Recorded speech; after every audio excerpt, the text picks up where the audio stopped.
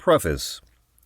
Jung's discovery of the reality of the psyche opens the way for a new approach to traditional material, religious and literary scriptures, as well as the gropings of the proto-sciences, such as alchemy, astrology, and pre-Socratic philosophy, can now be understood as the phenomenology of the objective psyche. Continuing Jung's study of alchemy, this book attempts to bring into visibility certain experiential modes or categories of the individuation process that appear in alchemical symbolism. Although the data used for amplification derive from the most varied sources, they all serve to illustrate patterns and regularities of the objective psyche, that is, archetypal images of transformation. What I present is neither a theoretical construct nor a philosophical speculation, but rather an ordering of psychic facts based on the method of Jung. These facts go to make up an anatomy of the psyche, which is at the same time an embryology, since we are dealing with the process of development and transformation. The great value of alchemical images is that they give us an objective basis from which to approach dreams and other unconscious material. With the psyche, more than with any other subject, it is very difficult to distinguish between objective fact and personal bias. A working knowledge of alchemical images can be very helpful in promoting this much-needed objectivity. Our goal, given sufficient familiarity with archetypal symbolism and sufficient self-knowledge from personal analysis, is an anatomy of the psyche that is as objective as the anatomy of the body. Chapter 1. Introduction. The process of psychotherapy, when it goes at all deep, sets into motion profound and mysterious happenings. It is very easy for both patient and therapist to lose their way. This is why narrow and inadequate theories of the psyche are clung to so desperately. At least they provide some sense of orientation. If we are not to submit psychic phenomena to the Procrustean bed of a preconceived theory, we must seek the categories for understanding the psyche within the psyche itself. An old alchemical dictum says, "Dissolve the matter in its own water." This is what we do when we try to understand the process of psychotherapy in terms of alchemy. As Jung has demonstrated, alchemical symbolism is largely a product of the unconscious psyche. The real nature of matter was unknown to the alchemist. He knew it only in hints. Inasmuch as he tried to explore it, he projected the unconscious into the darkness of matter in order to illuminate it. While working on his chemical experiments, the operator had certain psychic experiences which appeared to him as the particular behavior of the chemical process. Since it was a question of projection, he was naturally unconscious of the fact that the experience had nothing to do with matter itself. He experienced his projection as a property of matter, but what he was in reality experiencing was his own unconscious. As Jung studied alchemy, he found that this luxuriant network of images was indeed the psyche's own water, which could be used to understand the complex contents of the psyche. He wrote, "I had very soon seen that analytical psychology coincided in a most curious way with alchemy. The experiences of the alchemists were, in a sense, my experiences, and their world was my world. This was, of course, a momentous discovery. I had stumbled upon the historical counterpart of my psychology of the unconscious. The possibility of a comparison with alchemy and the uninterrupted intellectual chain back to Gnosticism gave substance to my psychology. When I pored over those old texts, everything fell into place. The fantasy images, the empirical material I had gathered in my practice, and the conclusions I had drawn from it.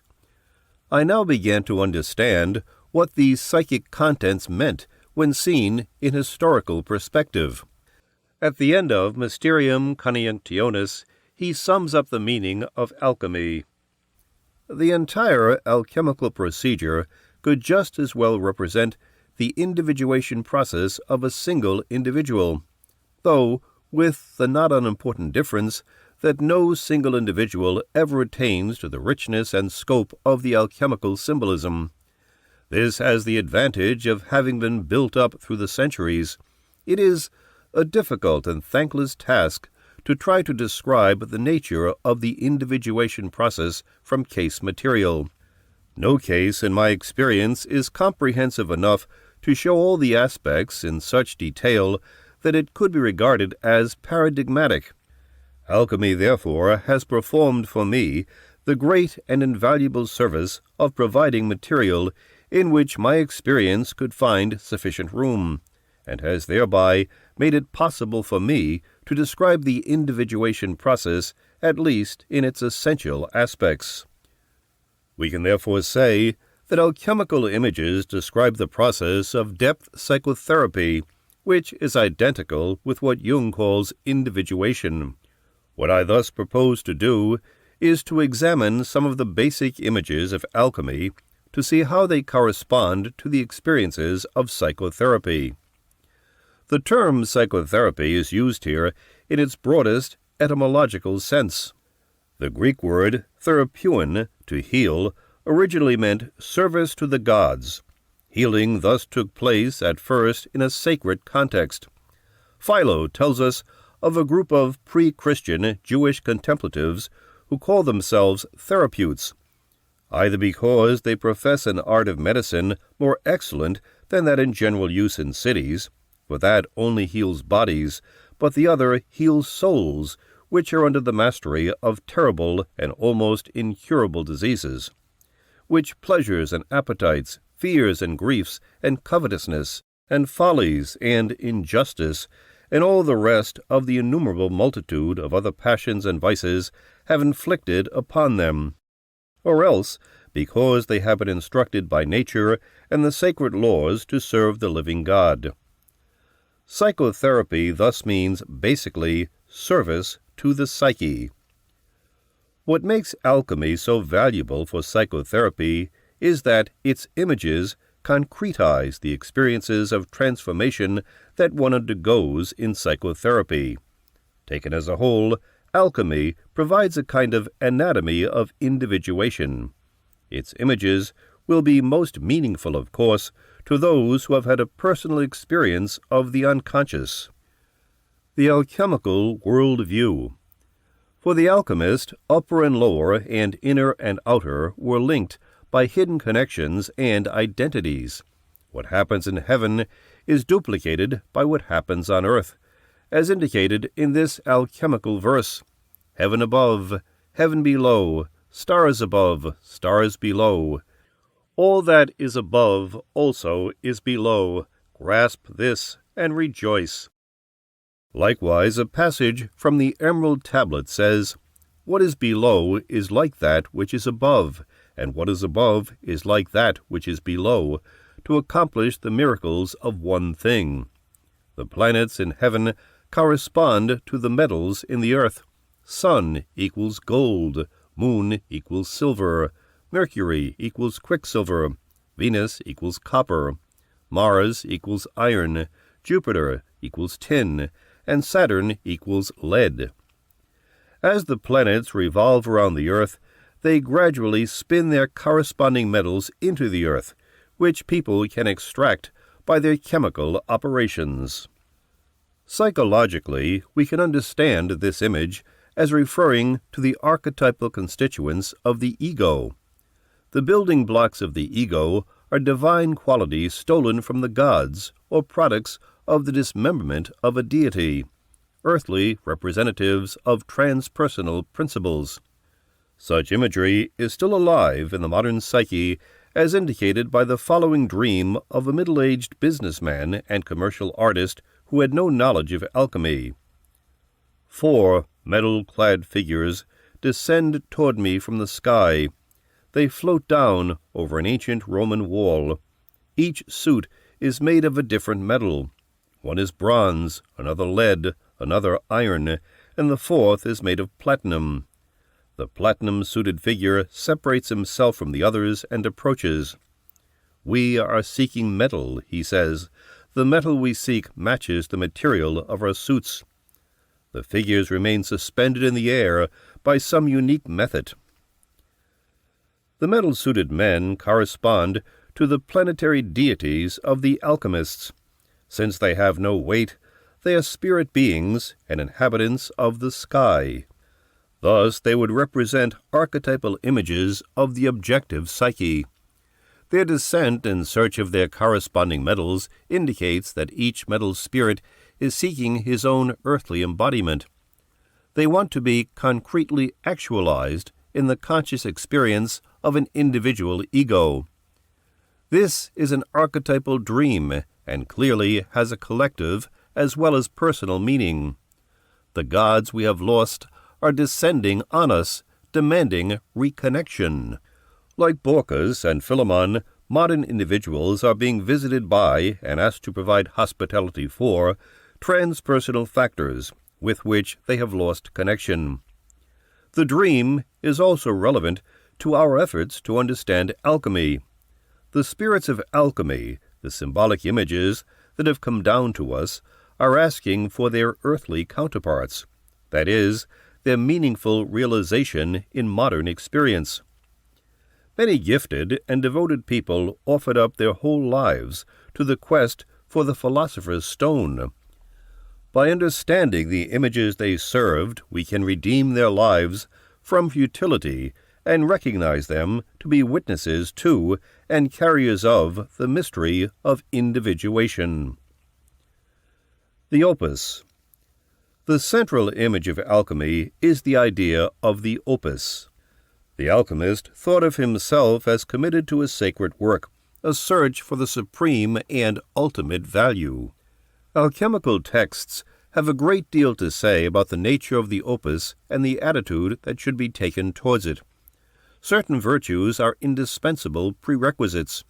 One text says, "O all ye seekers after this art, ye can reach no useful result without a patient, laborious, and solicitous soul, persevering courage, and continuous regimen." These are requirements of ego function. Patience is basic. Courage means a willingness to face anxiety. Continuous regimen means that, through all shifts of mood and mental state, one is willing to persevere in the effort to scrutinize and understand what is happening. Another relevant text comes from Thomas Norton's Ordinal of Alchemy. For anyone who has had the experience of psychotherapy, the parallels will be immediately evident. Anyone who gives himself up to this search must therefore expect to meet with much vexation of spirit. He will frequently have to change his course in consequence of new discoveries which he makes. The devil will do his utmost to frustrate your search by one or the other of the three stumbling blocks, namely haste, despair, or deception. He who is in a hurry will complete his work neither in a month nor yet in a year, and in this art it will always be true that the man who is in a hurry will never be without matter of complaint. If the enemy does not prevail against you by hurry, he will assault you with despondency, and will be constantly putting into your minds discouraging thoughts, how those who seek this art are many, while they are few that find it, and how those who fail are often wiser men than yourself. He will then ask you what hope there can be of your attaining the grand arcanum. Moreover, he will vex you with doubts whether your master is himself possessed of the secret which he professes to impart to you, or whether he is not concealing from you the best part of that which he knows. The third enemy against whom you must guard is deceit, and this is perhaps more dangerous than the other two. The servants whom you must employ to feed your furnaces are frequently most untrustworthy. Some are careless and go to sleep when they should be attending the fire. Others are depraved and do you all the harm they can. Others, again, are either stupid or conceited and overconfident and disobey instructions, or they are drunken, negligent, and absent-minded. Be on your guard against all these if you wish to be spared some great loss. A prominent feature of the opus is that it is considered a sacred work, requiring a religious attitude. This arcanum should be regarded not only as a truly great, but as a most holy art. Therefore, if any man desire to reach this great and unspeakable mystery, he must remember that it is obtained not only by the might of man, but by the grace of God, and that not our will or desire, but only the mercy of the Most High, can bestow it upon us. For this reason, you must first of all cleanse your heart, lift it to Him alone, and ask of Him this gift in true earnest and undoubting prayer. He alone can give and bestow it. Now, the regiment is greater than is perceived by reason, except through divine inspiration. Woe unto you who fear not God, for He may deprive you of this art. Our art, its theory as well as its practice, is altogether a gift of God, who gives it when and to whom He elects. It is not of him that wills or of him that runs, but simply through the mercy of God. Such passages as these make clear that a careful awareness of the transpersonal level of the psyche is required. This means one must be self-oriented rather than ego-oriented. There is a paradox here, as so often in alchemy and psychotherapy. An awareness of the self and the religious attitude that such an awareness brings are the goals of psychotherapy rather than requirements at the beginning. However, the potential at least must exist from the start. As one alchemist says, one must start with a bit of the philosopher's stone if one is to find it. As the process deepens, one realizes more and more that insights come by grace, and that development occurs not by the will of the ego, but by the urge to individuation from the self. Another aspect of the opus is that it is a highly individual work. Alchemists were decidedly solitaries. They might have had one helper, but no more. This refers to the uniquely individual nature of the individuation. In its deepest aspects, it is experienced alone. The opus cannot be performed by a committee. It thus generates a certain unavoidable alienation from the world, at least for a time. But when God grants His grace to someone who understands the art, this will appear incomprehensible in the eyes of the world, and those who have this mystery will be scorned of men and looked down upon. This corresponds to the work of psychotherapy, which is impossible for anyone to understand from the outside. It will be scorned and ridiculed by the collective, conventional standpoint, either from another person or one's own shadow. Parallel to this text are these words of Jesus: "If you belong to the world would love its own, but because you do not belong to the world, because I have chosen you out of the world, for that reason the world hates you." John. Another feature of the opus concerns its secret nature. The alchemists consider themselves to be the guardians of a mystery that was not to be divulged to the unworthy. Therefore, you should carefully test and examine the life, character, and mental aptitude of any person who would be initiated in this art, and then you should bind him by a sacred oath not to let our magistery be commonly or vulgarly known. Only when he begins to grow old and feeble, he may reveal it to one person, but not to more, and that one man must be virtuous and generally approved by his fellows. For this magistery must always remain a secret science, and the reason that compels us to be careful is obvious. If any wicked man should learn to practice this art, the event would be fraught with great danger to Christendom. For such a man would overstep all bounds of moderation, and would remove from their hereditary thrones those legitimate princes who rule over the people of Christendom. And the punishment of this wickedness would fall upon him who had instructed that unworthy person in our art. In order, then, to avoid such an outbreak of overweening pride, he who possesses the knowledge of this art should be scrupulously careful how he delivers it to another, and should regard it as the peculiar privilege of those who excel in virtue. Like the Eleusinian mysteries, the alchemical secret was forbidden to be published. Understood psychologically, the matter is more subtle. A secret that can be told is no secret. In a sense, the secret of the psyche is safe because it is not communicable to those who have not yet experienced it for themselves.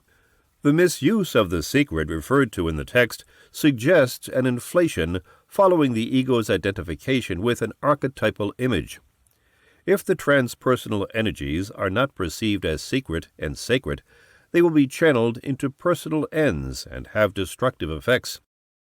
Misuse of the alchemical mystery corresponds to the misuse of the Eucharistic mystery, concerning which the Apostle Paul says, "Anyone who eats the bread or drinks the cup of the Lord unworthily will be guilty of desecrating the body and the blood of the Lord." A man must test himself before eating his share of the bread and drinking from the cup. For he who eats and drinks judgment on himself if he does not discern the body. 1 Corinthians. The alchemical opus was considered a process begun by nature, but requiring the conscious art and effort of a human being to complete. This state cannot be perfected by the mere progress of nature, for gold has no propensity to move itself so far, but rather chooses to remain in its constantly abiding body. Nature serves art with matter, and art serves nature with suitable instruments and method convenient for nature to produce such new forms. And although the before-mentioned stone can only be brought to its proper form by art, yet the form is from nature. This is a profound idea. In one sense, the opus is against nature, but in another sense, the alchemist is helping her to do what she cannot do for herself. This surely refers to the evolution of consciousness. Although the urge to consciousness exists with nature, within the unconscious psyche, an ego is needed to realize fully that natural urge. It is required that the individual cooperate deliberately in the task of creating consciousness. The ultimate statements about the alchemical opus occur in certain texts that equate it with the creation of the world. So Psalmist says, "The symbol of chemistry is founded on the creation of the world." The Emerald Tablet says, at the conclusion of its alchemical recipe, "Thus the world has been created." Another text, after describing the preparation of a special water, continues as follows, "When this has been done, take a drop of the consecrated red wine and let it fall into the water, and you will instantly perceive a fog and thick darkness on top of the water, such as also was at the first creation. Then put in 2 drops, and you will see the light coming forth from the darkness, whereupon, little by little, put in every half of each quarter hour, first 3, then 4, then 5, then 6 drops, and then no more. And you will see with your own eyes one thing after another appearing by and by on top of the water. How God created all things in 6 days, and how it all came to pass, and such secrets as are not to be spoken aloud, and I also have not power to reveal. Fall on your knees before you undertake this operation. Let your eyes judge of it, for thus was the world created." Understood psychologically, these texts are equating the individual with the world. That is, they state that individuation is a world-creating process. Schopenhauer begins his great work, The World as Will and Idea, with the outrageous statement, "The world is my idea." Likewise, Jung speaks of the world-creating quality of consciousness. Such an idea is dangerously close to solipsistic inflation, and indeed it is a common content of psychosis, the idea that one is the whole world or the center of the universe. Nevertheless, it is an archetypal idea that the individual needs in order not to be swallowed up by collective statistical standards. Collective thinking is revealed by preoccupation with whether or not one is normal. To the extent that one is a separate, unique world of being, there can be no norms, since a norm is an average of many. The individual psyche is, and must be, a whole world within itself in order to stand over and against the outer world, and fulfill its task of being a carrier of consciousness. For the scales to be balanced, the individual must be of equal weight to the world. This realization of the individual as a whole world often comes over me with considerable force as I am working with patients. It is a valuable counterbalance to doubts about the significance of one's efforts with only a handful of individuals as compared to the world population of several billion. Although alchemical writings are complex, confused, and even chaotic, the basic scheme of the opus is quite simple. It is as follows. The purpose is to create a transcendent, miraculous substance, which is variously symbolized as the philosopher's stone, the elixir of life, or the universal medicine. The procedure is, first, to find the suitable material, the so-called prima materia, and then to subject it to a series of operations that will turn it into the philosopher's stone. The prima materia. The term prima materia has a long history that goes back to the pre-Socratic philosophers. These early thinkers were gripped by an a priori idea, that is, an archetypal image that told them that the world derives from a single original stuff, the so-called first matter. They differed as to the identification of this prime matter, but they agreed on its existence. Thales called the prime matter water. Anaximander called it the boundless, apeiron. Anaximenes called it air, and Heraclitus called it fire. This idea of a single original substance has no empirical source in the outer world. Externally, the world is obviously a multiplicity. Thus, the idea must be a projection of a psychic fact. According to philosophical fantasy, it was then imagined that the prime matter underwent a process of differentiation, whereby it was separated into the four elements, earth, air, fire, and water. It was thought that these four elements then combined in various proportions to form all the physical objects of the world. Upon the prima materia was imposed, as it were, a fourfold structure, a cross representing the four elements. Two sets of contraries, earth and air, fire and water. Psychologically, this image corresponds to the creation of the ego out of the undifferentiated unconscious by the process of discriminating the four functions: thinking, feeling, sensation, and intuition. Aristotle elaborated the idea of the prima materia in connection with his distinction between matter and form. According to Aristotle, primary matter, before it has been wedded to form, or had form imposed upon it, is pure potentiality, not yet actualized, because the actual does not exist until it has taken on a particular form. As one commentator of Aristotle puts it, first matter is the name of that entirely indeterminate power of change. The alchemist inherited the idea of the prima materia from ancient philosophy and applied it to their attempts at the transformation of matter. They thought that in order for a given substance to be transformed, it must first be reduced or returned to its original, undifferentiated state. Bodies cannot be changed except by reduction into their first matter. Again, the species or forms of metals cannot be changed into gold and silver before being first reduced to their primary matter. This procedure corresponds closely to what takes place in psychotherapy.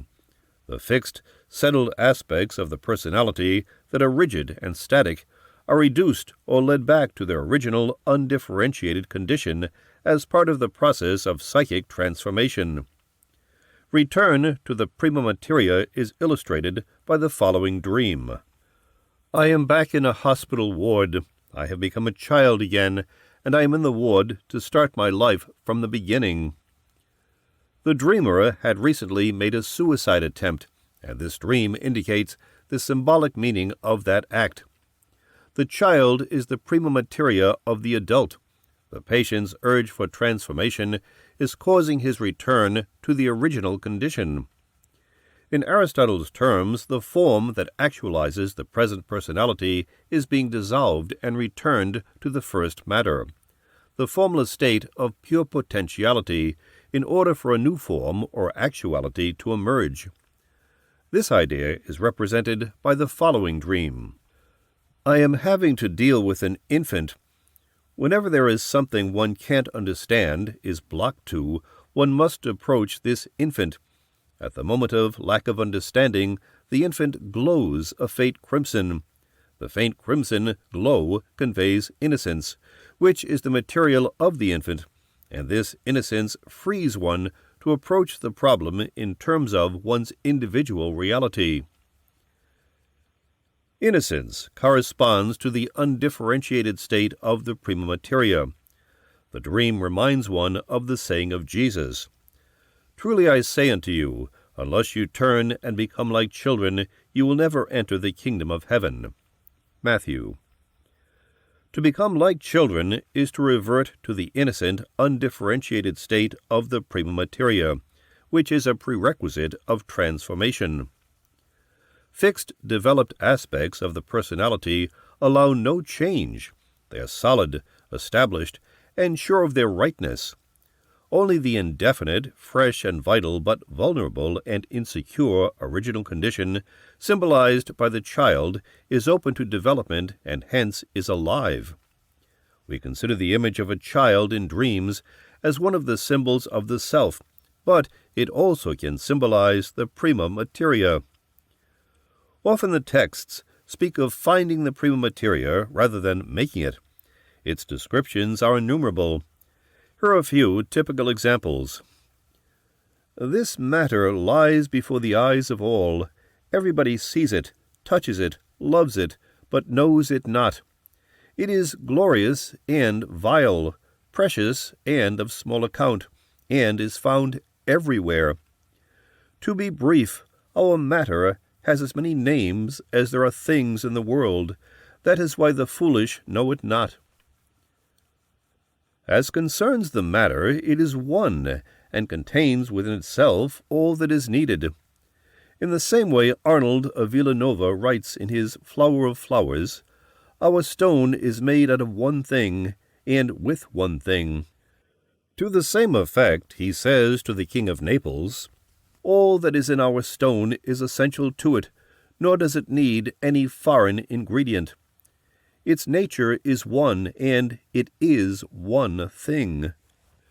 And Rosina says, Know that the object of your desire is one thing, out of which all things are made. The substance that we first take in hand is mineral. It is of great inward virtue, though it is vile to the sight. It is Saturn's child. Do you need more conceive it aright? For it is our first entrance. It is sable-colored, with argent veins, appearing intermixed in the body. It is of a venomous nature. There is in our chemistry a certain noble substance over whose beginning affliction rules with vinegar, but over whose end joy rules with mirth. The problem of finding the prima materia corresponds to the problem of finding what to work on in psychotherapy. These texts give us some hints. 1. It is ubiquitous, to be found everywhere, before the eyes of all. This means that psychotherapeutic material likewise is everywhere, in all the ordinary, everyday occurrences of life. Moods and petty personal reactions of all kinds are suitable matter to be worked on by the therapeutic process. 2. Although of great inward value, the prima materia is vile in outer appearance, and therefore despised, rejected, and thrown on the dung-heap. The prima materia is treated like the suffering servant in Isaiah. Psychologically, this means that the prima materia is found in the shadow, that part of the personality that is considered most despicable. Those aspects of ourselves most painful and most humiliating are the very ones to be brought forward and worked on. 3. It appears as a multiplicity, has as many names as there are things, but at the same time is one. This feature corresponds to the fact that initially psychotherapy makes one aware of one's fragmented, disjointed condition. Very gradually, these warring fragments are discovered to be differing aspects of one underlying unity. It is as though one sees the fingers of a hand touching a table at first only in 2 dimensions, as separate, unconnected fingers. With 3-dimensional vision, the fingers are seen as part of a larger unity, the hand. 4. The prima materia is undifferentiated, without definite boundaries, limits, or form. This corresponds to a certain experience of the unconscious that exposes the ego to the infinite, the apeiron. It may evoke the terror of dissolution or the awe of eternity. It provides a glimpse of the pleroma, the increatum, the chaos prior to the operation of the world-creating logos. It is the fear of the boundless that often leads one to be content with the ego limits one has, rather than risk falling into the infinite by attempting to enlarge them. The operations. It is very difficult to understand alchemy as we find it in the original writings. We encounter a wild, luxuriant, tangled mass of overlapping images that is maddening to the order-seeking conscious mind. My method of ordering the chaos of alchemy is to focus on the major alchemical operations. After the prima materia has been found, it has to submit to a series of chemical procedures in order to be transformed into the philosopher's stone. Practically all of alchemical imagery can be ordered around these operations, and not only alchemical imagery. Many images from myth, religion, and folklore also gather around these symbolic operations, since they all come from the same source, the archetypal psyche. There is no exact number of alchemical operations, and many images overlap. For my purposes, I have chosen 7 operations as the major ones making up the alchemical transformation. They are Calcinatio, Solutio, Coagulatio, Sublimatio, Mortificatio, Separatio, and Coniunctio. I use the Latin terms instead of calcination, solution, and so on, in order to distinguish the psychological processes from the chemical procedures. Each of these operations is found to be the center of an elaborate symbol system. These central symbols of transformation make up the major content of all culture products. They provide basic categories by which to understand the life of the psyche, and they illustrate almost the full range of experiences that constitute individuation. In subsequent chapters, I shall take up each of these operations in turn. Each will be accompanied by a chart indicating the major symbolic connections that cluster around the core image. The charts are an important part of my method because I want to emphasize the structural nature of each symbol system. Although I shall try to be clear and explicit, the nature of the subject requires that much be left on the level of image and symbol. In justification, I offer these remarks by Jung. We should not begrudge the alchemists their secret language. Deeper insight into the problems of psychic development soon teaches us how much better it is to reserve judgment instead of prematurely announcing to all and sundry what's what. Of course, we all have an understandable desire for crystal clarity, but we are apt to forget that in psychic matters we are dealing with processes of experience, that is, with transformations which should never be given hard and fast names if their living movement is not to petrify into something static. The Protean mythologium and the shimmering symbol express the processes of the psyche far more trenchantly and, in the end, far more clearly than the clearest concept. For the symbol not only conveys a visualization of the process, but, and this is perhaps just as important, it also brings a re-experiencing of it, of that twilight which we can learn to understand only through inoffensive empathy. but which too much clarity only dispels. Chapter 2. Calcinatio. Most lists of alchemical operations begin with Calcinatio. A few authors say Solutio comes first. However, the sequence of operations, with one or two exceptions, does not seem to be psychologically significant. Any operation may be the initiating one, and the others may follow in any order.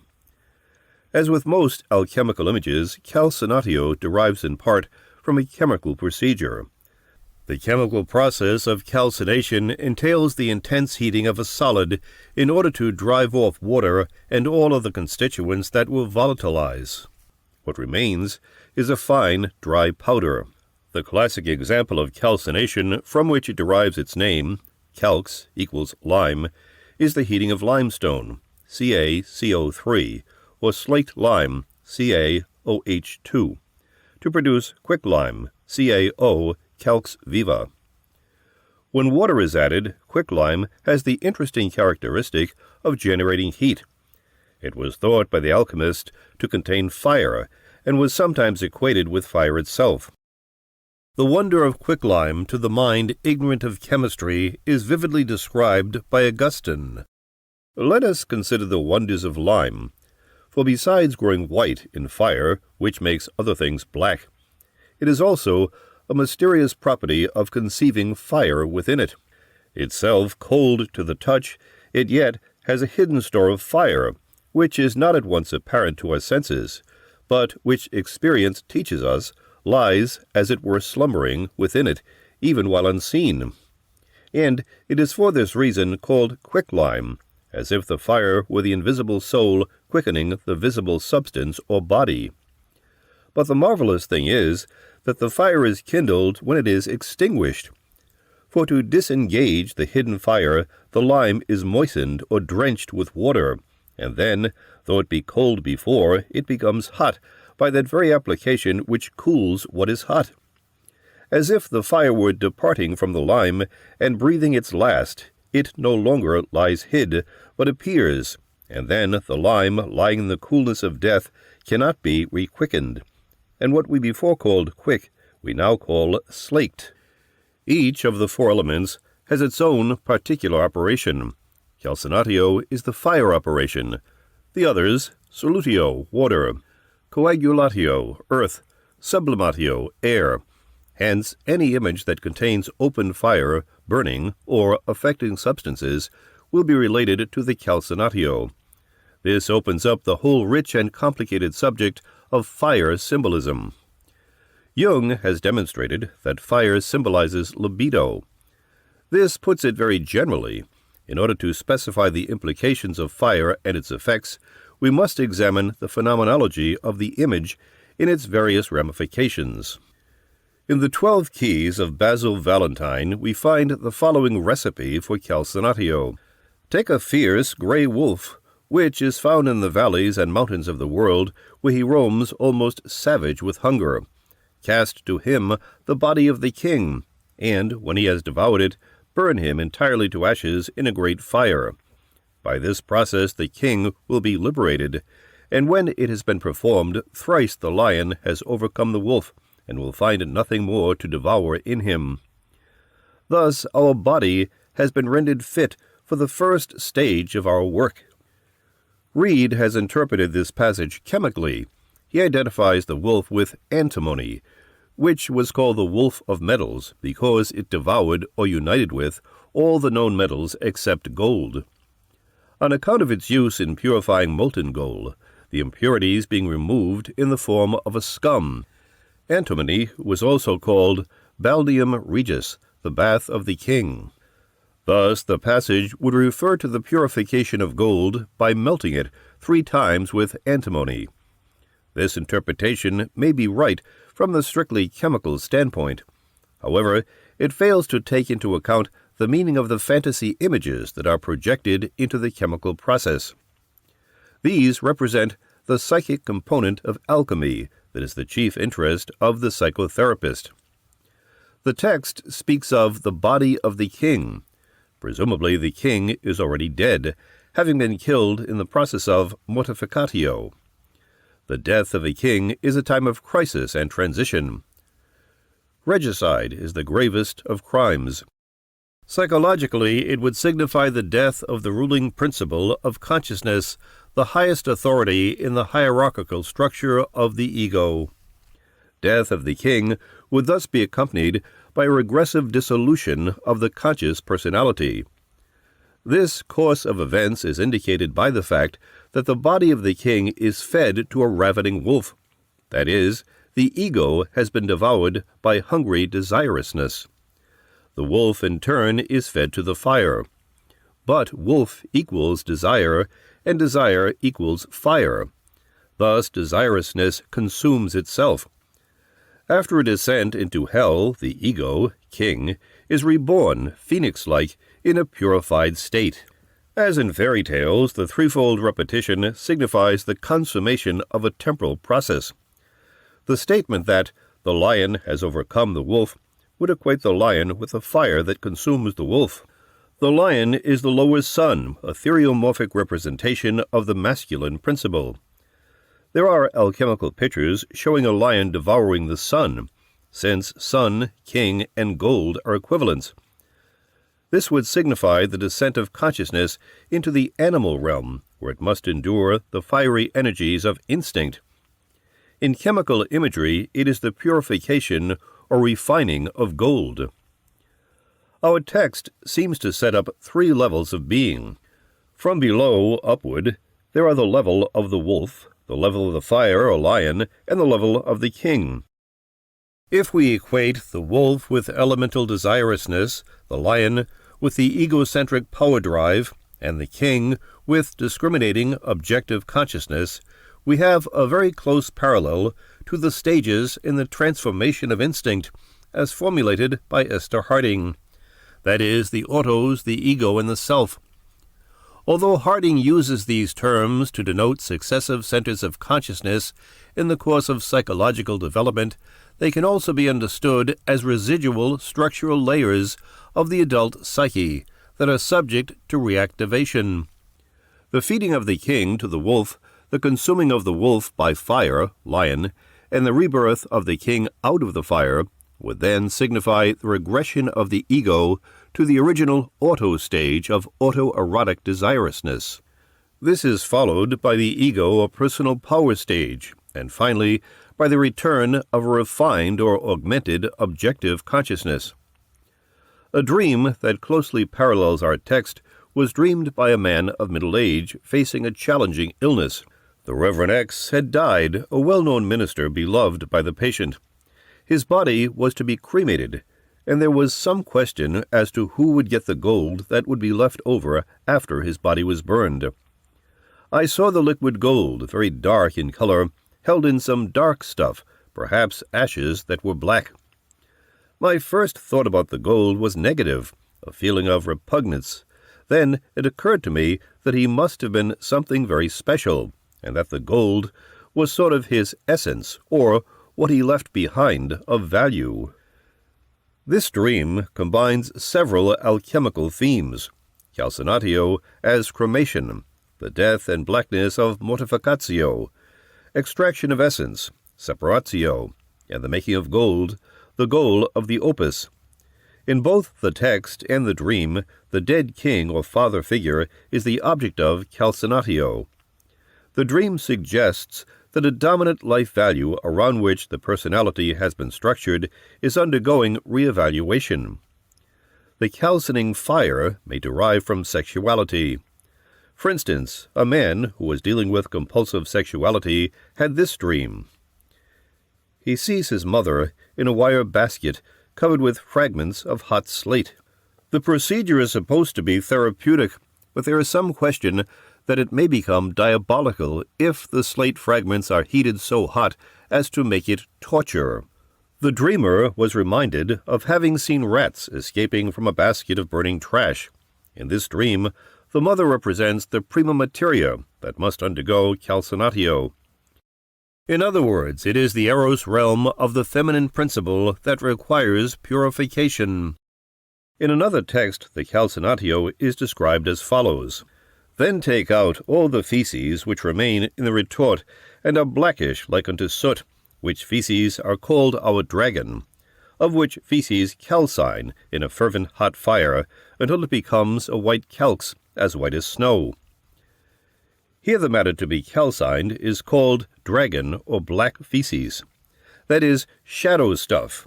In another text it is called the Ethiopian. Then will appear at the bottom of the vessel the mighty Ethiopian, burned, calcined, bleached, altogether dead and lifeless. He asks to be buried, to be sprinkled with his own moisture, and slowly calcined, till he shall arise in glowing form from the fierce fire. Behold a wondrous restoration or renewal of the Ethiopian.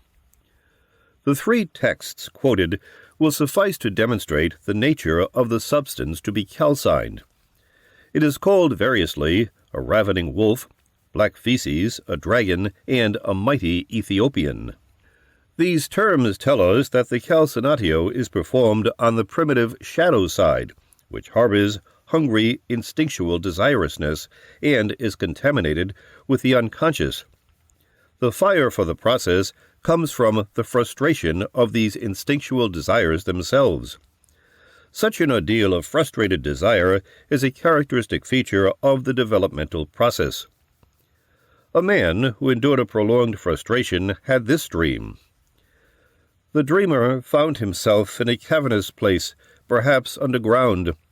Through a door came huge, white-hot masses of limestone that slide or roll past him. Smoke and fire are all about.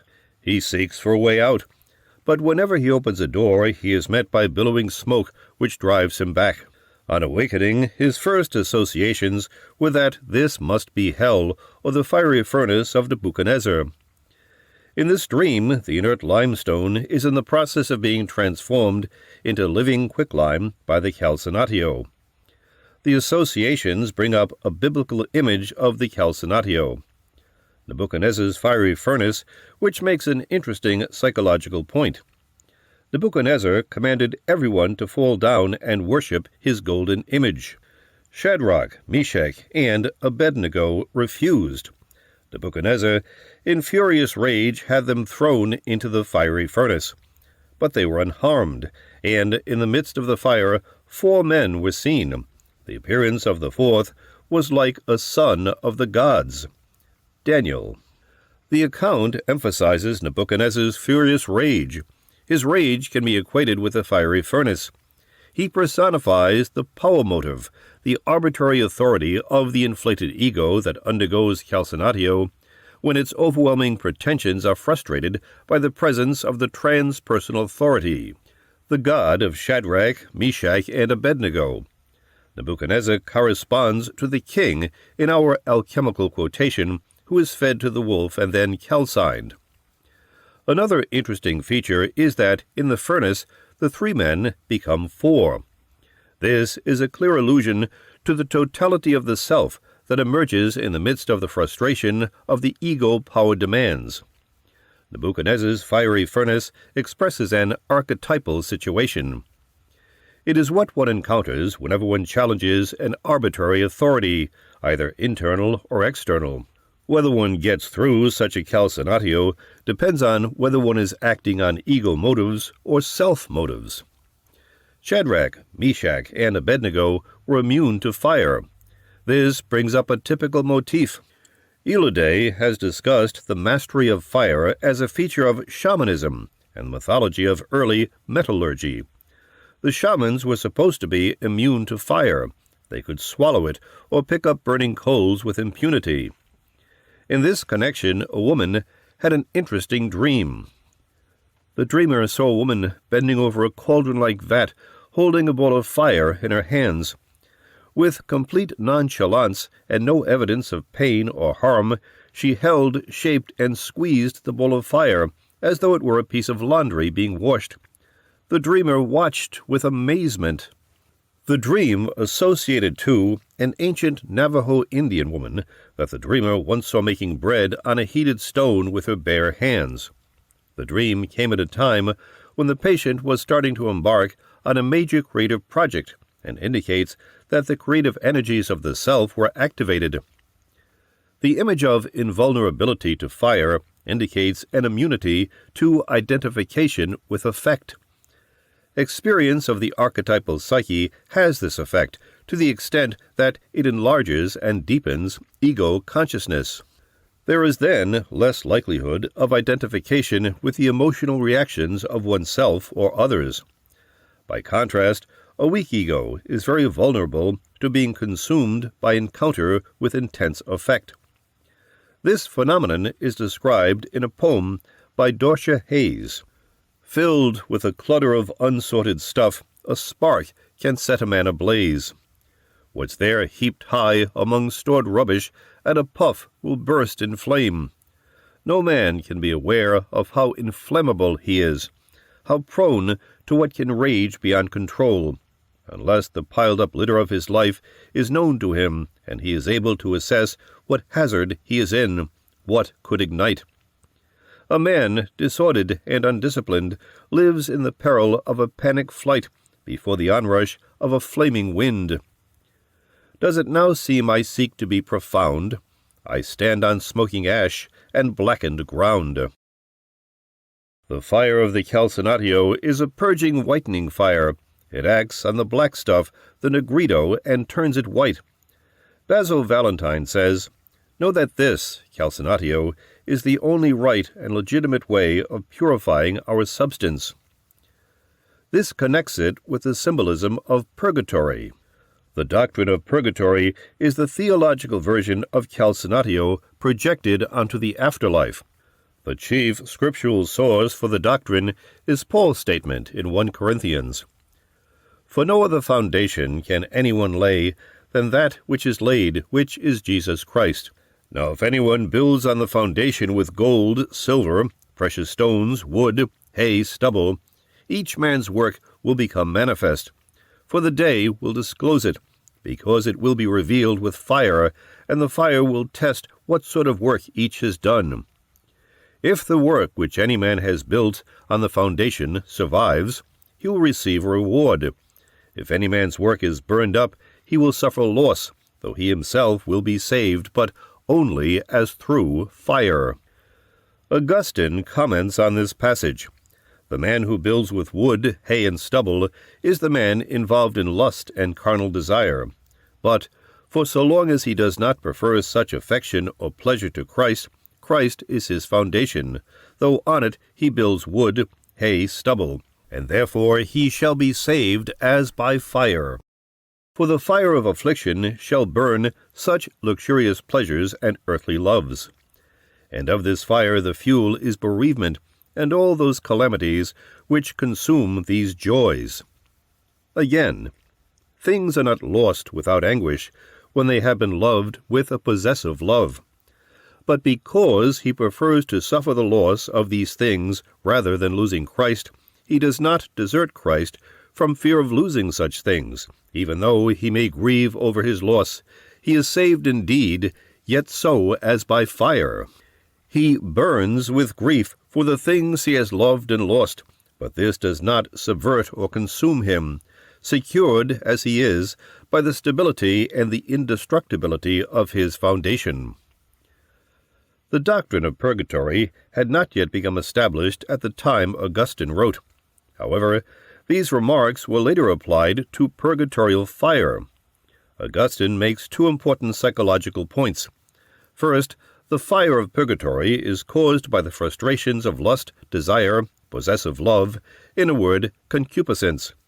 Secondly, one can survive this fire, indeed be saved by it, if one has a solid foundation in Christ. Psychologically, this would mean that psychological development will be promoted by the frustration of pleasure and power desires, providing one has a basically viable relation to the self, symbolized by Christ. Next to the doctrine of purgatory with its purging but redeeming fire is an image of perpetual calcinatio, the idea of eternal punitive fire. Ixion was punished for his crime of trying to seduce Hera by being bound to a perpetual wheel of fire. The notion that the wicked were punished in the afterlife was widespread in antiquity. Cumont writes, "Among all the forms of punishment, that by fire predominates. The idea that the Irenaeus burnt the damned with their torches is ancient, and the Pyrphlegethon is an igneous river surrounding Tartarus. Certain authors went beyond this. Lucian, in his True Histories, describes the island of the impious as an immense brazier, whence rise sulphurous and pitchy flames. Similarly, in Buddhism, Ai Chi, the lowest of the 8 Buddhist hot hells, is a place of torture by fire as a punishment for sin. However, this image is most fully developed in the Christian doctrine of hell. One of its sources is Matthew, when he will say to those at his left hand, "Depart from me, you cursed, into the eternal fire prepared for the devil and his angels. For I was hungry, and you gave me no food. I was thirsty, and you gave me no drink. I was a stranger, and you did not welcome me, naked, and you did not clothe me, sick and in prison, and you did not visit me." As did Augustine, Origen, in commentary on this passage, equates fire with the passions of man. Origen comments on this passage as follows: "Let us now see what is the meaning of threatened eternal fire. Now we find in the prophet Isaiah that the fire by which each man is punished is described as belonging to himself, for it says, 'Walk in the light of your fire and in the flame which you have kindled for yourselves.' Isaiah. These words seem to indicate that every sinner kindles for himself the flame of his own fire, and is not plunged into a fire which has been previously kindled by someone else, or which existed before him. Of this fire the food and material are our sins, which are called by the Apostle Paul wood and hay and stubble. In the very essence of the soul, certain torments are produced from the harmful desires themselves that lead us to sin. Consider the effects of those faults of passion which often occur in men, as when the soul is burnt up with the flames of love, or tormented by the fires of jealousy or envy, or tossed about with furious anger, or consumed with intense sadness. Remembering how some men, finding the excess of these ills too heavy to bear, have deemed it more tolerable to submit to death than endure such tortures.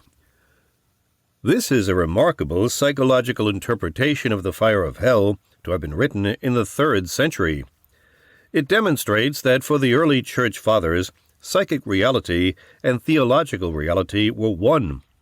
Hellfire is the punishment meted out to those who are condemned in the last judgment, who are weighed in the balance and found wanting. It is the fate of that aspect of the ego that is identified with the transpersonal energies of the psyche, and uses them for personal pleasure or power. This aspect of the ego, which is identified with the self-energy, must undergo calcinatio. The process will be considered eternal only when we are dealing with a psychic split that irrevocably divides good from evil and heaven from hell. There are many vivid expressions of the fire of the last judgment. For example, in Revelation, "And the sea gave up the dead in it. Death and Hades gave up the dead in them, and all were judged by what they had done. And if anyone's name was not found written in the book of life, he was thrown into the lake of fire." In another place it is put this way: "If any man worship the beast and his image, and receive his mark in his forehead or in his hand, the same shall drink of the wine of the wrath of God, which is poured out without mixture into the cup of his indignation, and he shall be tormented with fire and brimstone in the presence of the holy angels and in the presence of the Lamb. And the smoke of their torment ascendeth up for ever and ever, and they have no rest day nor night, who worship the beast and his image, and whosoever receiveth the mark of his name."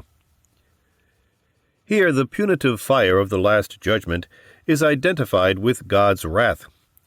The same occurs in the sequence hymn, Dies Irae, in the burial mass.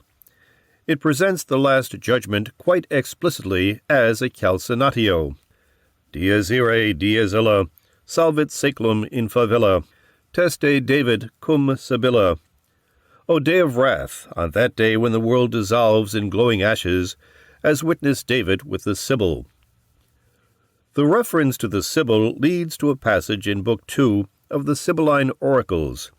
And then shall a great river of flaming fire flow from heaven and consume all places, the earth and the great ocean and the grey sea, lakes and rivers and fountains, and merciless Hades and the pole of heaven. But the lights of heaven shall melt together in one and into a void, desolate shape. For the stars shall all fall from heaven into the sea, and all the souls of men shall gnash their teeth as they burn in the river of brimstone and the rush of the fire in the blazing plain. And ashes shall cover all things, and then shall all the elements of the world be laid waste, air, earth, sea, light, poles, day and night, and no more shall the multitudes of birds fly in the air, nor swing creatures any more swim in the sea, nor ship shall sail with its cargo over the waves. No straight-going oxen shall plough the tilled land. There shall be no more sound of swift winds, but he shall fuse all things together into one, and purge them clean. In this passage the Calcinatio overlaps with the image of the Coniunctio. The four elements are being fused into a quintessential one. Multiplicity is being melted into unity. Hence, it alludes to the integration of the personality through the process of Calcinatio. It is an example of the widespread notion that the world will end in fire. The Stoics had the idea, which they claim to derive from Heraclitus, that each cosmic cycle, or magnus annus, ends in a conflagration. According to Josephus, Adam predicted that the earth would be destroyed twice, once by water and once by fire. First a Solutio, and then a Calcinatio. The same idea is expressed in 2 Peter. The world that then existed was deluged with water and perished, but by the same word the heavens and earth that now exist have been stored up for fire, being kept until the day of judgment and destruction of ungodly men. In a poem by Robert Frost, the images of fire and ice are associated with the end of the world.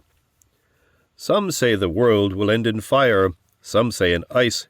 From what I've tasted of desire, I hold with those who favor fire.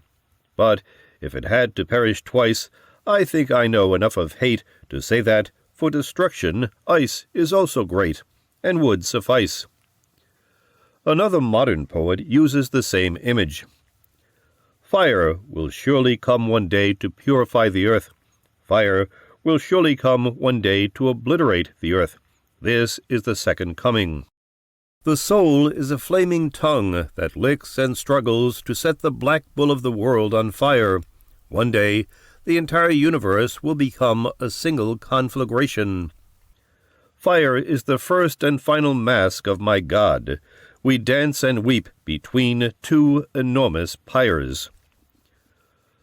Last judgment by fire corresponds to the ordeal by fire that tests the purity of metals and refines away all impurities. There are numerous passages in the Old Testament that make use of metallurgical metaphors to describe Yahweh's testing of his chosen people. For example, Yahweh speaks, "I will turn my hand against you. I will smelt away your dross in the furnace. I will remove all your base metal from you." Isaiah. "And now I have put you in the fire like silver. I have tested you in the furnace of distress. For my sake and my sake only have I acted. Is my name to be profaned? Never will I yield my glory to another." Isaiah. "I will lead them into the fire, and refine them as silver is refined, test them as gold is tested. They will call my name, and I shall listen, and I shall say, These are my people, and each will say, Yahweh is my God." Zechariah. "You tested us, God, and refined us like silver. You let us fall into the net. You laid heavy burdens on our backs. You let people drive over our heads. But now the ordeal by fire and water is over, and you allow us once more to draw breath." Psalms. Then Yahweh speaks to the refined or redeemed ones, those who have gone through the Calcinatio. "Do not be afraid, for I have redeemed you. I have called you by your name. You are mine. Should you pass through the sea, I will be with you, or through the rivers. They will not swallow you up. Should you walk through fire, you will not be scorched, and the flames will not burn you. For I am Yahweh, your God, the Holy One of Israel, your Savior. Isaiah. This passage is paralleled by the idea found elsewhere that at death souls pass through a river or a sea of fire. It does not harm the righteous, but causes suffering or destruction to the wicked. For instance, a Parsi doctrine states that all must pass through a river of fire. To the righteous it is like warm milk, but to the wicked like molten metal. Again, in the Sibylline oracles we read, And then shall all men pass through a blazing river, an unquenchable flame, and the righteous shall be saved whole, all of them. But the ungodly shall perish therein unto all ages, even as many as wrought evil aforetime. Yahweh's remarks about his use of fire can be compared to Paracelsus's statements about the alchemical effects of fire. By the element of fire, all that is unpurified is destroyed and taken away. In the absence of all ordeal by fire, there is no proving of a substance possible. Fire separates that which is constant or fixed from that which is fugitive or volatile. Another alchemist specifically compares the fire of the alchemical Calcinatio with the fire of divine wrath as endured by Christ.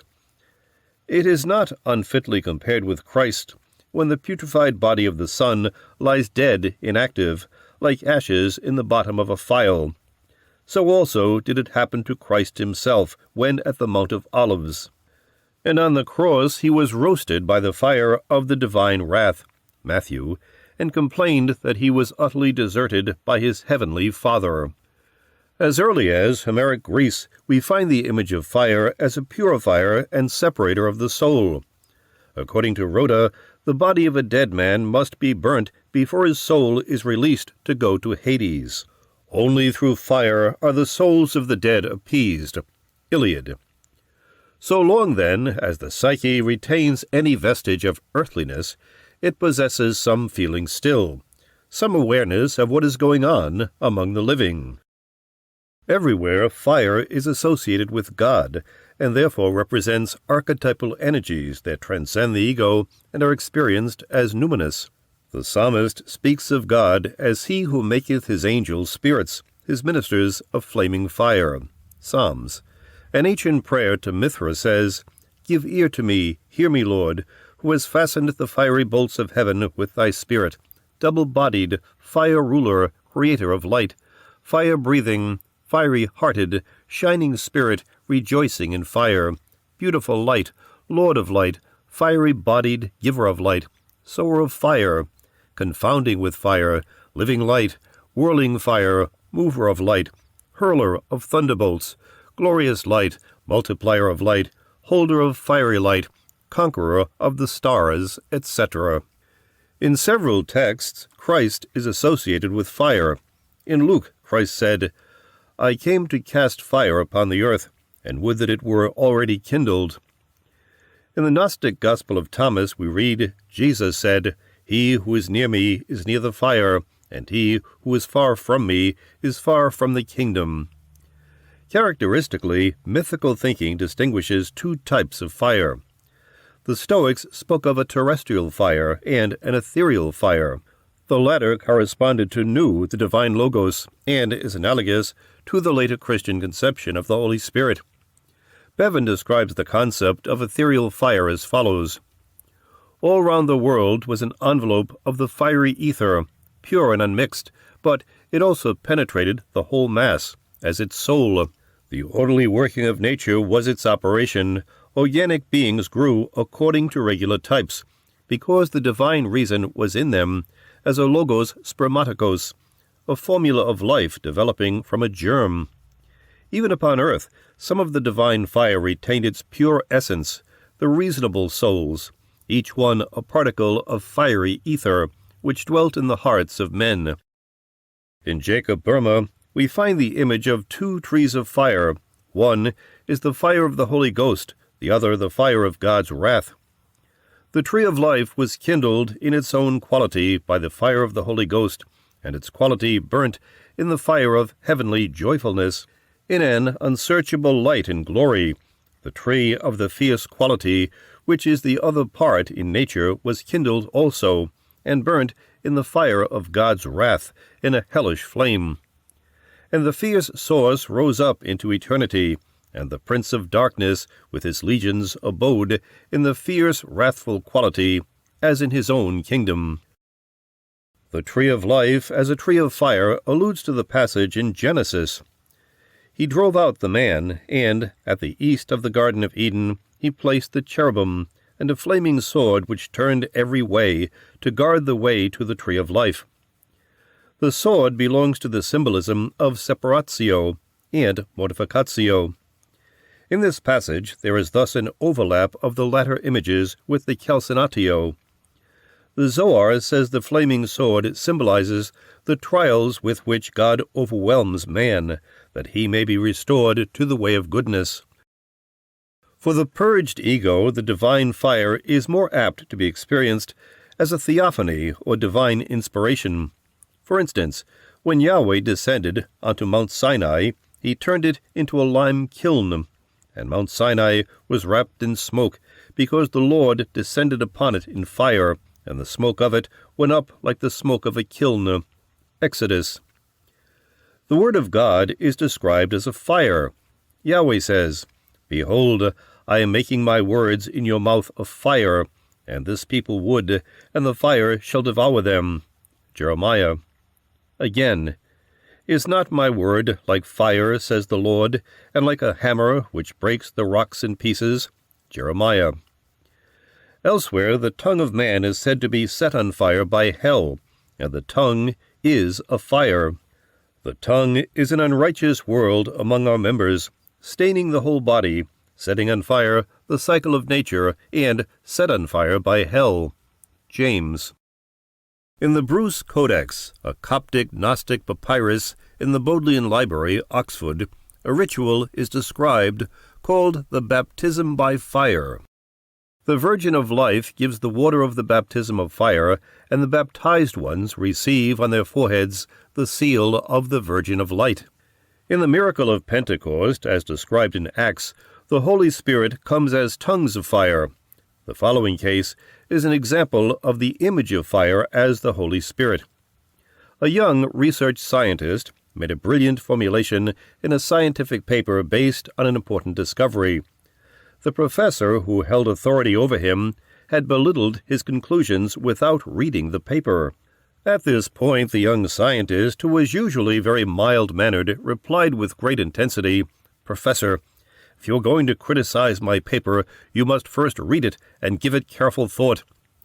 He was alarmed by the intensity of his reactions, but after an initial flare of anger, the professor acknowledged his mistake, read the paper, and recognized its value. The night before this crucial encounter, which had important consequences for the young scientist's career, he had this dream. "I am sitting at a dinner table with guests. Suddenly something spills and catches fire. Then the whole table is covered with little flames, shifting around from one side to the other. It is a beautiful sight. On awakening, I think of the miracle at Pentecost." This dream refers not only to the dreamer's fiery encounter with the professor, but, more importantly, to the creative fire of the Holy Ghost that poured itself out on him and enabled him to make his brilliant formulations. The divine fire that touches the creative artist is described in the 59th sonnet of Michelangelo. "Only through fire can the smith pull and stretch metal into the shape of his design. Only through fire can the artist reach pure gold, which only furnaces refine. Nor can the phoenix, rare itself, remake, unless it first be burnt. For my part, I hope to ascend triumphantly on high, where death fulfills, where time itself must break. The fire of which I speak has brought salvation. I find in it new powers and restoration, although I seemed already with the dead. Since by fire nature reaches up to heaven, I may, through it, be reconciled, forgiven, for it must surely bear me overhead." The ambiguous contrast between the fire of the Holy Spirit, or the dove of Aphrodite, and the fire of concupiscence is beautifully described by T.S. Eliot. The dove, descending, breaks the air with flame of incandescent terror, of which the tongues declare the one discharge from sin and error, the only hope or else despair, lies in the choice of pyre or pyre, to be redeemed from fire by fire. Who then devised the torment? Love. Love is the unfamiliar name behind the hands that wove the intolerable shirt of flame, which human power cannot remove. We only live, only suspire, consumed by either fire or fire. The intolerable shirt of flame refers to an important Calcinatio image, the shirt of Nessus in the Heracles myth. Heracles rescued Deianira from rape by the centaur Nessus, using an arrow tipped with the poisonous blood of the Hydra. Before his death, Nessus gave Deianira a love charm composed of his own blood tainted with Hydra blood. When Heracles became interested in another woman, Deianira soaked his shirt in this potion and gave it to Heracles. When he put it on, it became a shirt of flame, which could not be removed. Heracles escaped the torment only by voluntarily consuming himself on a funeral pyre. The same image appears when Medea sends Jason's fiancée, Glauce, a robe that burst into flame when she put it on. The shirt of Nessus illustrates the fact that blood is often symbolically equated with fire. Thus, baptism in blood is equivalent to baptism in fire. In the Taurobolium rite of Mithraism, the initiate in a pit was soaked with the blood of a bull that was sacrificed on a latticed platform above him. A somewhat more refined example of the same image is found in Revelation. Who are these, clothed in white robes, and whence have they come? These are they who have come out of the great tribulation. They have washed their robes and made them white in the blood of the Lamb. Revelations. Baptism in blood, like the encounter with fire, refers psychologically to the ordeal of enduring intense effect. If the ego holds, the ordeal has a refining and consolidating effect. This will be one of the reasons for primitive initiation ordeals that often generated intense anxiety. In early times, fire was the chief method of sacrifice to the gods. Fire was thought of as a connecting link between the human and divine realms. That which was sacrificed by burning quite literally was made sacred. That which is burned turns largely to smoke and ascends to the upper regions. It is transferred to the gods by a process of sublimation. This is how the Greek burnt sacrifice, the Thyssia, was conceived, and also the burnt offerings of the Jews. In India, Agni is the Hindu fire god, the one to whom sacrifice is offered. In Hindu thought, it is through fire that man could communicate with the higher states of being, with the gods and the heavenly spheres. Through fire he could take part in the cosmic life, cooperate with the gods. He could feed them through the mouth of fire. Agni is the mouth of the gods. Through this mouth they take their breath. Kapisthalakatha Samhita and Sadapapa Brahmana.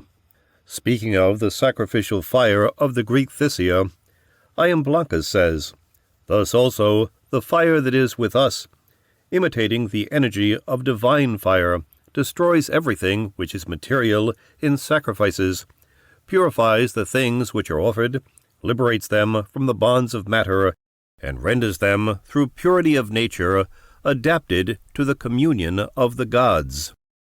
It likewise liberates us after the same manner from the bonds of generation, assimilates us to the gods, causes us to be adapted to their friendship, and conducts our material nature to an immaterial essence." Similarly, certain myths speak of the fire bath that conveys immortality. For example, Demeter, in her sorrowful wanderings after the abduction of Persephone, accepts the hospitality of Celeus and Metaneira, king and queen of Eleusis. In gratitude, she plans to make their young son, Demophon, immortal by holding him in the fire. Metaneira sees this procedure and interrupts it by her screams. Immortality is a quality of the archetypes. Thus, the psychological meaning of the fire bath of immortality will be that a connection is made between the ego and the archetypal psyche, making the former aware of its transpersonal, eternal, or immortal aspect. The end product of Calcinatio is a white ash. This corresponds to the so-called white foliated earth of many alchemical texts. It signifies the albedo or whitening phase and has paradoxical associations. On the one hand, ashes signify despair, mourning, or repentance. On the other hand, they contain the supreme value, the goal of the work. One text says, "Despise not the ashes, for they are the diadem of thy heart, and the ash of things that endure." Another says, "The white foliated earth is the crown of victory, which is ash extracted from ash, and their second body." The ash is the incorruptible, glorified body which has survived the purifying ordeal. It is equated with the biblical image of the crown of glory. Isaiah promises to give the mourners of Zion a crown for ashes, the oil of joy for mourning, a garment of praise for the spirit of grief. St. Paul, using the analogy of athletic games, says, "Now they do it to obtain a corruptible crown, but we an incorruptible." 1 Corinthians. And later, "I have fought the good fight, I have finished the race, I have kept the faith. Henceforth there is laid up for me the crown of righteousness." 2 Timothy. An example of Calcinatio followed by glory is found in a legend of St. John the Evangelist. When, after Pentecost, the apostles separated, John the Apostle and Evangelist went to Asia, and there founded many churches.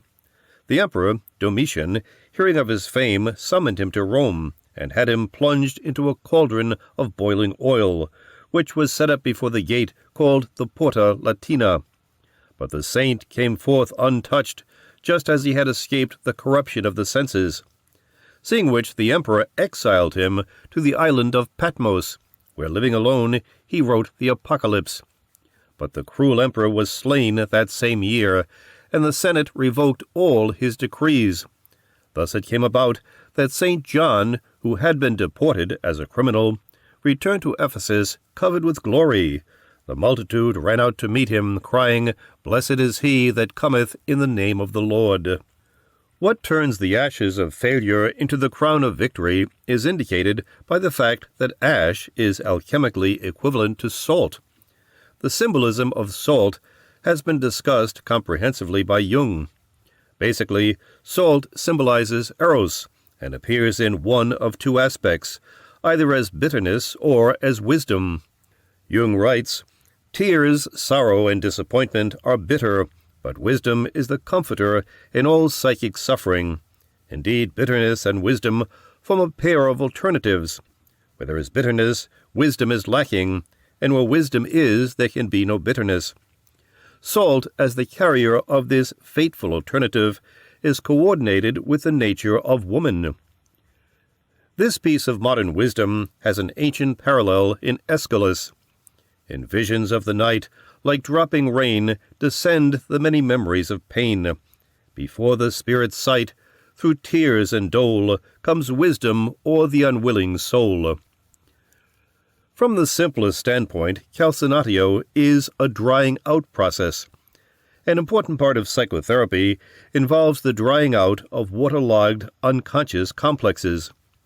The fire or emotional intensity necessary for this operation seems to reside in the complex itself and becomes operative as soon as the patient attempts to make the complex conscious by sharing it with another person. All thoughts, deeds, and memories that carry shame, guilt, or anxiety need to be given full expression. The effect liberated becomes the fire that can dry out the complex and purify it of its unconscious contamination. The necessary frustration of desirousness or concupiscence is the chief feature of the Calcinatio stage.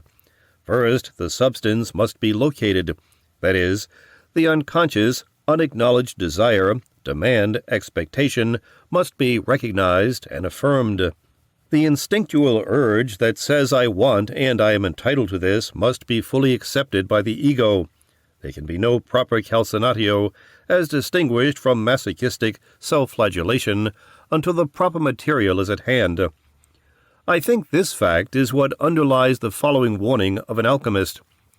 A great many students make a mistake at the very outset by performing this calcinatio on a wrong substance, or they choose a false method and corrode instead of calcining the metallic bodies on which they operate. Calcination can take place only by the means of the inward heat of the body, assisted by friendly outward warmth.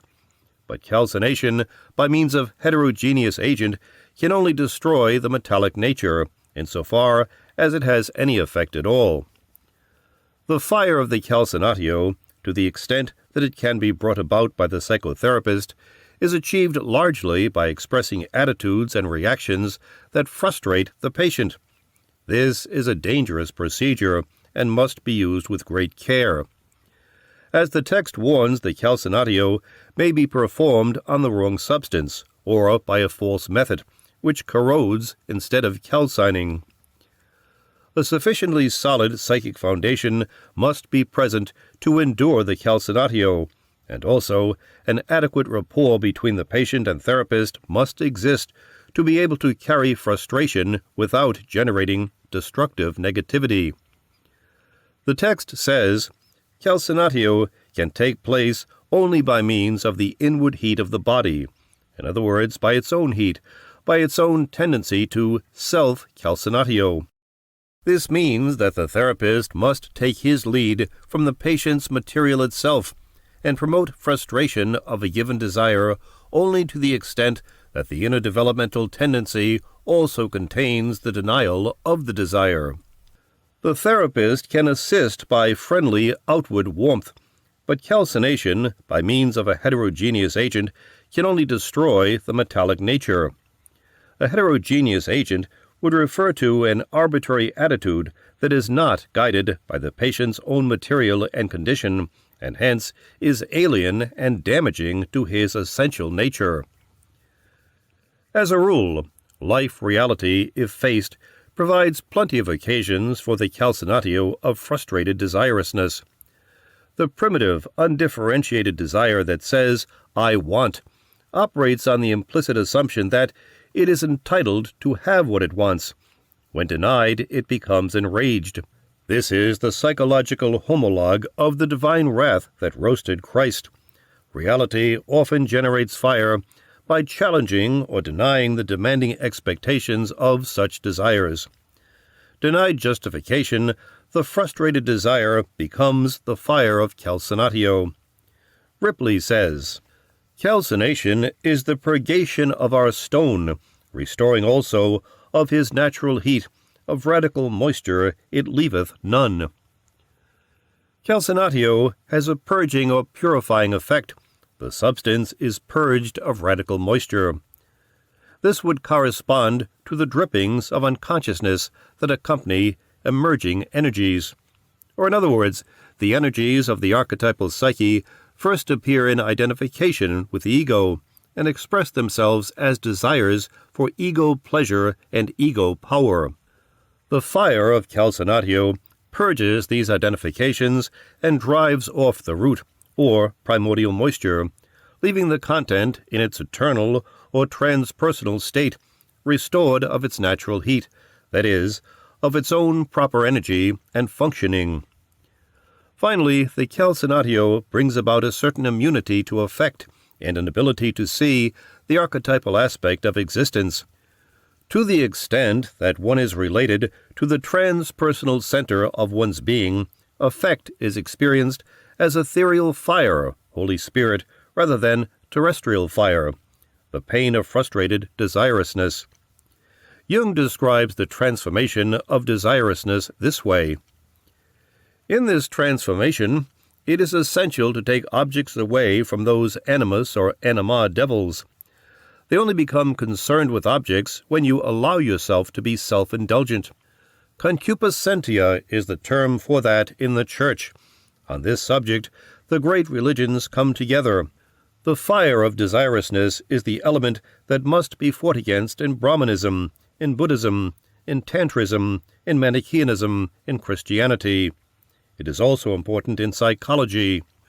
When you indulge in desirousness, whether your desire turns toward heaven or hell, you give the animus or anima an object.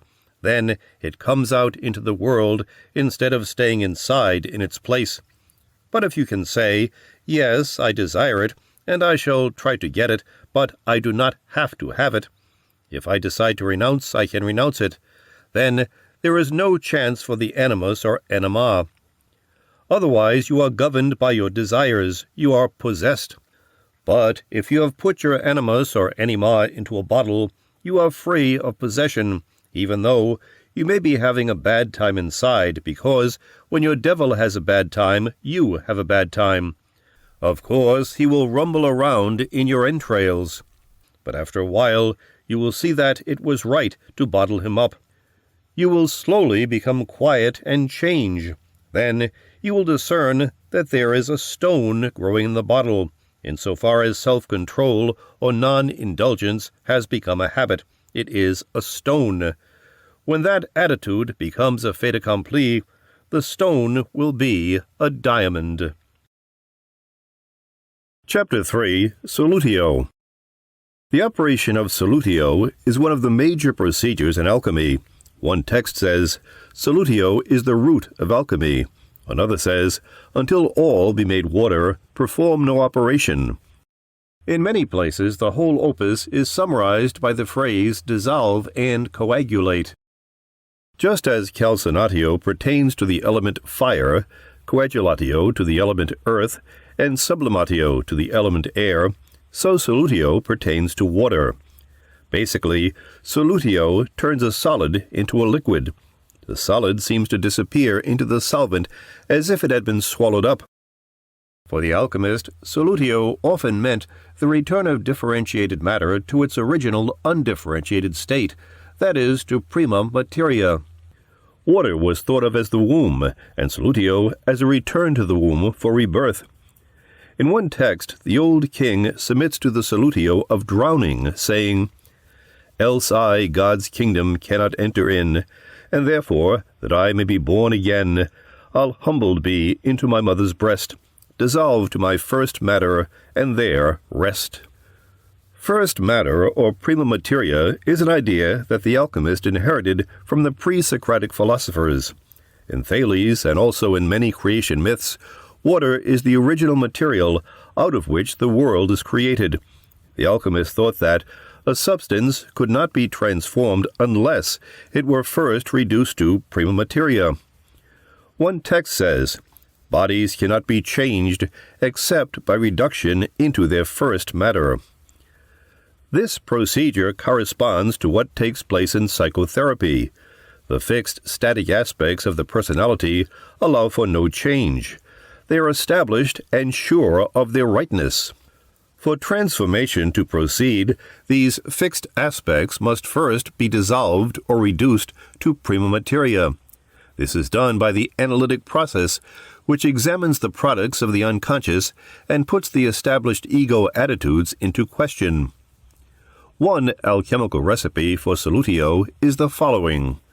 Dissolve then Sol and Luna in our dissolving water, which is familiar and friendly, and the next in nature unto them, and as it were a womb, a mother, an original, the beginning and the end of their life.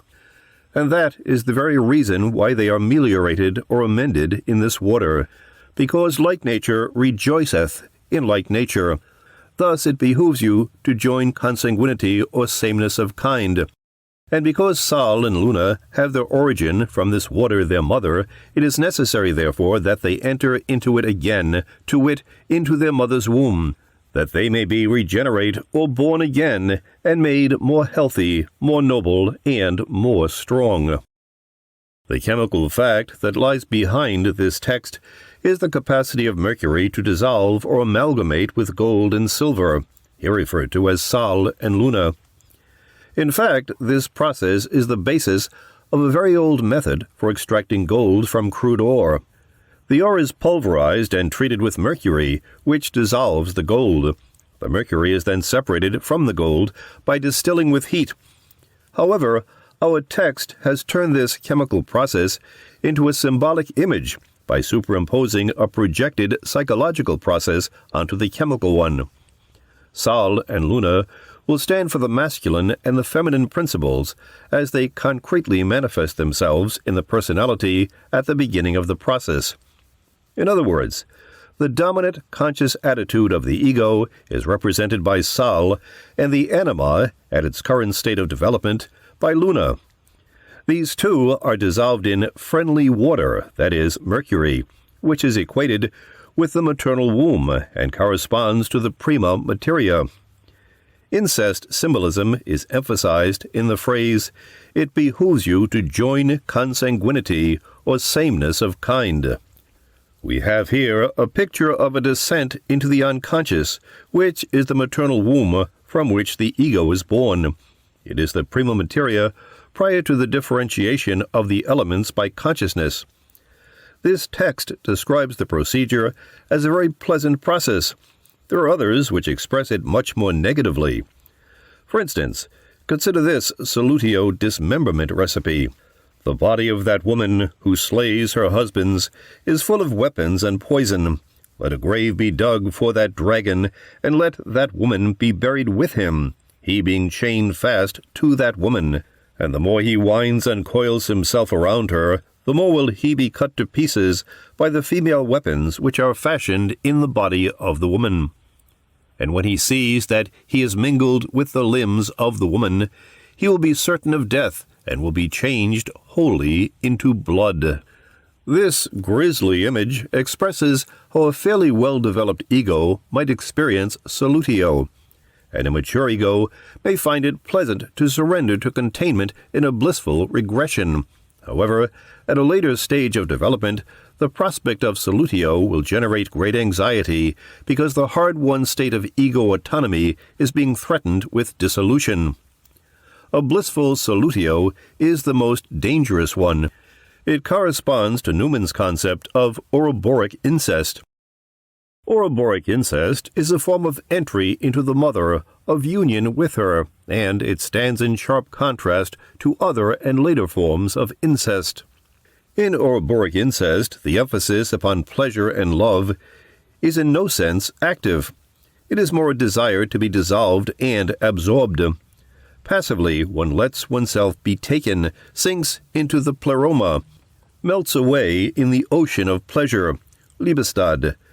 The Great Mother takes the little child back into herself, and always over Ouroboros incest there stands the insignia of death, signifying final dissolution in union with the mother. Many forms of nostalgia and longing signify no more than a return to Ouroboros incest and self-dissolution, from the unio mystica of the saint to the drunken's craving for unconsciousness, and the death romanticism of the Germanic races. The incest we term Ouroboros is self-surrender and regression.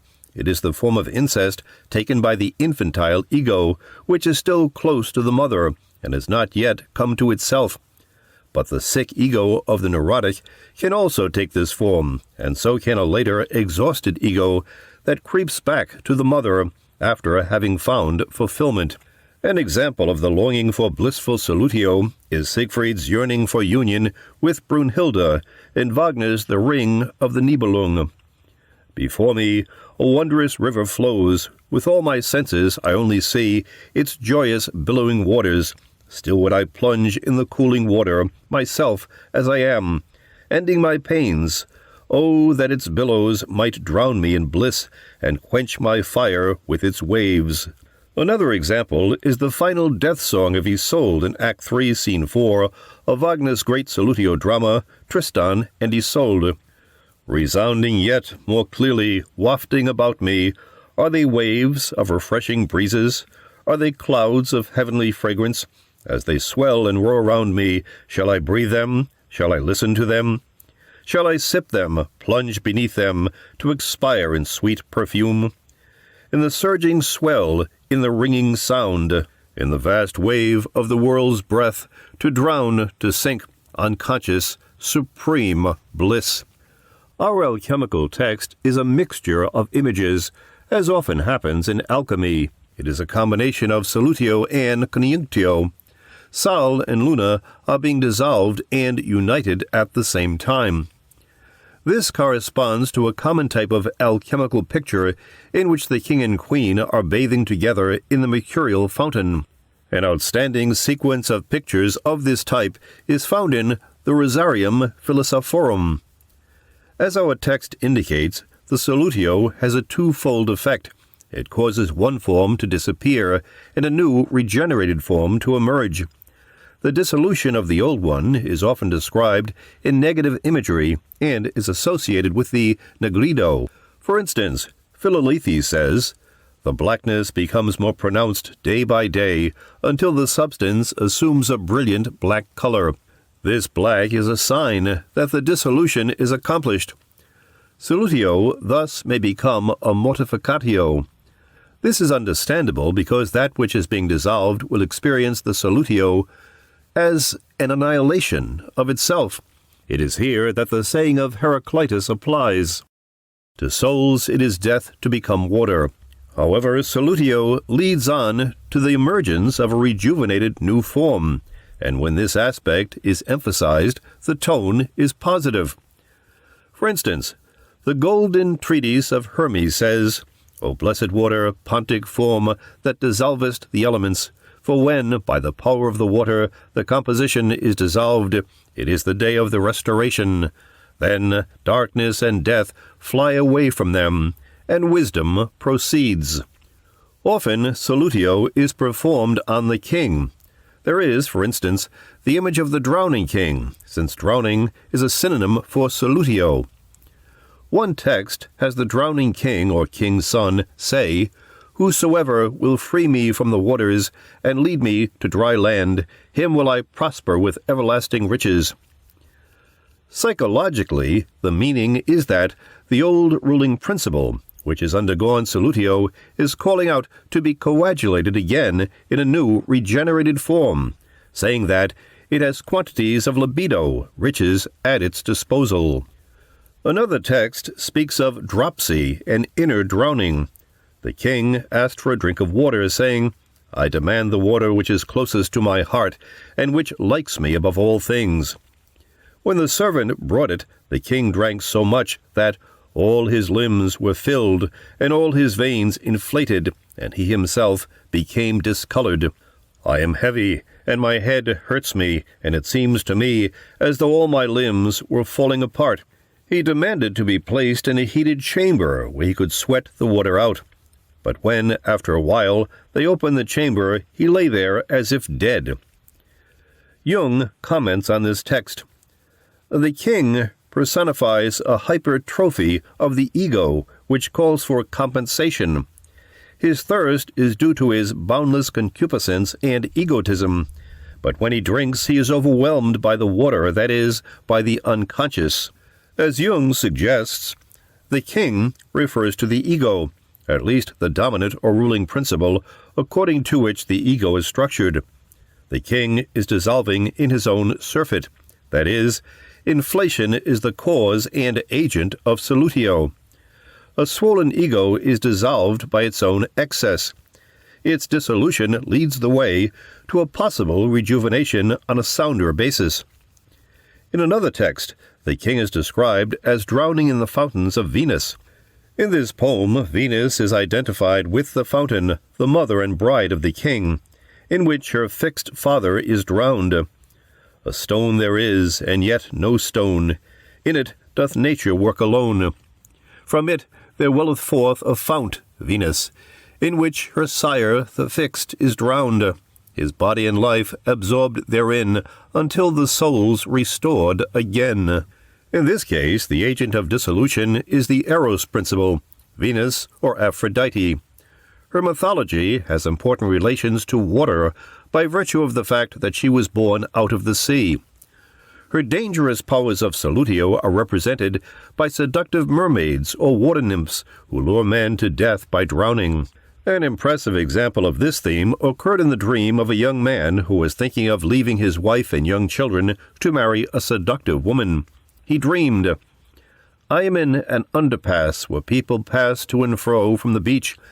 Here are sold the usual recreation goodies, enormous lollipops, popcorn, pretzels a foot or more in length, and Cracker Jacks.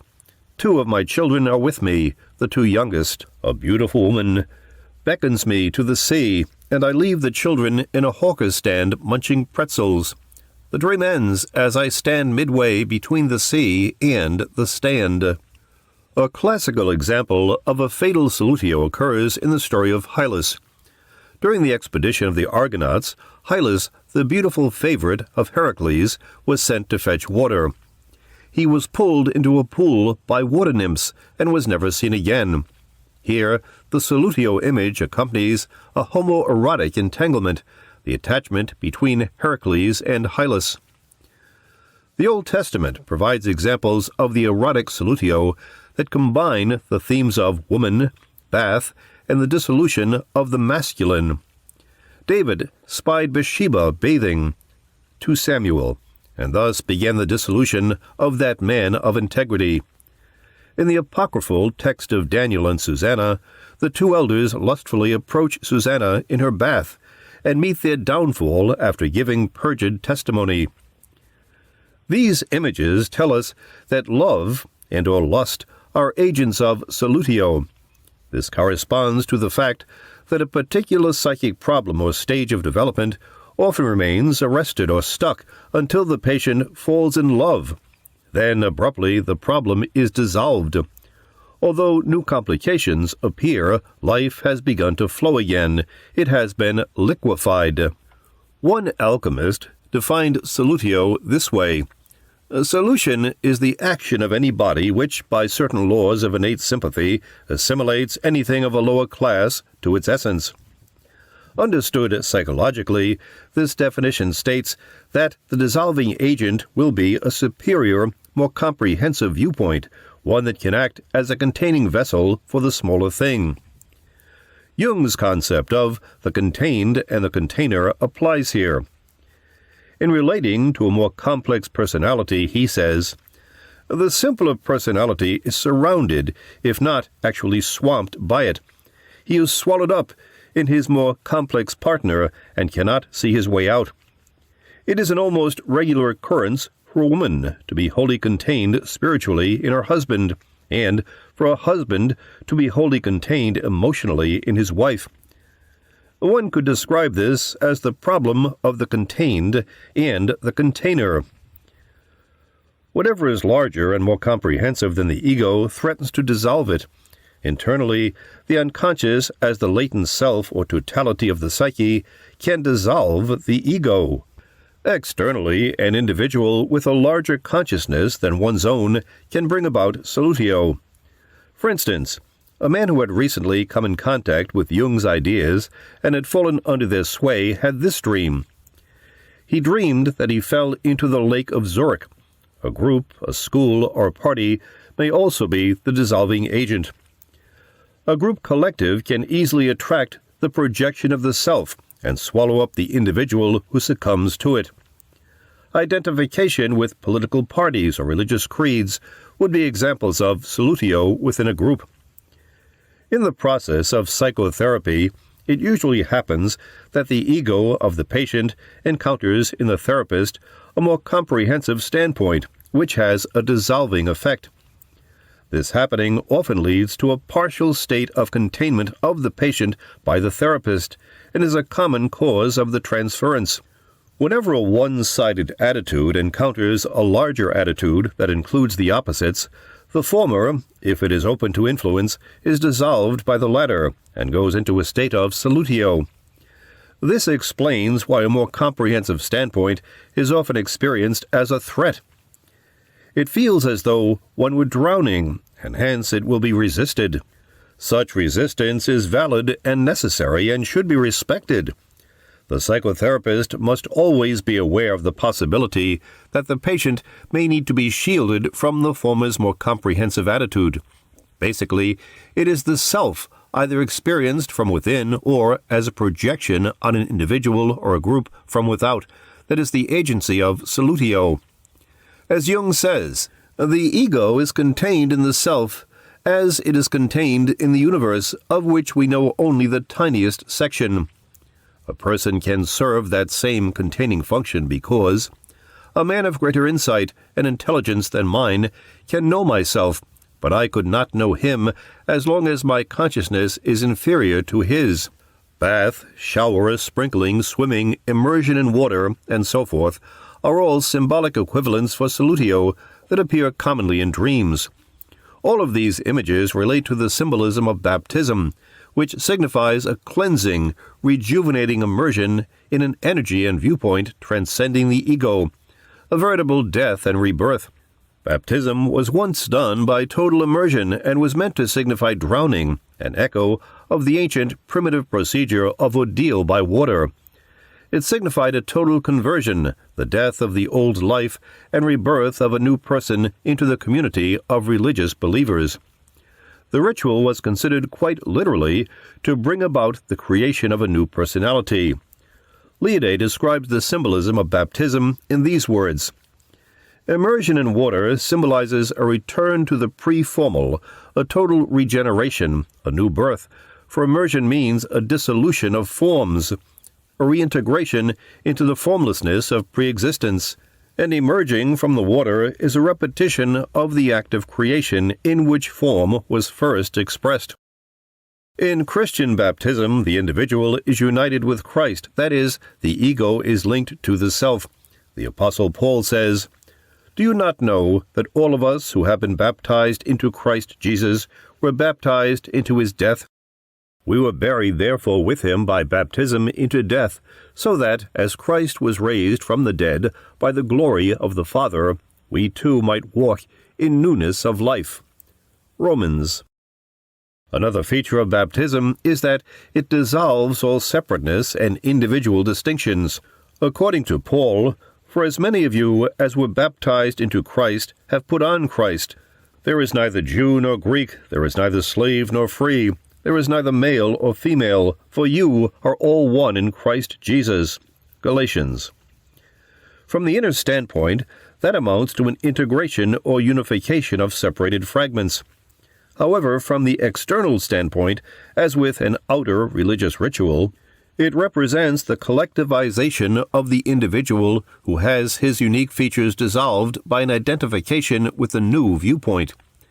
It is also an example of a lesser standpoint being dissolved by the greater, more comprehensive standpoint, indicated by the phrase "in Christ Jesus." To be in anything, such as in love or in pain, means one is surrounded, contained, and dissolved by the containing matrix. Thus, the religious faithful were described as fish swimming in the pond containing the water of doctrine. The ambiguous interplay of the opposites is revealed by the fact that often Solutio is experienced not as containment, but rather as fragmentation and dismemberment. A classic example is the myth of Actaeon. The young hunter Actaeon unexpectedly came upon Artemis naked in her bath. In retaliation, Artemis turned Actaeon into a stag, and he was then dismembered by his own hounds. The dog is a theriomorphic aspect of Artemis. Therefore, Artemis herself can be considered as the dismembering agency. The myth depicts the dangerous aspect of encounter with the archetypal feminine by an immature ego. It is thrown into a regressive Solutio by the activation of instinctual factors, the hounds. One way of putting it would be that Actaeon is dissolved by his lust. He is bitten and consumed by his animal nature. A similar idea is expressed in Plutarch's account of Isis and Osiris. According to this story, the child Maneros witnessed Isis's terrible love and grief upon seeing the dead Osiris. This awesome sight was so intolerable to Maneros that he fell out of the boat and drowned. Most men, if they are honest, will acknowledge having had the experience of Maneros when confronted with a woman's intense grief, desire, or anger. Artemis is the moon. Her dismemberment of Actaeon thus corresponds to the alchemical statement that the Solutio takes place in the moon. A young man, who had gone as far in analysis as he was ready to, once dreamed the simple statement, "Psychoanalysis is of the moon." He awoke from this dream in panic and discontinued analysis not long thereafter. Analysis can indeed be a dissolving immersion into the dark, irrational lunar side, and the dreamer's anxiety is quite understandable. The theme of dismemberment leads directly into the myth of Dionysius. As an infant, Dionysius was dismembered by the Titans. Also, the Maenards who worshipped him were dismemberers who tore apart whatever crossed their frenzied path. Such was the fate of Pentheus in the Bacchae of Euripides. Many aspects of the Dionysian principle belong to Solutio symbolism. Walter Otto tells us, "Water is the element in which Dionysius is at home. The cults and myths are as explicit as they can be about the fact that Dionysius comes out of the water and returns to it, and that he has his place of refuge and home in the watery depths." Dionysius is even described as the moisture principle itself, and therefore the source of all fertility. Psychologically, he is the principle of life, spontaneity, and energy, as contrasted with form, measure, and restraint. One aspect of the Dionysian Solutio is the orgiastic instinct bath. Sometimes the yearning of the lonely, alienated ego for containment in a larger whole expresses itself as lust for orgiastic collective sexuality. If acted out concretely, such experiences aggravate the state of psychic fragmentation. Symbolically, however, the image of a collective orgy suggests the possibility of reestablishing one's lost connection with common humanity. Group experiences of collective identification may activate this image of an orgy. For instance, a group process that I had an opportunity to observe generated in some participants definite Solutio dreams. A beginner in the group had this dream after being shocked by the psychological intimacies shared by group members. I am looking for the group. I open a door to the room and, on the floor, I see all the group members making love with each other. One couple falls out of the door in front of me. Another group member had this dream. I am in a classroom, like a chemistry classroom, with seats and high tiers leading down to a stage-like platform. It is our group, and the exhibit is of a beach with enormous crashing waves, which become abruptly real. I can see that, under the waves, along the sand, there is a strong, sturdy fishing net, which has been firmly anchored into the sand in several places, obviously to catch and hold a good haul in even rough weather. But the waves become so real and turbulent that they splash out of the exhibit stage and onto the audience. Several of us scramble down from the seats to avoid getting wet. I notice that I have left my purse behind in my hurry, and I think I will have to go back and get it. Water, as the Dionysian fertility principle, is described beautifully in Goethe's hymn to water. Hail anew, springs burgeoning, leaps up within my heart, a spring with truth and beauty permeated, from the wave was all created, water will all life sustain, ocean grant your endless rain. But for clouds of your rich lending, and the brooklets of your sending, rivers, courses wide extending, streams that reach majestic ending. What were our world, our mountains and our plains? Your power the freshness of our life maintains. 'Tis you from whom the life flows in our veins. Fertility and creativity were emphasized in the phallic aspects of Dionysian rituals. Otto writes, "Inherent in the Dionysiac element of moisture is not only the power which maintains life, but also the power which creates it. Thus it flows through the entire human and animal world as a fertilizing generative substance." The learned Varro was very well informed when he declared that the sovereignty of Dionysius was not only to be recognized in the juice of fruits, whose crowning glory was wine, but also in the sperms of living creatures. From this sphere of the god's activity he traced the origin of the custom in which a phallus was crowned with wreaths and carried around in the god's cult. We certainly know how great a role this symbol of procreative power played in his festivals. A wine jar, a vine, a goat, a basket of figs, and then the phallus. This is the description Plutarch gives us of the original simplicity of the Dionysiac celebration. A song was sung to the phallus. We have inscriptional evidence for the use of a large wooden phallus in the processions of the Dionysia in Delos. Each colony sent a phallus regularly to the Athenian Dionysia. An example of Dionysian phallic symbolism linked with baptismal imagery is provided by the following dream. The dreamer was a middle-aged woman with emerging creative powers as a poet and a scholar. She dreamed, "There is a party at my mother's apartment. A strange and disturbing man, Mr. X, a poet, is the guest of honor. After several episodes, the mother leaves the party. When she does, there's a kind of universal spontaneous rejoicing which I also feel, though I don't know what's up.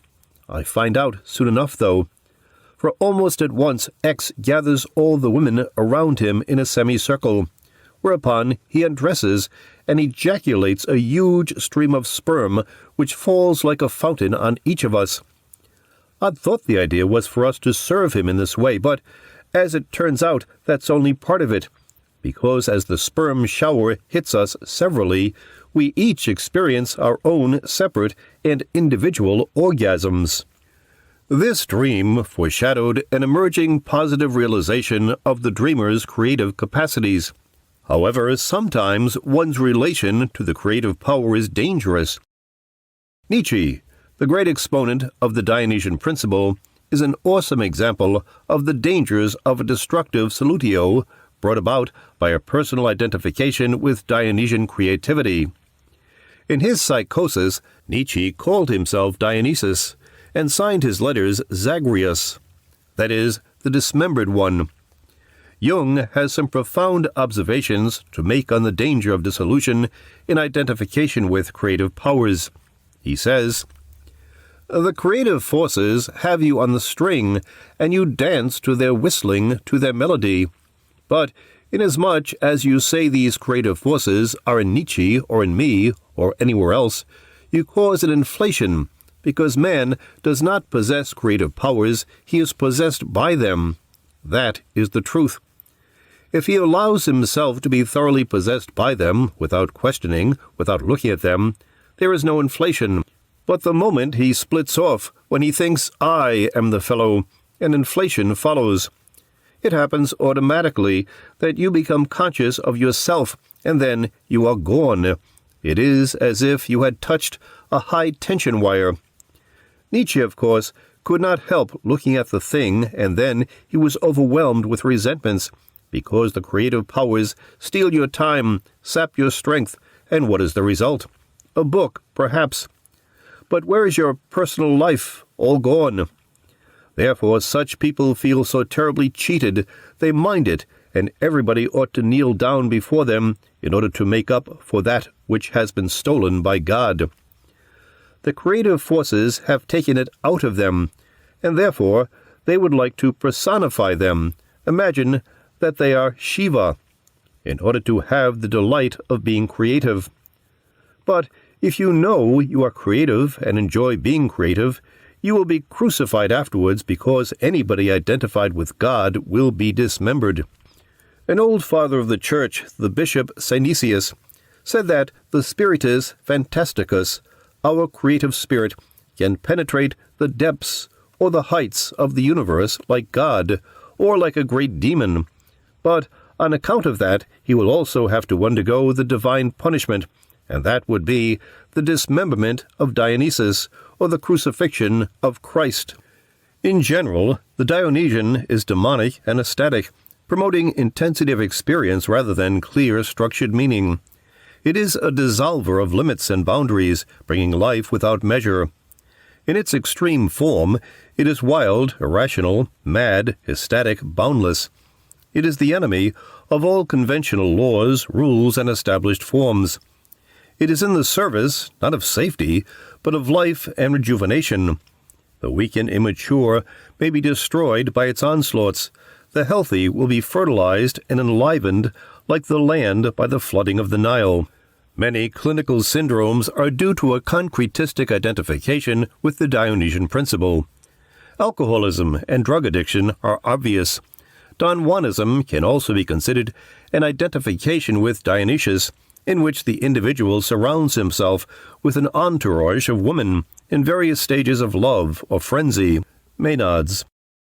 This situation threatens to bring about his own psychological dismemberment by conflicts, obligations, and entanglements. The Dionysian takes on a compulsive quality when it exists in a disassociated personality. Put another way, the Dionysian destroys the Pentheus-like ego that is not related to wholeness. In favorable circumstances, it promotes harmony and dissolves differences. For instance, consider this paean to the Dionysian by Nietzsche. Under the charm of the Dionysian, not only is the union between man and man reaffirmed, but nature, which has become alienated, hostile, or subjugated, celebrates once more her reconciliation with her lost son, man. Freely earth proffers her gifts, and peacefully the beasts of prey of the rocks and desert approach. The chariot of Dionysus is covered with flowers and garlands. Panthers and tigers walk under its yoke. Transform Beethoven's Hymn to Joy into a painting. Let your imagination conceive the multitudes bowing to the dust, awestruck. Then you will approach the Dionysian. Now the slave is a free man. Now all the rigid, hostile barriers that necessity, caprice, or impudent convention have fixed between man and man are broken. Now, with the gospel of universal harmony, each one feels himself not only united, reconciled, and fused with his neighbor, but as one with him, as if the veil of Maya had been torn aside, and were now merely fluttering in tatters before the mysterious primordial unity. The Apostle Paul expresses approximately the same idea concerning the efficacy of the blood of Christ. In Ephesians we read, "But now in Christ Jesus, you, who once were far off, have been brought near in the blood of Christ.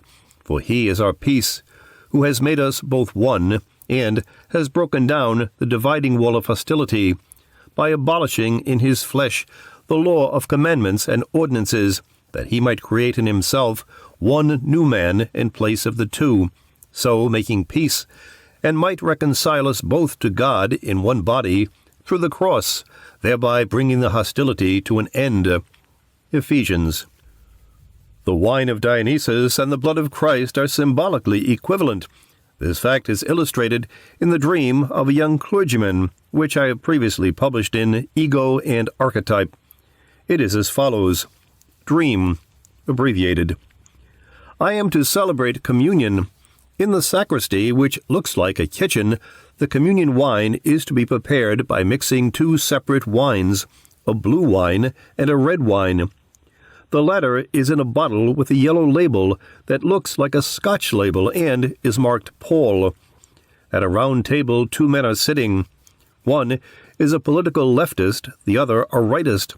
Up to now, they have maintained a facade of social amenity, but now they are becoming hostile to one another.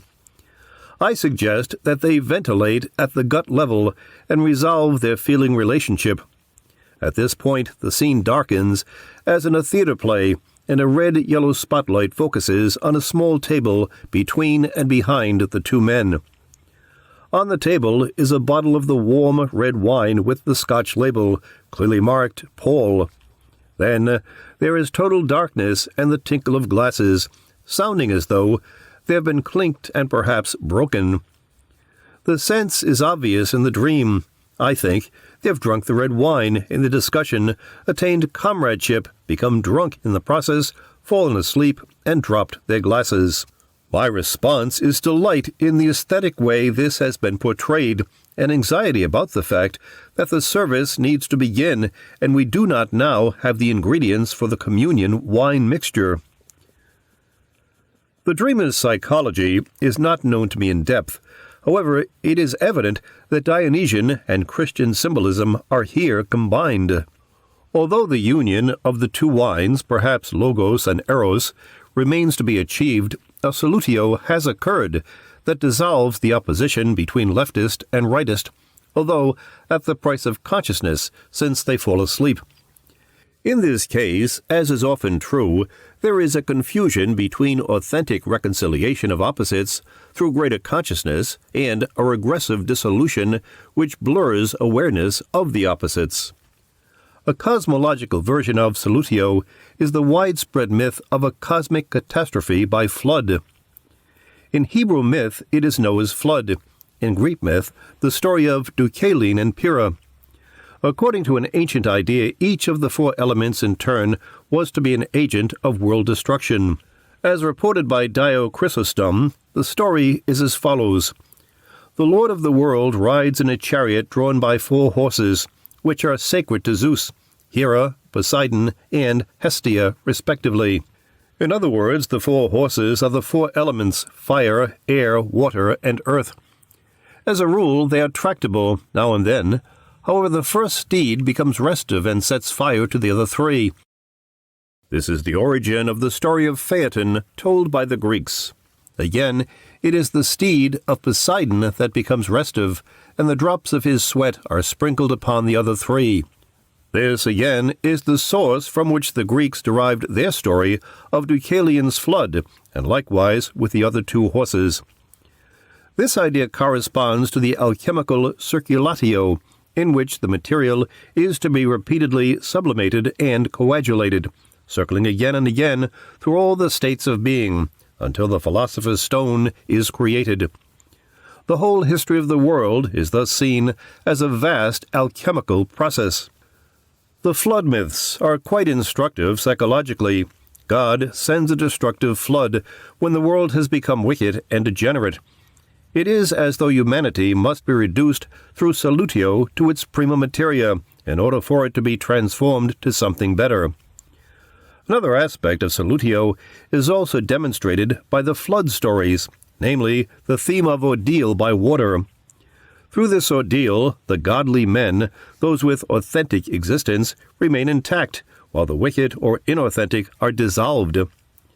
Psychologically, this would mean that those aspects of the ego consciously related to the self withstand Solutio. In the myths, the threat of a world flood was used to encourage an awareness of God. Similarly, a threat of flooding from the unconscious may have a salutary effect on a presumptuous ego and bring about an awareness of a need for a relation to the transpersonal. This state of mind is expressed in the 69th Psalm. Save me, O God, for the waters are come in unto my soul. I sink in deep mire, where there is no standing. I am come into deep waters, where the floods overflow me.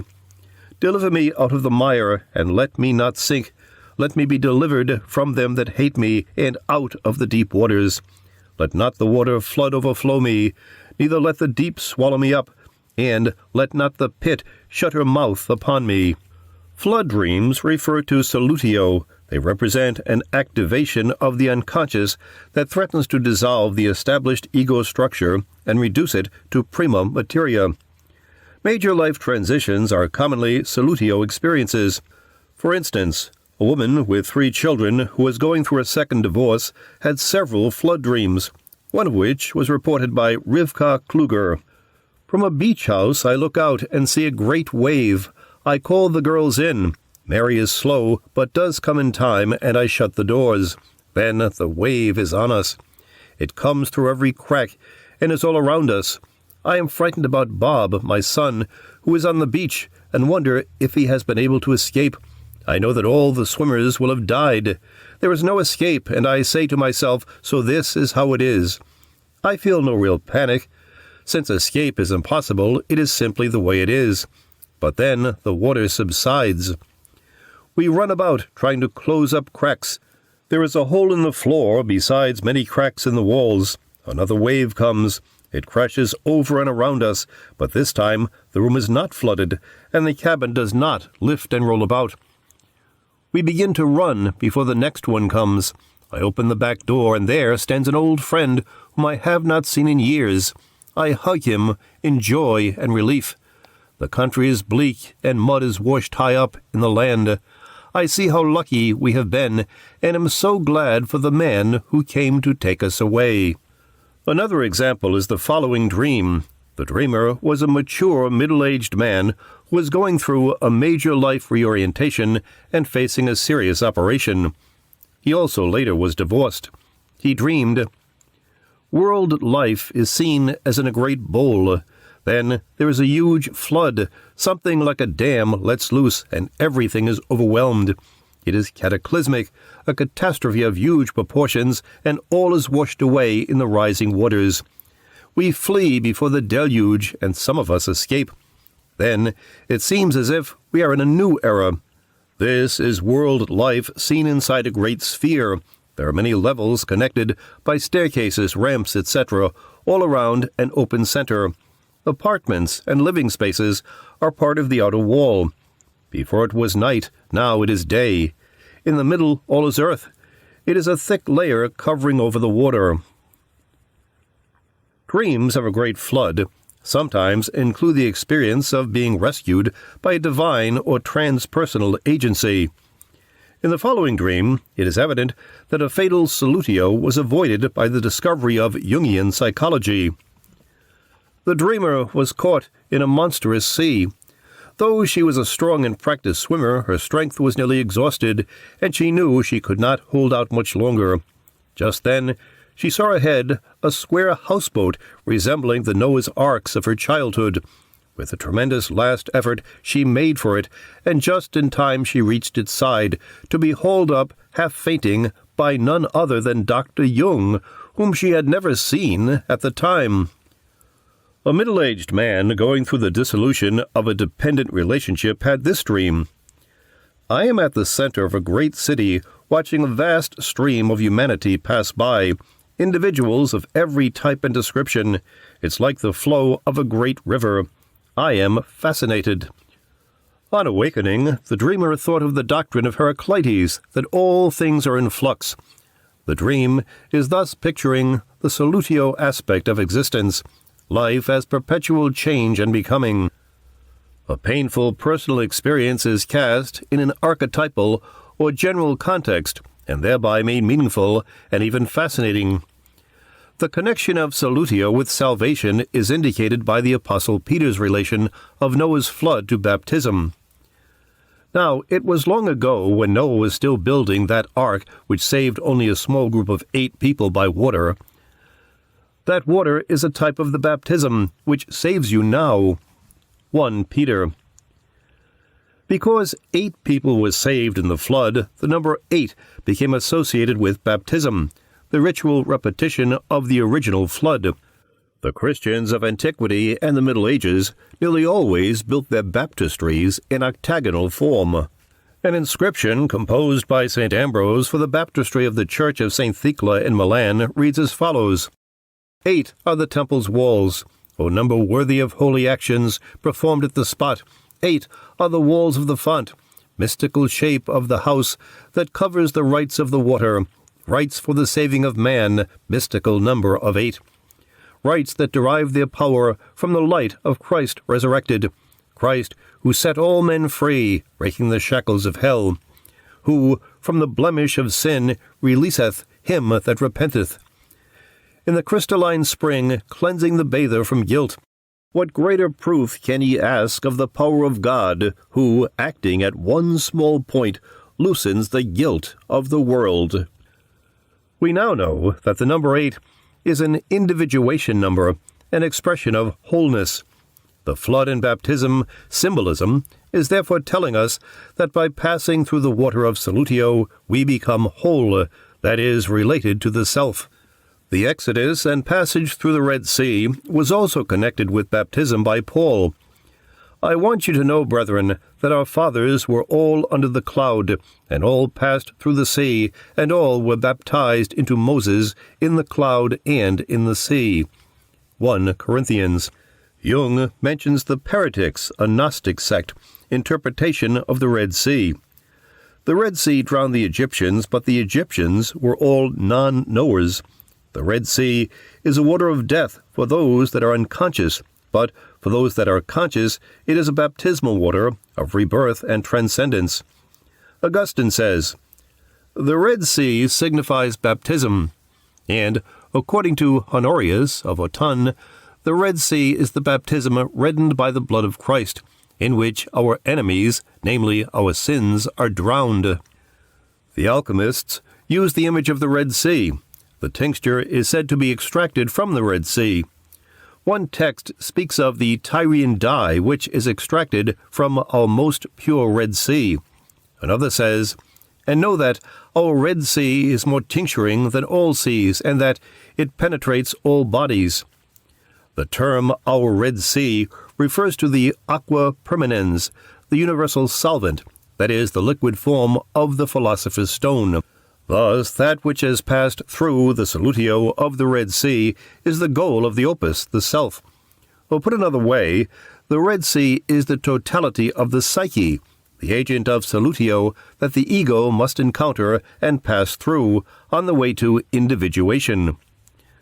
The Red Sea had several overlapping meanings to the alchemists. 1. It was the crucial transition of the Exodus.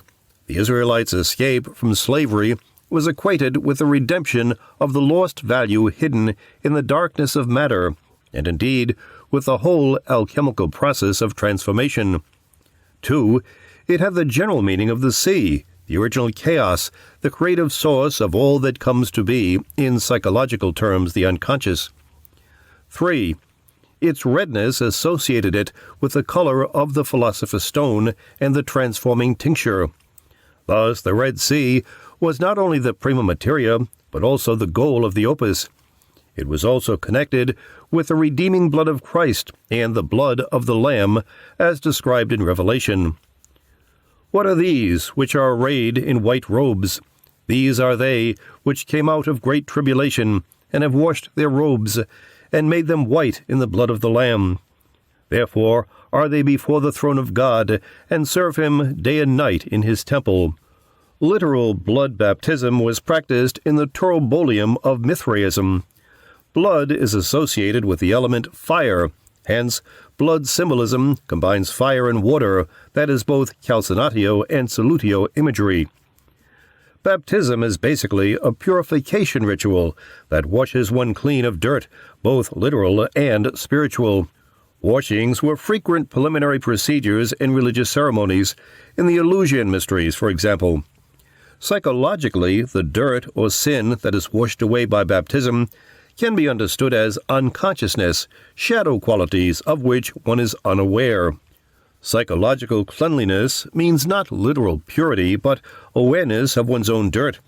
If one is psychologically clean, one will not contaminate one's environment with shadow projections. I cannot conclude this section on baptism symbolism without citing a beautiful quotation that equates Christ and the Son as partners in baptism. This from Melito of Sardis, a 2nd century theologian. "When drawn by his fiery steeds, the Son has completed his daily course. Then, by reason of his whirling passage, he takes on the color of fire and becomes as a burning torch. Then, almost lost from view, he descends into the ocean. Bathing himself in the mysterious depths, he shouts mightily for joy, for water is his nourishment. He remains one and the same, yet he comes forth strengthened out of the depths, a new sun, and shines his light upon men, having been cleansed in the water. There follow him in due course the dancing ranks of the stars, and by reason of him the moon puts forth her power. They bathe in the baptistry of the sun, like those who are obedient under instruction, and it is only because moon and stars follow the course of the sun that they shine with a truly pure light. If, then, the sun and the stars and the moon all bathe together in the ocean, why should not Christ have been baptized in the river Jordan? King of heaven, Prince of creation, Son of the eastern sky, who appeared both to the dead in Hades and to mortals upon earth, he, the only true Helios, arose for us out of the highest summits of heaven. Earlier the moon was mentioned as an agent of negative or dangerous solutio. It also has important connections with highly positive imagery. The moon was considered to be the source of dew, an agent of healing grace, and identical with the aqua permanens.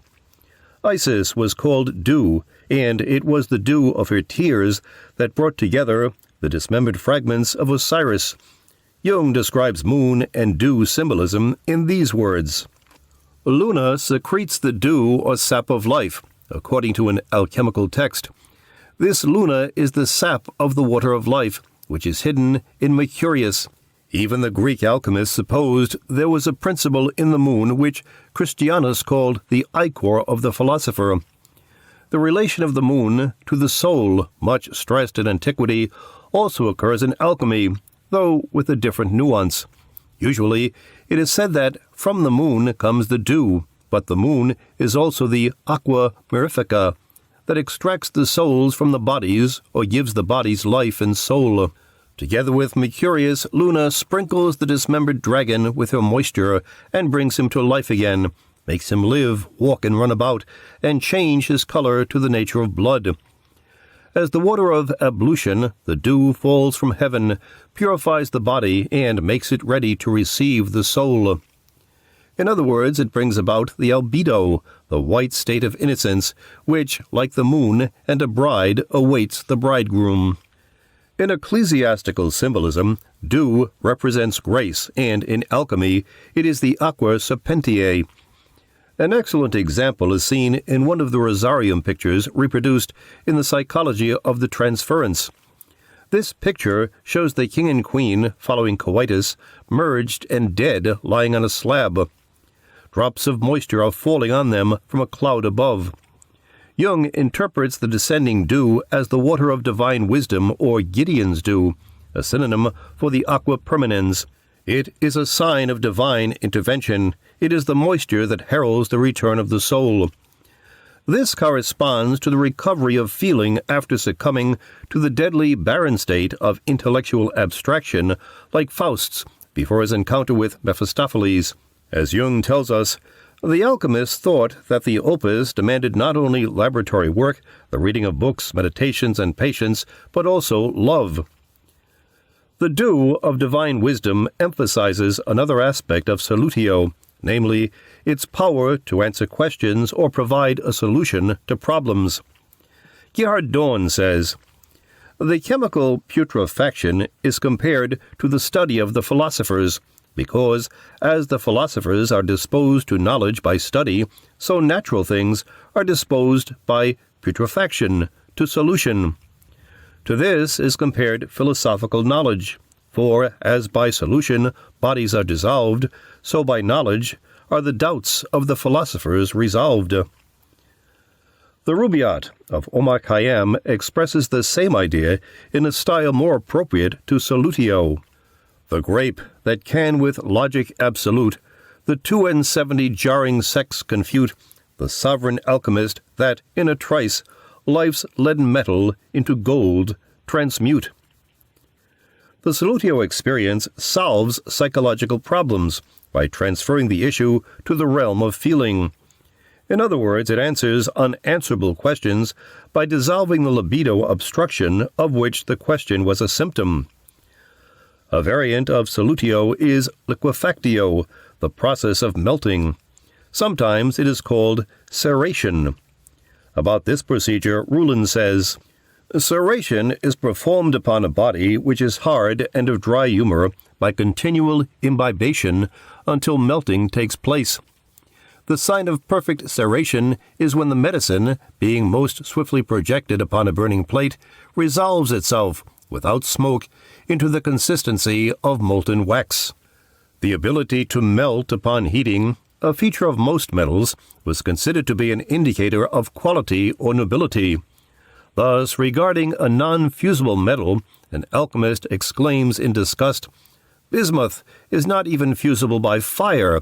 Such is its earthly grossness and impurity." This is an interesting psychological point. It tells us that psychic quality is indicated by its ability to soften, to melt into a liquid flowing state. Perhaps this is the root image of the idea of gentleman. Lao Tzu describes it beautifully. "The best of men is like water.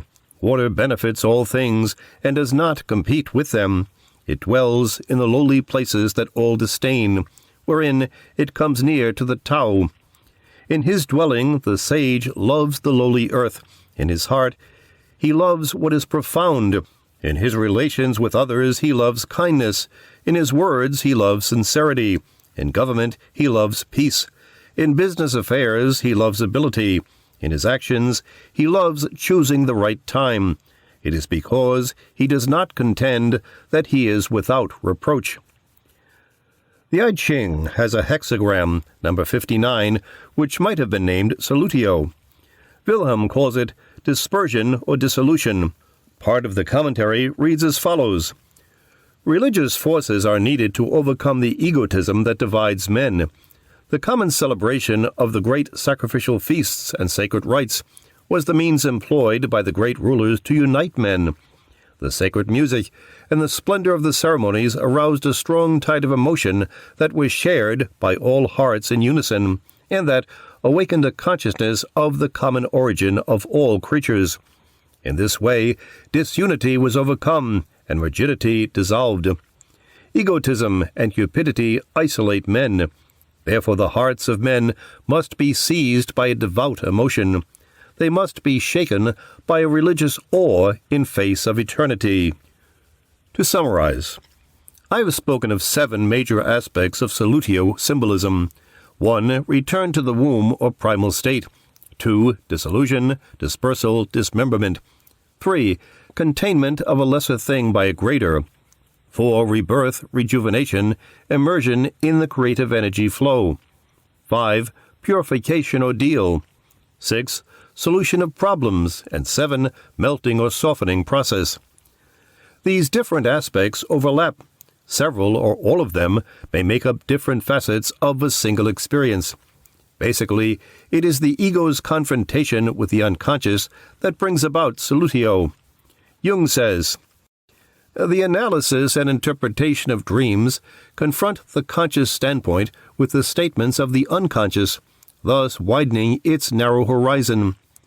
This loosening up of cramped and rigid attitudes corresponds to the solution and separation of the elements by the aqua permanens, which was already present in the body and is lured out by the art. The water is a soul or spirit, that is, a psychic substance, which now, in its turn, is applied to the initial material. This corresponds to using the dream's meaning to clarify existing problems. Solutio is defined in this sense by dawn. As bodies are dissolved by solution, so the doubts of the philosophers are resolved by knowledge. This quotation describes the analytic process as chiefly a solutio for the patient. However, the therapist must also submit to solutio. Certain texts state this explicitly. It is necessary, therefore, to convert the bodies of metals into a fluid substance, for every tincture will tinge 1,000 times more in a soft and liquid substance than when it is a dry one. Therefore, the transmutation of imperfect metals is impossible to be done by perfect bodies while they are dry and hard, for which cause sake they must be brought back into their first matter, which is soft and fluid. Again, that which is dry does not enter into nor tinge anything besides itself, nor can it tinge except it be tinged. Thus, both patient and agent must be soft and fluid. This corresponds to what Jung tells us about the nature of psychotherapy. The relation between doctor and patient remains a personal one within the impersonal framework of professional treatment. By no device can the treatment be anything but the product of mutual influence, in which the whole being of the doctor, as well as that of his patient, plays its part. Hence, the personalities of doctor and patient are often infinitely more important for the outcome of the treatment than what the doctor says and thinks. For two personalities to meet is like mixing two different chemical substances. If there is any combination at all, both are transformed. In any effective psychological treatment, the doctor is bound to influence the patient. But this influence can only take place if the patient has a reciprocal influence on the doctor. You can exert no influence if you are not susceptible to influence. Between doctor and patient, therefore, there are imponderable factors which bring about a mutual transformation. In the process, the stronger and more stable personality will decide the final issue. I have seen many cases where the patient assimilated the doctor in defiance of all theory and of the latter's professional intentions, generally, though not always, to the disadvantage of the doctor. Each of the alchemical operations has a lesser and a greater aspect, just as it has both a negative and a positive side. The fire of Calcinatio can be experienced as hellfire, or the inspiration of the Holy Ghost. The same applies to Solutio. One text says, "You are to know that, although the solution is one, yet, in it, there may be distinguished a first and a second. The first solution is the reduction of it to its first matter. The second is that perfect solution of body and spirit at the same time, in which the solvent and the thing solved always abide together, and with this solution of the body there takes place simultaneously a consolidation of the spirit." The greatest Solutio thus involves a transposition of the opposites. The solution of the body brings about a consolidation of the spirit.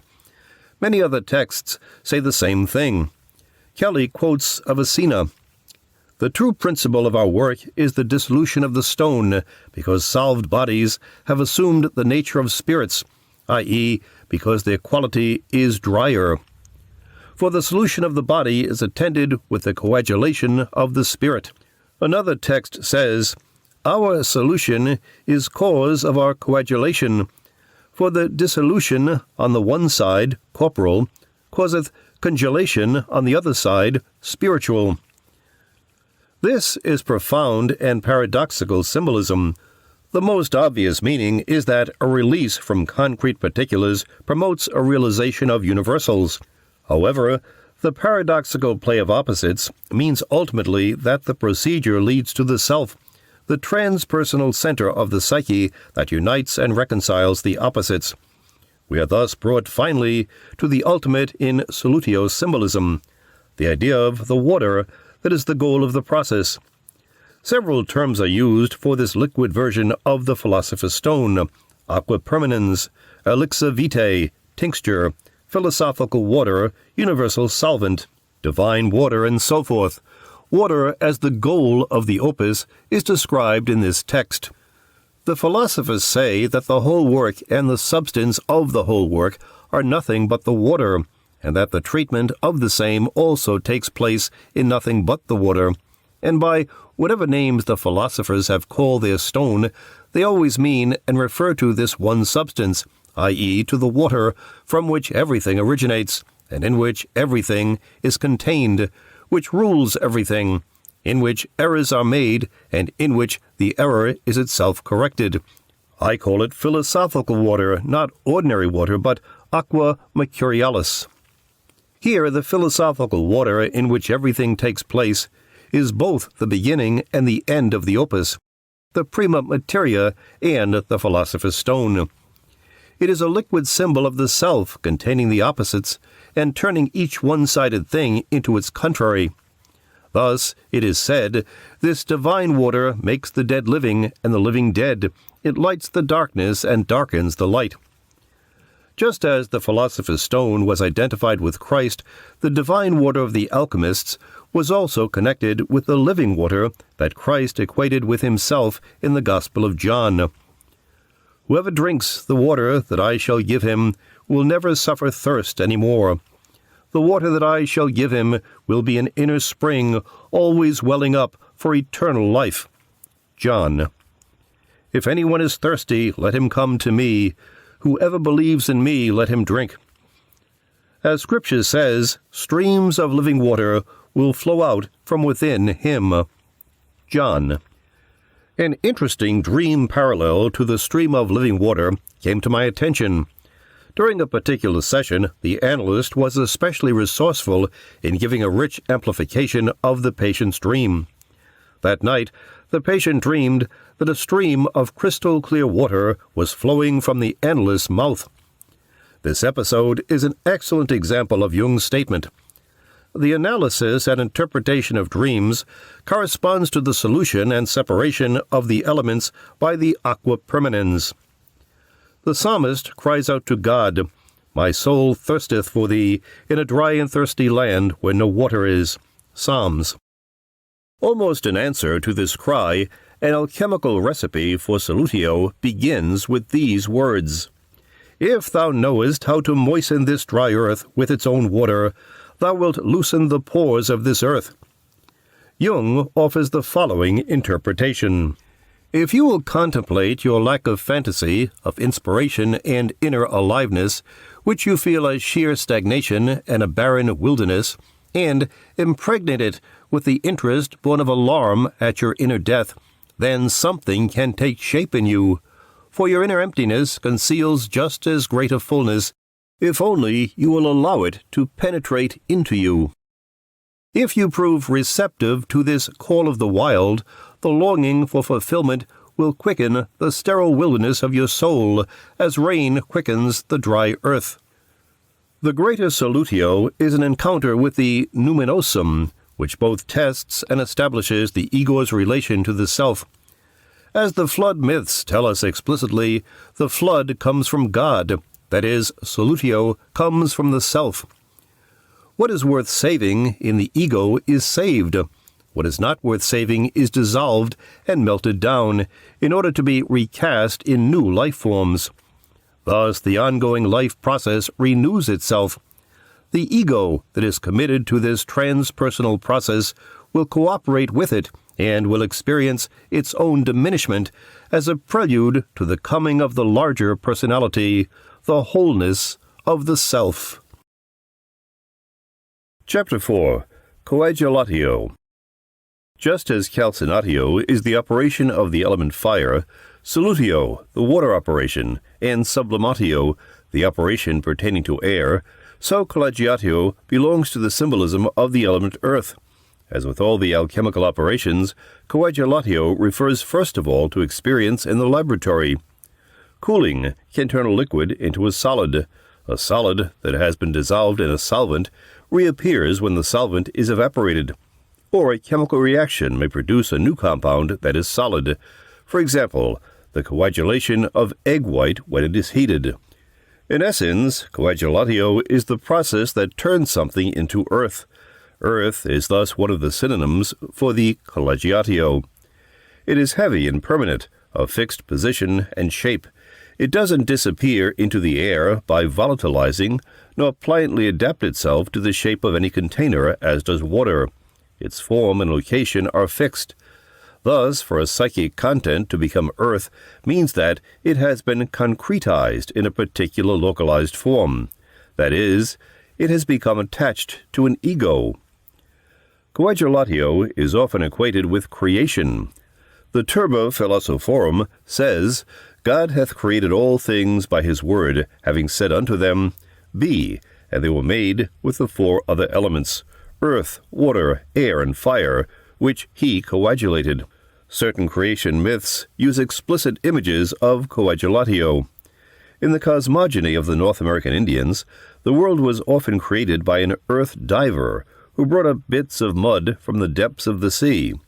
For example, a Cherokee myth says, "Originally the animals were crowded into the sky world. Everything was flood below."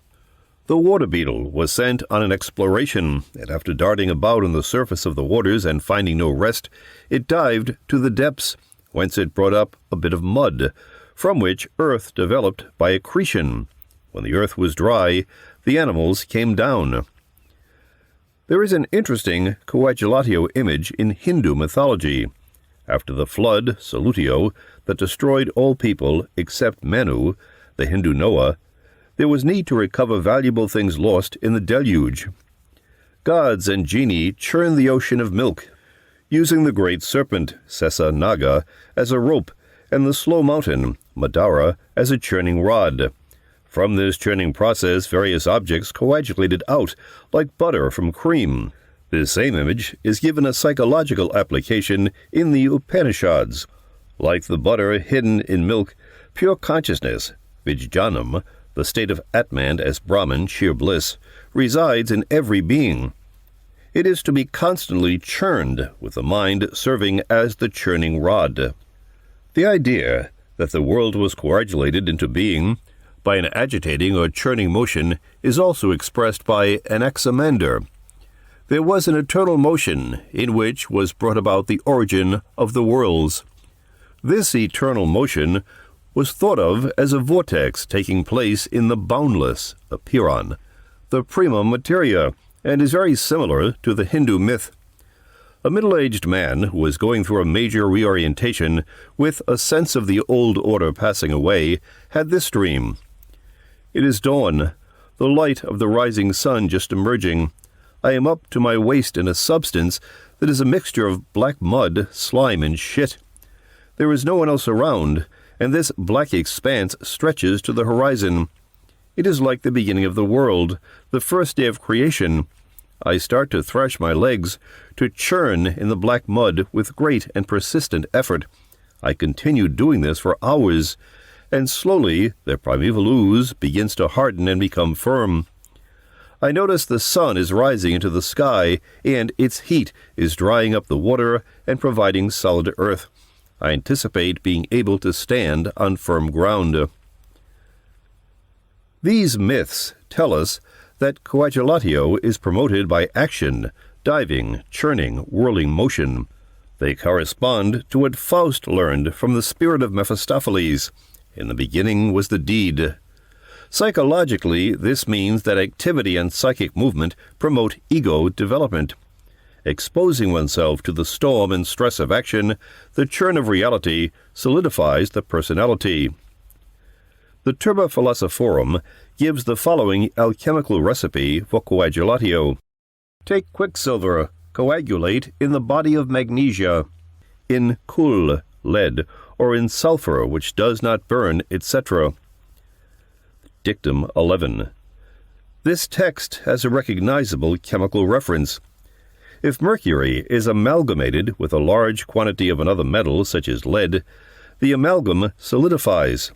Similarly, mercury combines with sulfur to form solid mercury sulfide. However, the reference to sulfur that does not burn makes it clear that a psychic meaning has been superimposed on the chemical facts. The substance to be coagulated is elusive quicksilver. This is the spirit Mercurius, about whom Jung has written extensively. Essentially, it is the autonomous spirit of the archetypal psyche, the paradoxical manifestation of the transpersonal self. To subject the spirit Mercurius to Coagulatio means nothing less than the connecting of the ego with the self, the fulfillment of individuation. Lesser aspects of the elusive Mercurius appear in the effects of all autonomous complexes. The assimilation of a complex is thus a contribution to the Coagulatio of the self. The text mentions 3 agents of Coagulatio: magnesia, lead, and sulfur. Magnesia had a different meaning to the alchemist than it does to us. It was a general term referring to metallic ores or impure mixtures. Psychologically, this could refer to the union of the transpersonal spirit with ordinary human reality. Perhaps this is the meaning of Jung's remark, as reported by Agnella Jaffe. When Jung, in his 80s, was discussing at his house the process of becoming conscious with a group of young psychiatrists, he ended with the surprising words, "And then you have to learn to become decently unconscious."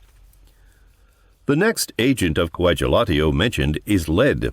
Lead is heavy, dull, and burdensome. It is associated with the planet Saturn, which carries the qualities of depression, melancholy, and galling limitation. Thus, free autonomous spirit must be connected with heavy reality and the limitations of personal particularity. In analytic practice, this linkage with lead is often accomplished when the individual takes personal responsibility for fleeting fantasies and ideas by expressing them to the analyst or to another significant person. It is astonishing to observe the difference between an idea thought and an idea spoken. It's the difference between mercury and lead. The third coagulating agent mentioned is sulfur. its yellow color and inflammability associate it with the sun. On the other hand, its vapors stink and blacken most metals, so that brimstone is a characteristic feature of hell.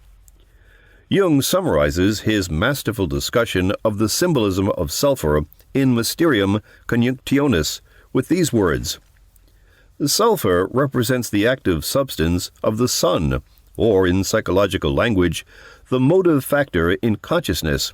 On the one hand, the will, which can best be regarded as a dynamism subordinated to consciousness, and, on the other hand, compulsion, an involuntary motivation or impulse ranging from mere interest to possession proper. The unconscious dynamism would correspond to sulfur, for compulsion is the great mystery of human life. It is the thwarting of our conscious will and of our reason by an inflammable element within us, appearing now as a consuming fire and now as life-giving warmth. It is paradoxical. As the corrupter, it has affinity with the devil, while on the other hand, it appears as a parallel of Christ.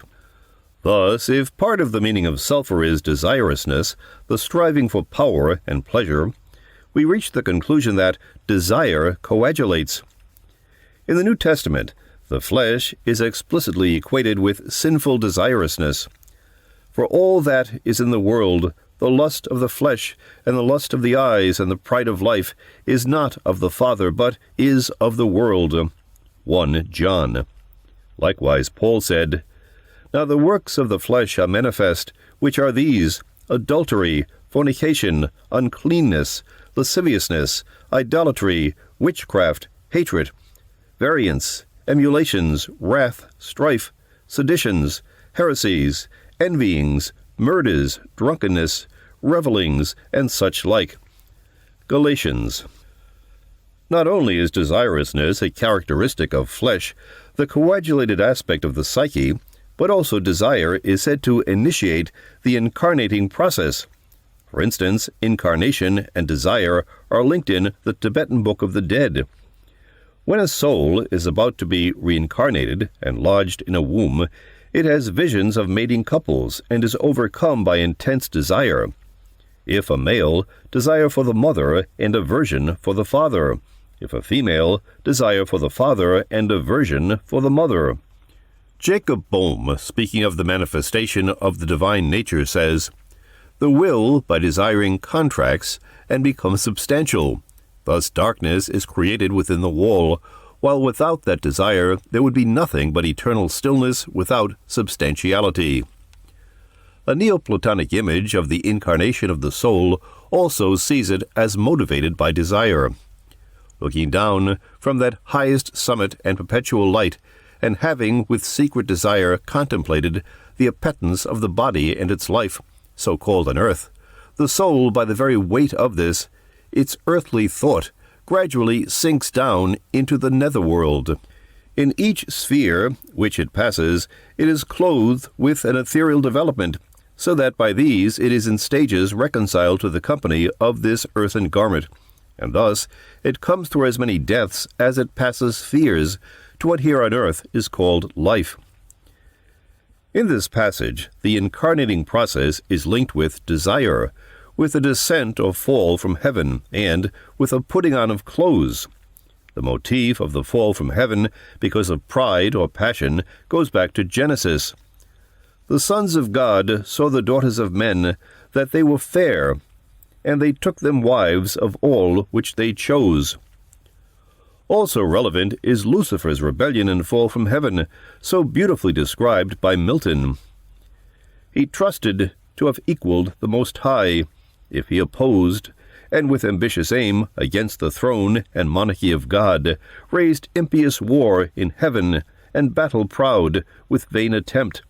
Him the almighty power hurled headlong flaming from the ethereal sky, with hideous ruin and combustion down to bottomless perdition, there to dwell in adamantine chains and penal fire, who durst defy the omnipotent to arms." This passage contains Calcinatio symbolism, but its main reference is to Coagulatio. It is a magnificent description of the initial preconscious act that lays the foundation of the ego. Angels, or their equivalents, still fall from heaven in modern dreams. A young woman who had a defective ego development, a gap in awareness of her feminine identity, had this dream early in her analysis. Abbreviated. I was called to the window to watch a phenomenon in the sky. As I watched the moon, I saw another body emerge from behind it like a second moon. Suddenly, the second body began to explode in spectacular colors that looked like an H-bomb explosion. I thought we were watching the birth of a new sun. All at once, during another explosive event, a piece of the new body was thrown into space and landed in our apartment. We ran out as fast as we could, being afraid that it might be radioactive. This dream encouraged me to persevere in a slow and difficult therapeutic process. An important feature of it was the gradual development of the capacity to relate fully to a man. Dreams of planes crashing or objects falling generally refer to coagulatio. For instance, a man who is in the process of developing a more authentic relation to his religion had this dream. I am in Midtown Manhattan. Tall buildings are being raised. A huge boulder from the top of one of the buildings comes crashing to the ground, almost hitting me. The dreamer's association to the boulder was Peter, the rock upon which Christ built his church. Matthew. Psychotherapeutic experience verifies the idea that desire promotes coagulatio. For those who are already driven by desirousness, coagulatio is not the operation needed. However, many patients have an inadequate libido investment. A weakness of desire is sometimes bordering on anhedonia. Such people don't know what they want and are afraid of their own desires. They are like unborn souls in heaven shrinking from the fall into concrete reality. These people need to cultivate their desires, seek them, nourish them, and act on them. Only thus will psychic energy be mobilized that will promote life experience and ego development. In psychotherapy, the emergence of transference desires will often indicate the beginning of a coagulatio process, and therefore should be treated with care. The lure of desire is the sweetness of fulfillment. Honey, as the supreme example of sweetness, is therefore an agent of coagulatio. Paracelsus says that the prime matter of honey is the sweetness of the earth, which resides in naturally growing things. And again, honey is the prime materialized matter, for honey and wax are one. According to the alchemist, Dawn's recipe for joining the spirit, unio mentalis, with the body, one of the required agents is honey. Jung says of Dawn's use of honey, thereby the mixture acquired the property not only of eliminating impurities, but of changing spirit into body, and, in view of the proposed conjunction of the spirit and the body, this seemed a particularly promising sign. To be sure, the sweetness of the earth was not without its dangers, for as we have seen, the honey could change into a deadly poison. According to Paracelsus, it contains tartarum, which, as its name implies, has to do with Hades. Further, tartarum is a calcined Saturn, and consequently had affinities with this malefic planet. Honey, because of its preservative qualities, was considered by the ancients to be a medicine of immortality and had a Eucharistic use in some early Christian communities. In modern dreams, a reference to sweets, candy, cakes, cookies, and so forth, usually indicates a regressive tendency toward childish pleasure-seeking, and that requires reductive interpretation, mortificatio. Occasionally, however, it points to an authentic need for coagulatio. Coagulatio is often resisted because it is felt to be morally ambiguous and apt to lead one into pain and conflict. The classic protest is that of Hamlet, "Oh, that this too solid flesh would melt, thaw and resolve itself into a dew." In fact, coagulatio is explicitly associated with evil. This is demonstrated by the alchemical connection of coagulatio with Saturn, the malefic principle. One text says, "The coagulation takes place in Saturn." According to Jacob Boehme, Saturn, that cold, sharp, austere, and astringent regent, taketh its beginning and original not from the sun. For Saturn hath in its power the chamber of death, and it is a dryer up of all powers, from whence corporeity exists. For as the sun is the heart of life, and an original of all spirits in the body of this world, so Saturn is a beginner of all corporeity, and comprehensibility or palpability. The utterly malign nature of Saturn is expressed by Chaucer, who has Saturn say, "My course, which has so wide a way to turn, has power more than any man may know. Mine is the drowning in the sea below. Mine is the dungeon underneath the moat. Mine is the hanging and strangling by the throat. Rebellion and the base crowd's murmuring, the groaning and the private poisoning, and vengeance and amercement, all are mine. While yet I dwell within the lion's sun, mine is the ruining of all high halls, and tumbling down of towers and of walls. Upon the miner and the carpenter I struck down Samson, that pillow-shaker, and mine are all the maladies so cold, the treasons dark, the machinations old. My glance is father of all pestilence." Since antiquity, there has been a tendency to equate matter with evil. This reached its extreme in certain Gnostic sects. The fall of the soul from its immortal state into bodily form is often linked with a primal crime.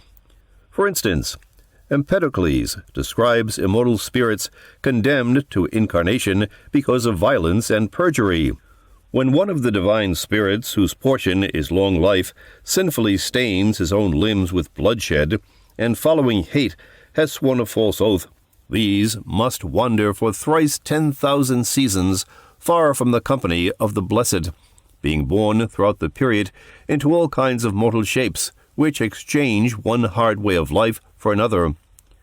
Of this number am I too now, a fugitive from heaven and a wanderer, because I trusted in raging hate.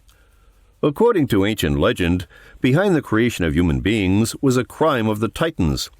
While playing with the infant, Dionysus, they dismembered, boiled, and ate him, all except the heart, which was rescued by Zeus. In punishment, Zeus consumed the Titans by lightning and used their ashes to create the human race. Thus the titanic earth, containing scattered particles of the heavenly Dionysus, became the clay for human Coagulatio, a material derived from a primal crime. Prometheus, who taught humans how to trick the gods and take the best portion of the sacrificial animal for themselves, brought fire to people by theft and was punished by Coagulatio, being chained to a rock. Similarly, Adam and Eve were expelled from the paradisal pre-ego condition after the crime of eating the forbidden fruit. These examples demonstrate that ego development is associated with the experience of evil, criminality, and guilt.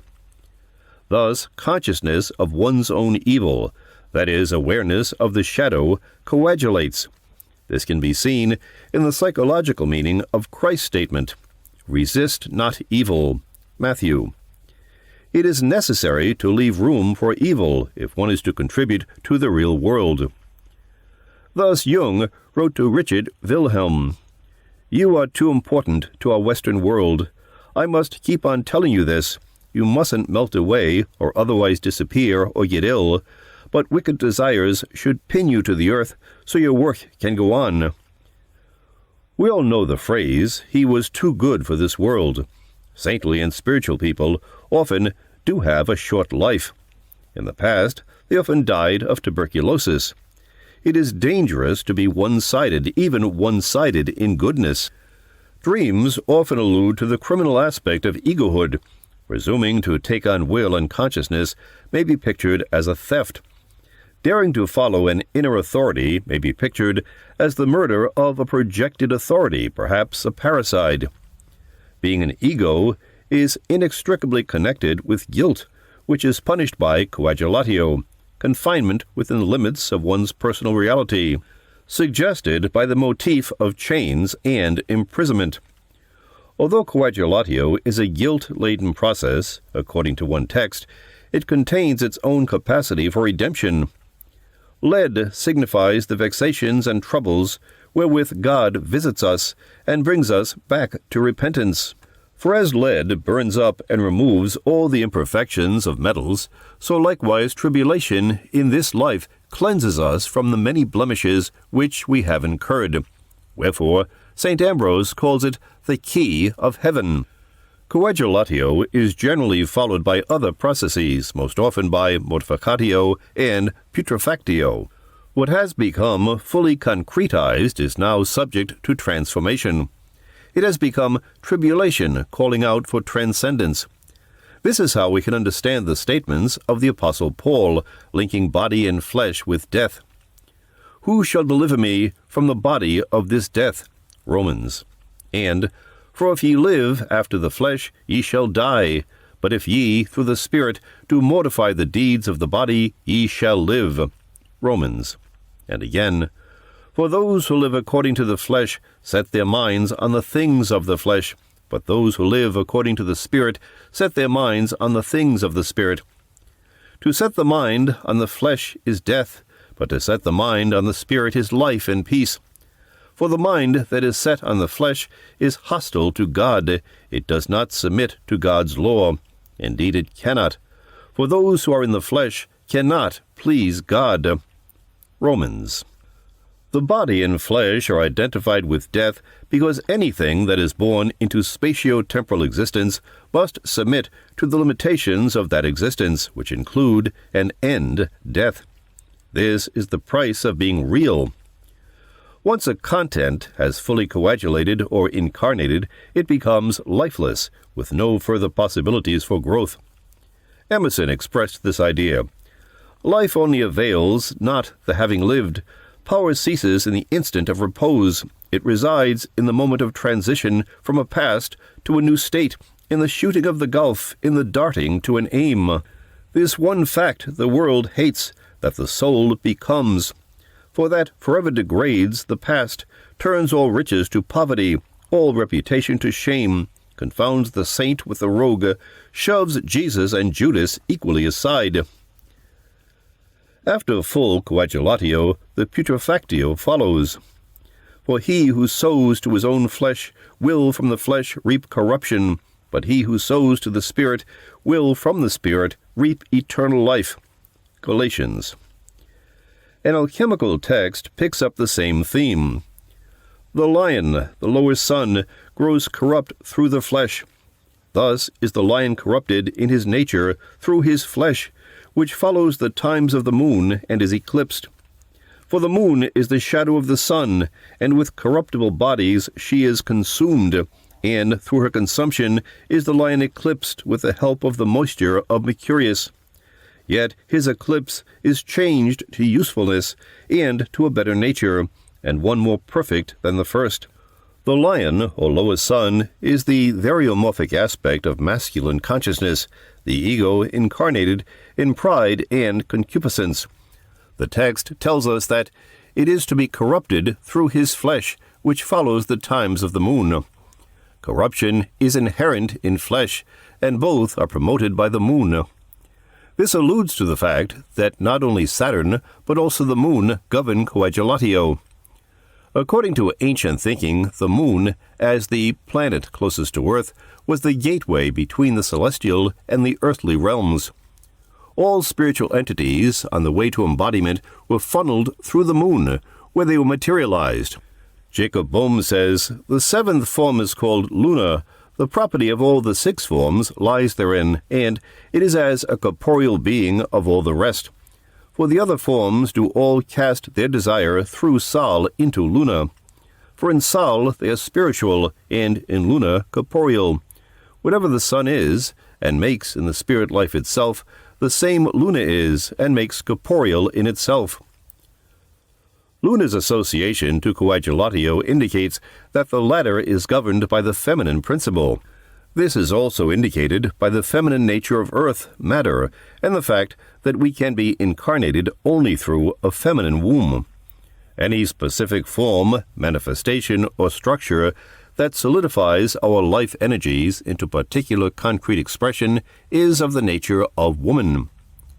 Country, church, community, institution, family, vocation, avocation, personal relationship, all enlist our commitment via the feminine principle.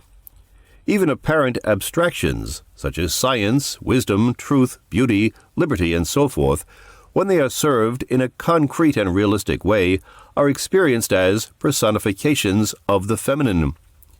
Jung has defined the feminine principle as the principle of relatedness. Thus we can say relationship coagulates.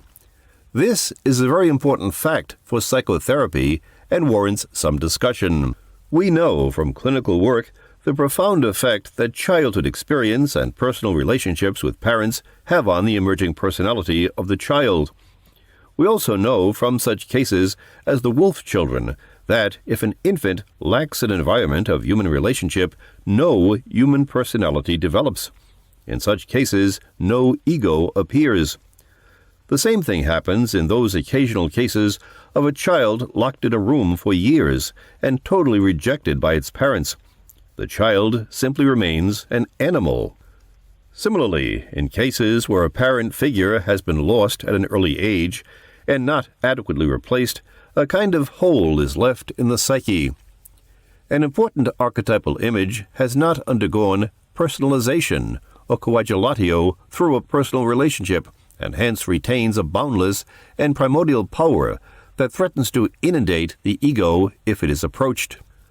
On the other hand, there are patients who, in spite of severe deprivation at the hands of the parents, were able to find an important relationship with some marginal figure in their childhood. It may have been a maid, an aunt, a teacher, or a grandparent who was able to relate genuinely to the child, and hence mediate and personalize an archetypal image. In these cases, the parental inadequacies, although damaging, were not fatal to the child's development because an alternate source of human relatedness had been found. Such isolated positive relationships may have lasted only a short time, but their effects seem to be incorporated permanently into the growing personality. Clinical experience shows that the individual realizes and relates to only those aspects of the parental archetypes that have been encountered in personal relationships. That part of the archetype that the parent's personality is able to activate, mediate, and embody will be the part that the child can incorporate most easily and build into its own personality. That part of the archetype to which the parent has no relation will be left largely unrealized in the realm of eternal forms, not yet incarnated in the child's history. The whole early process of individual psychic development, the ego emerging from its original state of oneness with the objective psyche, can be considered a process of coagulatio. The experience and conscious realization of the innate archetypal images proceeds only by encountering them incarnated in concrete personal forms. Newman alludes to this fact when he speaks of the necessary phase of secondary personalization. Concerning this, he writes, "This principle of secondary personalization holds that there is a persistent tendency in man to take primary and transpersonal contents as secondary and personal, and to reduce them to personal factors. Personalization is directly connected with the growth of the ego, of consciousness, and of individuality, through which the ego emerges from the torrent of transpersonal and collective events. Secondary personalization brings a steady decrease in the effective power of the transpersonal and a steady increase in the importance of the ego and personality. This describes coagulatio, whereby archetypal contents fall out of heaven and are egoized. Childhood personal relationship coagulates the archetypes but also limits and distorts them. If the particular aspects that have been coagulated are too one-sidedly negative or otherwise inimical to growth, they will have to be broken up and be recoagulated under more favorable circumstances. A woman who had such an experience had this dream. She sees 4 square concrete slabs with circles in them. They are cracked and broken. A voice says, "These are your erroneous attitudes about femininity, which are now destroyed." Coagulatio is promoted by an active, responsive, participating approach on the part of the psychotherapist. Certain patients require this approach and are threatened by anything that encourages solutio. The extreme case of failure of the archetypal images to become concretized is found in overt schizophrenia. The ego is literally inundated by boundless primordial archetypal images. Such an individual has had inadequate opportunity to experience the archetypes mediated and personalized through human relationships. The vital need for the personalization of the archetype accounts for the way in which many patients cling obstinately to their original experience of the parents. If, for instance, there's been a largely negative, destructive parental experience, the patient may find it very difficult to accept and endure a positive parent experience. I have gotten the distinct impression that a person will persist in, say, a negative orientation to the father archetype simply because that is the aspect of the image which has been coagulated in his or her life, and therefore has an element of safety and security even though it is negative. For such a person to encounter the positive aspect of the archetype is threatening because, since this side has never been personalized, it carries a transpersonal magnitude that threatens to dissolve the established boundaries of the ego. Emily Dickinson describes that state of affairs. "I can wade grief, whole pools of it, I'm used to that, but the least push of joy breaks up my feet, and I tip drunken. Let no pebble smile, 'twas the new liquor, that was all."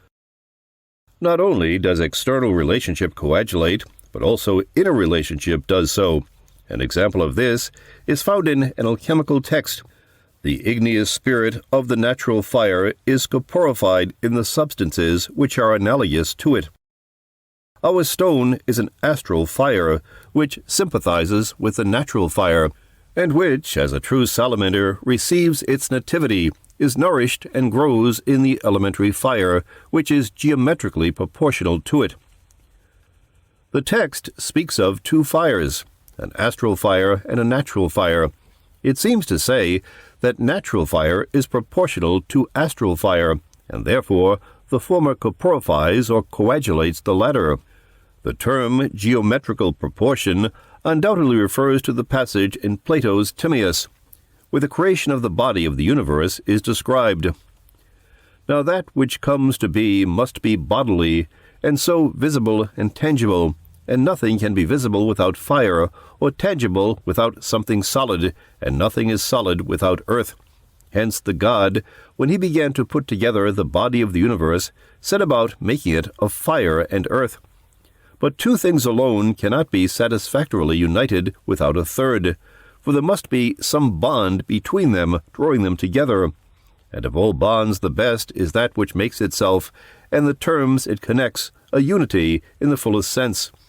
And it is of the nature of a continued geometrical proportion, analogia, to effect this most perfectly. In essence, this passage says that the body of the universe is created, that is, coagulated, by means of proportion or analogy. Analogy is a process of relationship, a making of connections by as if. These texts tell us that analogy corporifies or coagulates spirit. This is what makes alchemy so valuable for depth psychology.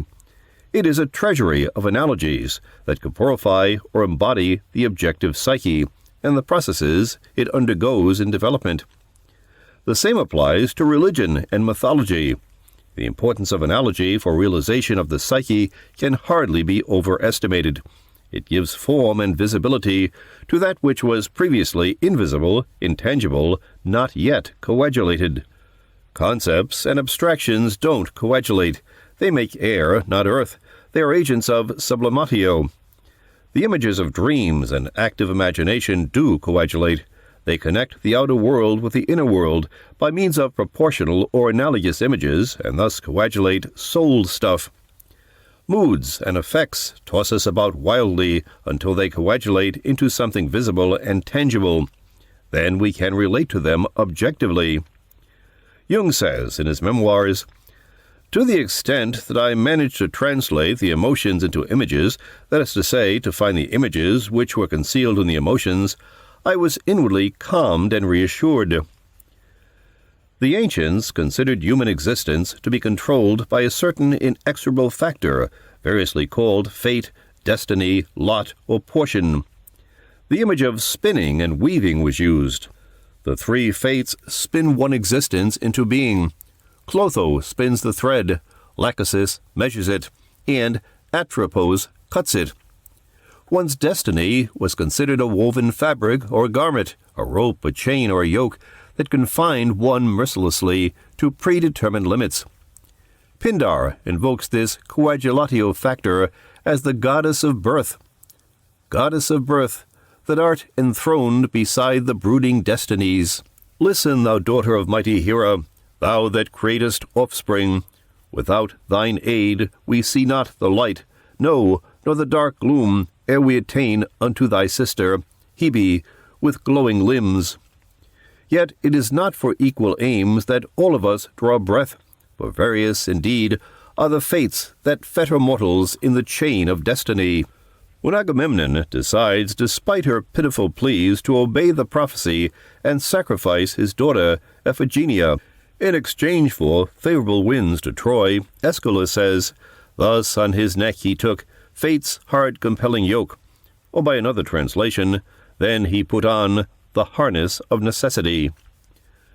Coagulatio is experienced as a bondage because it confines individuals to their actual reality, the portion they were given by destiny. Perhaps this accounts for the phrase, "he was bound to do that." Language is stating that destiny is bondage. Embodied existence is even described as a prison or tomb.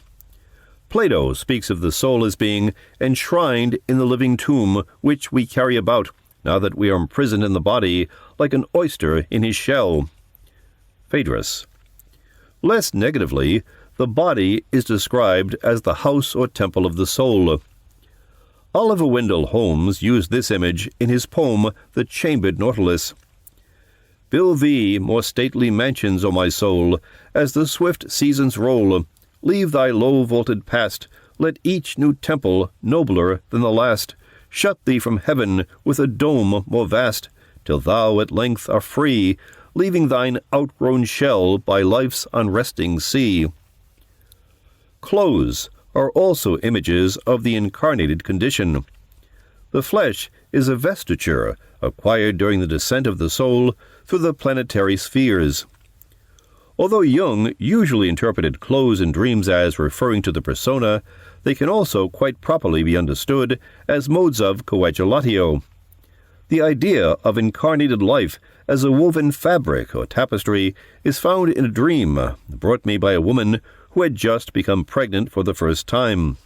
She had this dream 6 days after missing her first period and 3 days before learning that her pregnancy test was positive. A tapestry is being brought down from the attic. It is in 2 separate parts, which are to be joined, the burlap backing and the threaded design. First, the burlap backing is brought downstairs. Next, the threaded design was to be brought down. We were supposed to study the design of the tapestry in order to understand it. This would involve the counting of the threads. The design was very rich and complex. This dream is of considerable interest as an example of the reaction of the unconscious to the biological fact of conception. It has several similarities with the myths. First, the event is described as a fall, a descent from the attic. Secondly, there is a distinction made between the material ground, the burlap, and the image of meaning, threaded design, to be superimposed on it. This would correspond to the distinction between the soul and the flesh, which will house it, or the material which will carry the stamp of its image. In addition, the counting of the threads would correspond to the measuring function of the second fate, Lachesis. Coagulatio dreams sometimes occur at the approach of death, as though to express the meaning of the incarnation now ending. An 82-year-old woman had this dream a few weeks before her sudden death. "I was in the kitchen and looked into the oven. There was a beautiful roast completely cooked, perhaps a little dry. A voice said, You left it in too long, didn't you? I acknowledged that I had.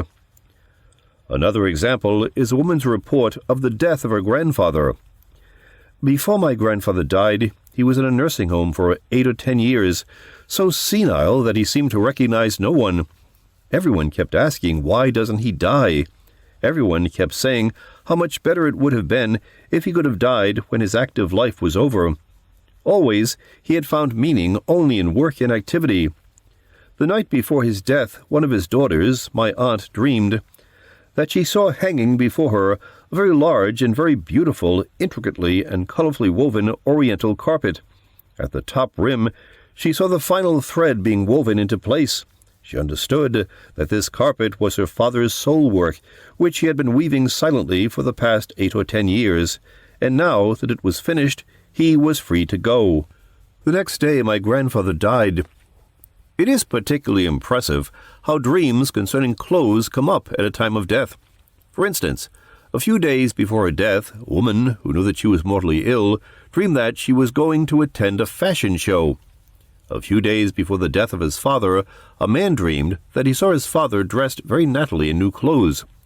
These dreams seem to refer to an ultimate coagulatio, the acquisition of an immortal body.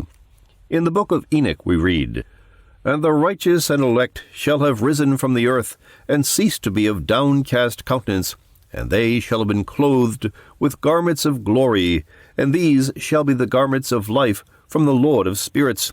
And your garments shall not grow old, nor your glory pass away before the Lord of spirits." Paul uses the same image. For we know if the earthly tent we live in is destroyed, we have a building from God, a house not made with hands, eternal in the heavens.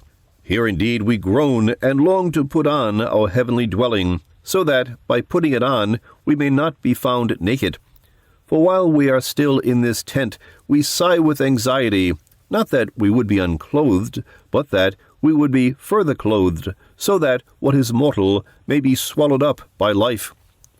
2 Corinthians. The idea of an immortal body expressing an ultimate coagulatio of the spirit is a boundary image, whose meaning can be only dimly sensed. It corresponds to the paradoxical symbol of the philosopher's stone, and seems to refer to the final goal of individuation. The grandest symbol of coagulatio is the Christian myth of the incarnation of the divine Logos. "And the Word became flesh and dwelt among us." John. This subject requires a separate treatment of its own. However, a few aspects of the life of Christ can be noted as particularly relevant. Christ was born of a virgin, that is, he was incarnated by means of pure earth. The Virgin Mary corresponds to the alchemical notion of the white foliated earth. Alchemy says, "Sow your gold in white foliated earth." White earth corresponds to the ash that has survived Calcinatio. It is a contradiction because earth is typically black.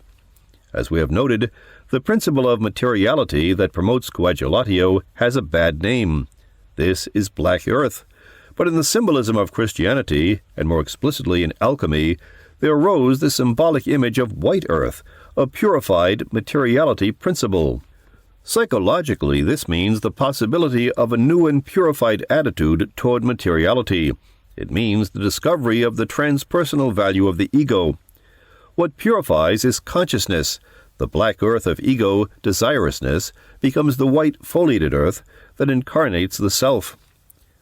The lowly circumstances of Christ's birth correspond to the ordinary and commonplace aspects of being concretely real.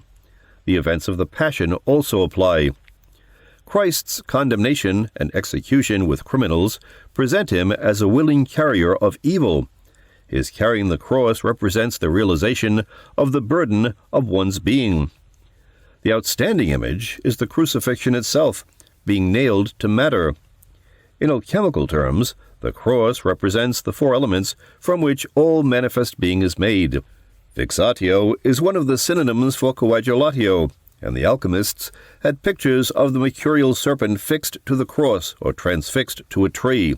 The Manichaeans universalized this image to the greatest extent in their doctrine of Jesus Petibilis, the suffering Jesus, who hangs from every tree, is served up bound in every dish, every day is born, suffers and dies, and is dispersed in all creation.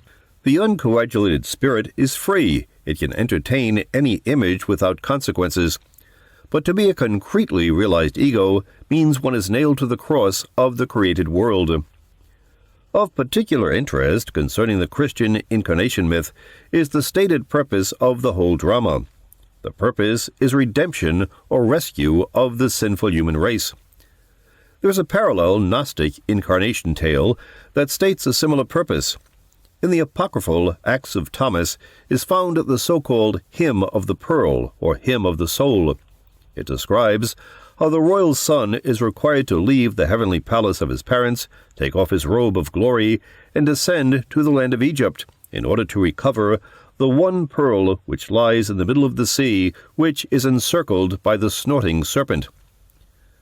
After helpful reminders from heaven, the royal son accomplishes his rescue mission, returns to his heavenly home, and dons his heavenly garment. In both the Christian and Gnostic myths, incarnation or descent into flesh is for the purpose of rescue. In the one case, the endangered value is humanity lost in sin. In the other case, it is a pearl in the possession of a serpent. These myths hint at the idea that egohood serves a redemptive function for a lost value. In alchemy, it is made more explicit that the value to be redeemed is an aspect of deity. A curious variant of this image of the rescuing power of flesh has become part of the lore associated with the diamond. In India, or Ceylon, there is supposed to exist a deep valley of diamonds infested with deadly serpents. In order to acquire the diamonds, pieces of flesh are thrown into the valley. The diamonds adhere to the flesh, and vultures carry the flesh back to the top of the gorge, where they are retrieved. This legend is a quaint variation of the theme incarnation for the purpose of redemption. The essential feature of the story is that diamonds adhere to flesh. We have here, I think, a tantalizing glimpse into the meaning of egohood. The diamond, in its hardness, is the supreme representative of the flesh principle in its incorruptible state, and is one of the symbols of the self. A parallel image occurred in the dream of a woman 8 weeks pregnant. I am on the lower level of the subway system. A young black woman hands me a diamond. I put it deep within my pocket, not wanting people to know for fear they will steal it. When I reach the upper level, I feel safer. The association to the diamond was her pregnancy. Just as the terms body and flesh refer to coagulatio, so that which nourishes the body, food and meal imagery, belongs to the same symbolism. Eating the forbidden fruit brought Adam and Eve into the painful world of spatio-temporal reality. The Old Testament speaks of the bread of tears, the bread of wickedness, Proverbs, the bread of deceit, Proverbs, the bread of idleness, Proverbs, and the bread of adversity, Isaiah. These phrases refer to the realization of the conditions mentioned. They become lived experiences, not abstract ideas. To eat something means to incorporate it, literally, to turn it into body. Hence, dreams in which the dreamer is offered something to eat indicate that an unconscious content is ready for coagulatio, assimilation by the ego. A woman, a fragile ego, had an invasion of the unconscious that required daily psychotherapy. After a month of intense encounter with the unconscious, she had this dream, summarized. A woman is cooking mysterious substance in a rectangular container. She opens it a bit and says, "It is ready." It was a strange material. The upper part had gelled into a green substance apparently made of fruits. Below this layer was a dark, ungelled liquid. I ate a small piece of the green stuff. It had no taste. A man in a black suit came into the room. He went directly to the container, filled 8 jars with the gelled material, and walked out with them. He was like a strange messenger. There was something uncanny about him. This dream represents a critical process of ego development. It has similarities to the eating in the Garden of Eden, especially the reference to the fruit and the black-suited man who was associated to the devil. The filling of 8 jars, double quaternity, indicates that this is an individuation dream concerning the core and totality of the psyche. A young man who had come to the end of his analysis and was in the process of taking on more substantial life responsibilities had this dream. I go out for dinner at a very special place. It is not really a restaurant, but the basement of a monastery. The food is served by monks. For dessert, they serve cow dung cookies, supposedly a delicacy like filet mignon. However, they warn me to be careful, for some may not have crystallized out of their prior form. The idea of eating them causes me great distress. Whenever food is offered one in a dream, the general rule is that it should be eaten, no matter how unpleasant it seems. Sometimes, as in this dream, it will have strange or miraculous qualities, indicating that it is coming from the archetypal level of the psyche. Biblical examples are the manna from heaven sent to the Israelites in the wilderness, Exodus, and the feeding of the 4,000, Matthew. In some cases, the food to be eaten clearly symbolizes the need to assimilate a relation to the self. Isaiah speaks of the word of God as bread to be eaten. He has Yahweh say, "For as the rain and snow come down from heaven, and return not thither, but water the earth, making it bring forth and sprout, giving seed to the sower and bread to the eater, so shall my word be that goes forth from my mouth."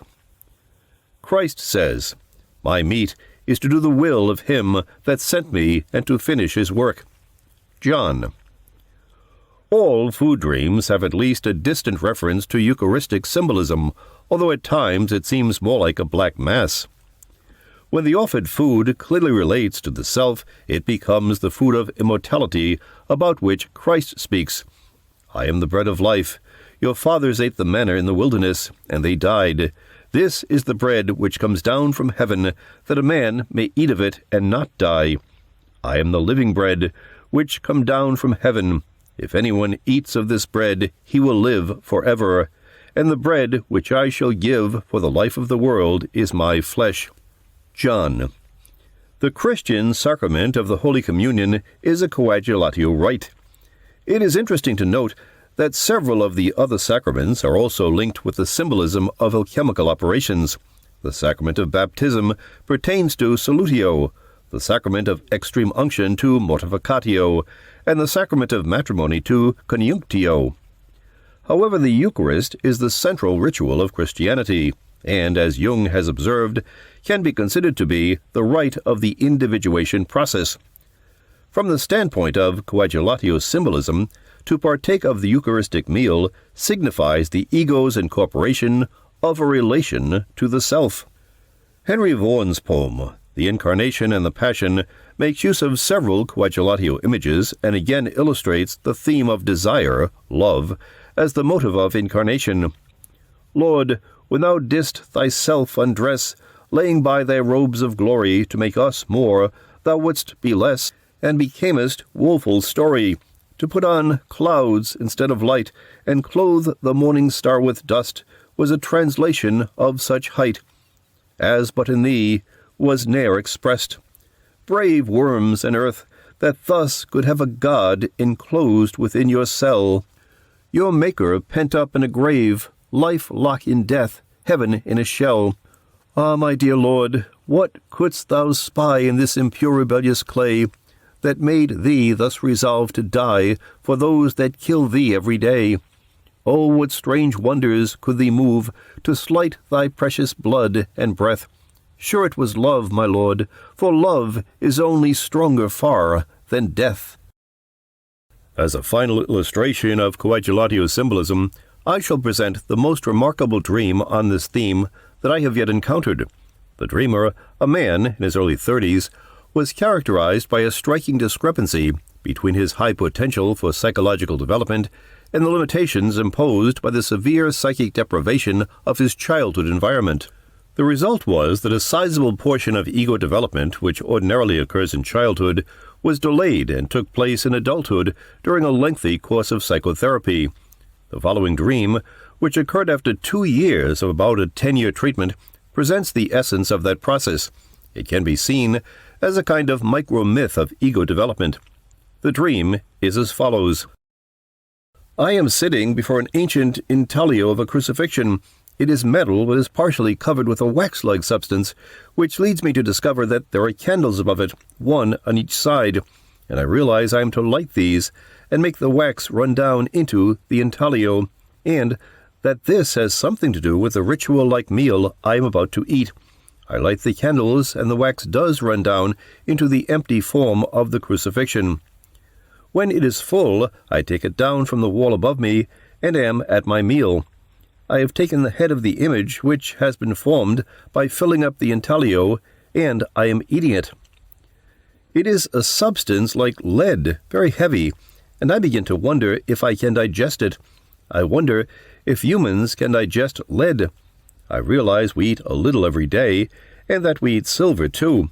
I think, therefore, that it is a safe thing to have eaten, but I am wary of eating too much. The dream ends while I am at the meal. This dream contains several Coagulatio themes: solidification of a liquid, lead eating in the crucifixion. The ancient crucifixion intaglio symbolizes the innate archetype of the self, an empty form waiting to be realized by an influx of living matter.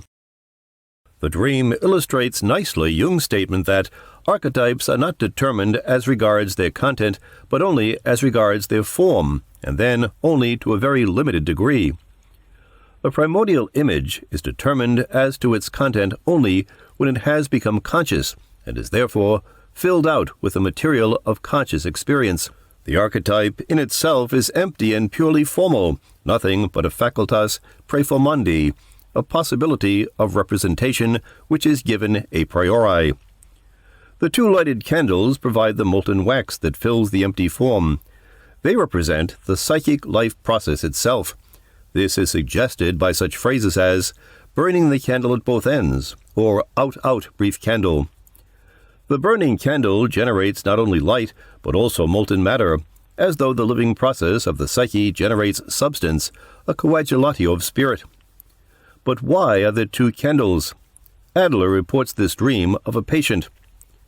I carry two lighted candles, of which I blow out one and keep the other alight, saying, "This is life and death." Adler associates these two candles to the two torchbearers who flank Mithras in the conventional representations of him. One has his torch upright, the other pointing downward. Perhaps the two candles will indicate the interplay of opposites, and the flowing of the two molten streams into one shape will signify a coniunctio of the opposites. The eating of the wax figure corresponds to well-known ritual meals in which the participant eats a representation of the deity. For example, the Christian Eucharist. In the early Church, wax was used as a symbol of the flesh of the Agnus Dei. It was customary in Rome and in the whole Occident to make little lambs out of the consecrated wax of the Paschal candle, and to keep them for the octave of Easter, when they were distributed to the communicants after the Lord's Supper. Emilarius of Trier gives the following explanation of this rite. The wax symbolizes, as Gregory the Great says in his sermons, the humanity of the Christ.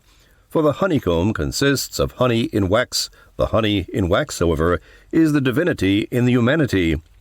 The lambs which the Romans make of wax symbolize the Immaculate Lamb, which was made for our benefit. The concern regarding the digestibility of the substance is characteristic. How much reality can the ego stand? This is an urgent question for us all. The dream seems to advise regular small doses of this bitter medicine. In summary, this dream pictures ego development as a process in which the latent, pre-existent totality, the self, is first incarnated and then assimilated through the living efforts of the individual. It demonstrates Jung's statement that the self, like the unconscious, is an a priori existent, out of which the ego evolves. It is, so to speak, an unconscious prefiguration of the ego. In conclusion, the alchemical operation of Coagulatio, together with the imagery that clusters around this idea, constitutes an elaborate symbol system that expresses the archetypal process of ego formation. When the ego's relation to the self is being realized, that is, when the ego is approaching the Coagulatio of the psyche in its totality, then the symbolism of ego development becomes identical with that of individuation. Jung puts it better. God wants to be born in the flame of man's consciousness, leaping ever higher. And what if this has no roots in the earth? If it is not a house of stone where the fire of God can dwell, but a wretched straw hut that flares up and vanishes, could God then be born? One must be able to suffer God. That is the supreme task for the carrier of ideas. He must be the advocate of the earth. God will take care of himself. My inner principle is Deus et homo. God needs man in order to become conscious, just as he needs limitation in time and space. Let us therefore be for him limitation in time and space, an earthly tabernacle. Chapter 5. Sublimatio. Just as Calcinatio pertains to fire, Solutio to water, and Coagulatio to earth, so Sublimatio is the operation pertaining to air. It turns the material into air by volatilizing it and elevating it. The image derives from the chemical process of sublimation, in which a solid, when heated, passes directly into a gaseous state and ascends to the top of the vessel, where it resolidifies on the upper, cooler region. Distillation is a similar process, in which a liquid vaporizes on heating and condenses again in a cooler area. The term sublimation derives from the Latin sublimis, meaning high. This indicates that the crucial feature of sublimatio is an elevating process whereby a low substance is translated into a higher form by an ascending movement. Earth is transformed into air, a fixed body is volatilized. That which is inferior is changed into something superior, inferius, below, superus, above.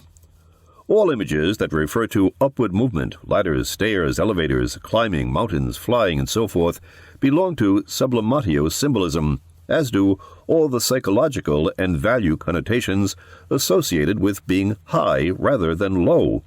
An alchemical text says, "The spirit, therefore, by the help of the water and the soul, is drawn forth from the bodies themselves, and the body thereby is made spiritual.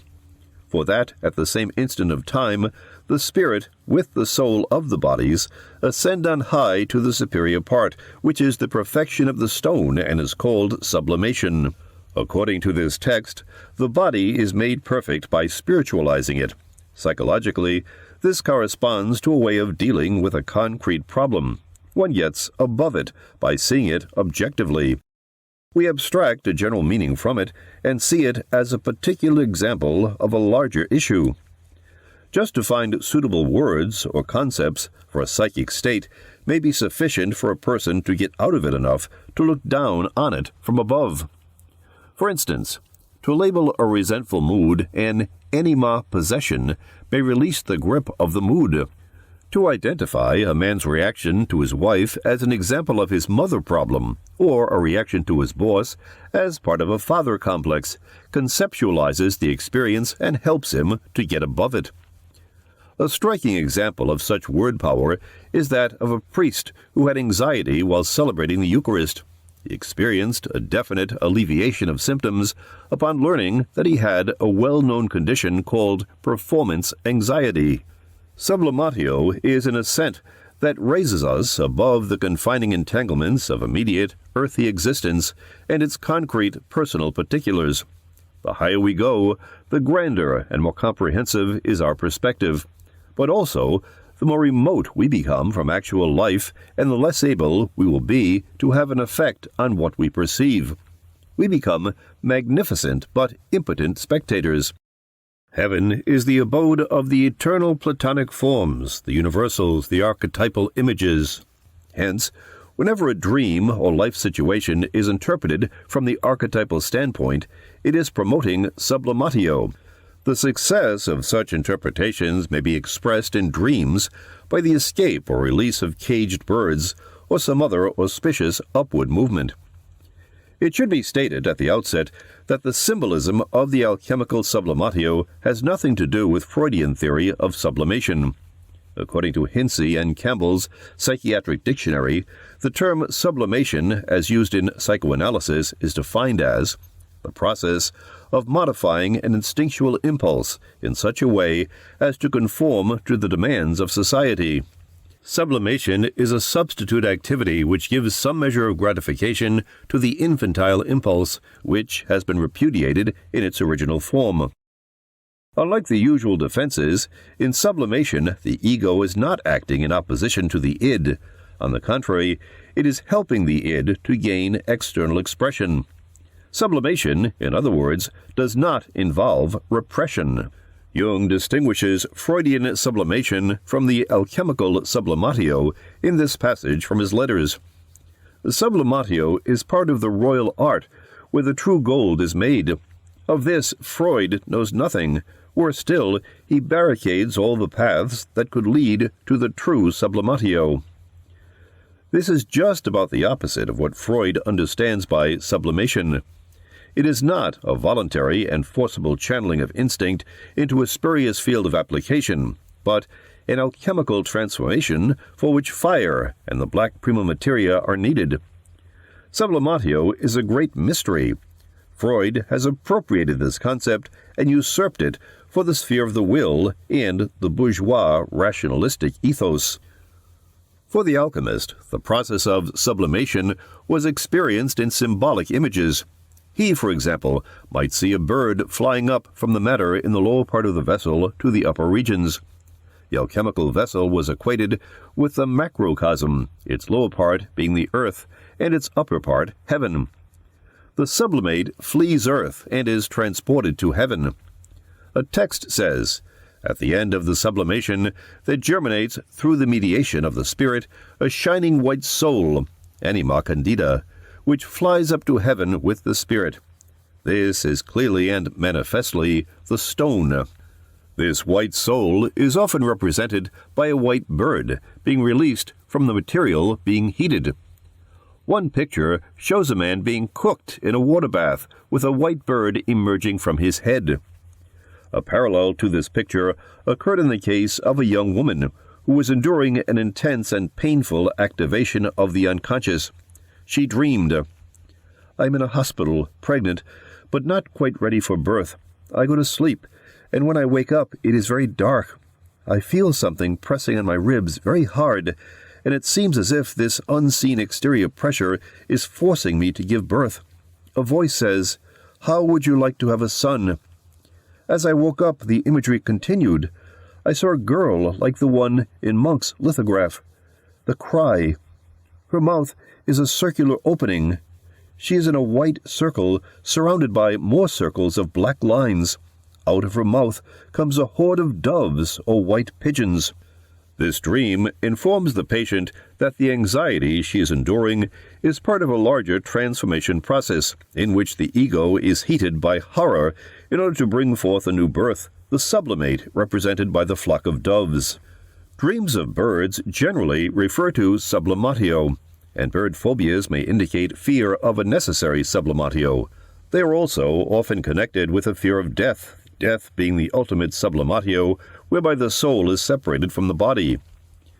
One aspect of sublimatio overlaps with separatio symbolism, namely, its use as an extraction procedure.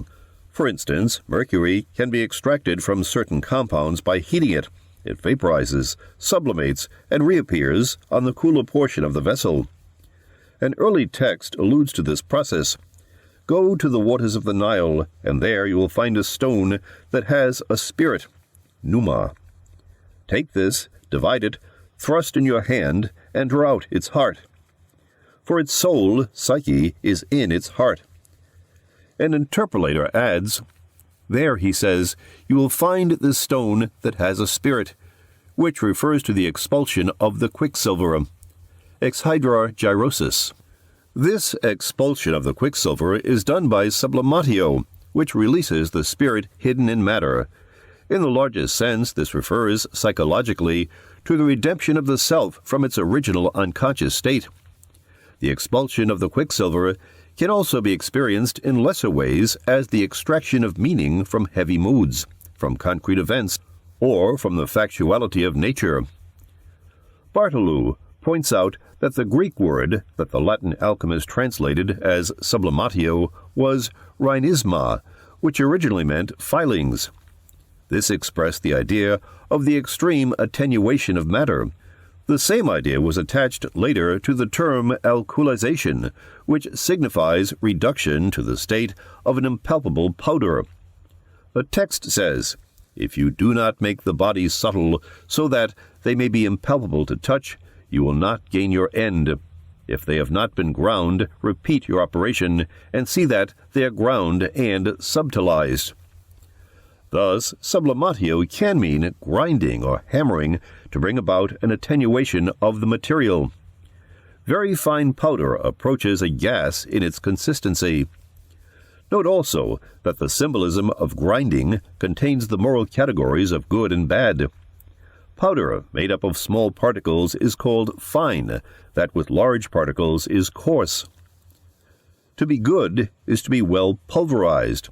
Encounter with the numinosum may have a pulverizing effect, as indicated by the saying, "Though the mills of God grind slowly, yet they grind exceedingly small." Foliation has the same implication. A recipe mentioned earlier reads, "Sow your gold in white foliated earth," that is, in sublimated earth.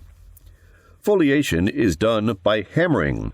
These lines by Rilke can thus be considered as announcing an impending sublimatio. What locks itself in endurance grows rigid, sheltered in unassuming grayness. Does it feel safe? Wait. From the distance, hardness is menaced by something still harder. Alas, a remote hammer is poised to strike. In Shakespeare's Antony and Cleopatra, Enobarbus commits suicide in remorse for his defection from Antony. This image of sublimatio by pulverization is wrung from him. He is speaking to the moon.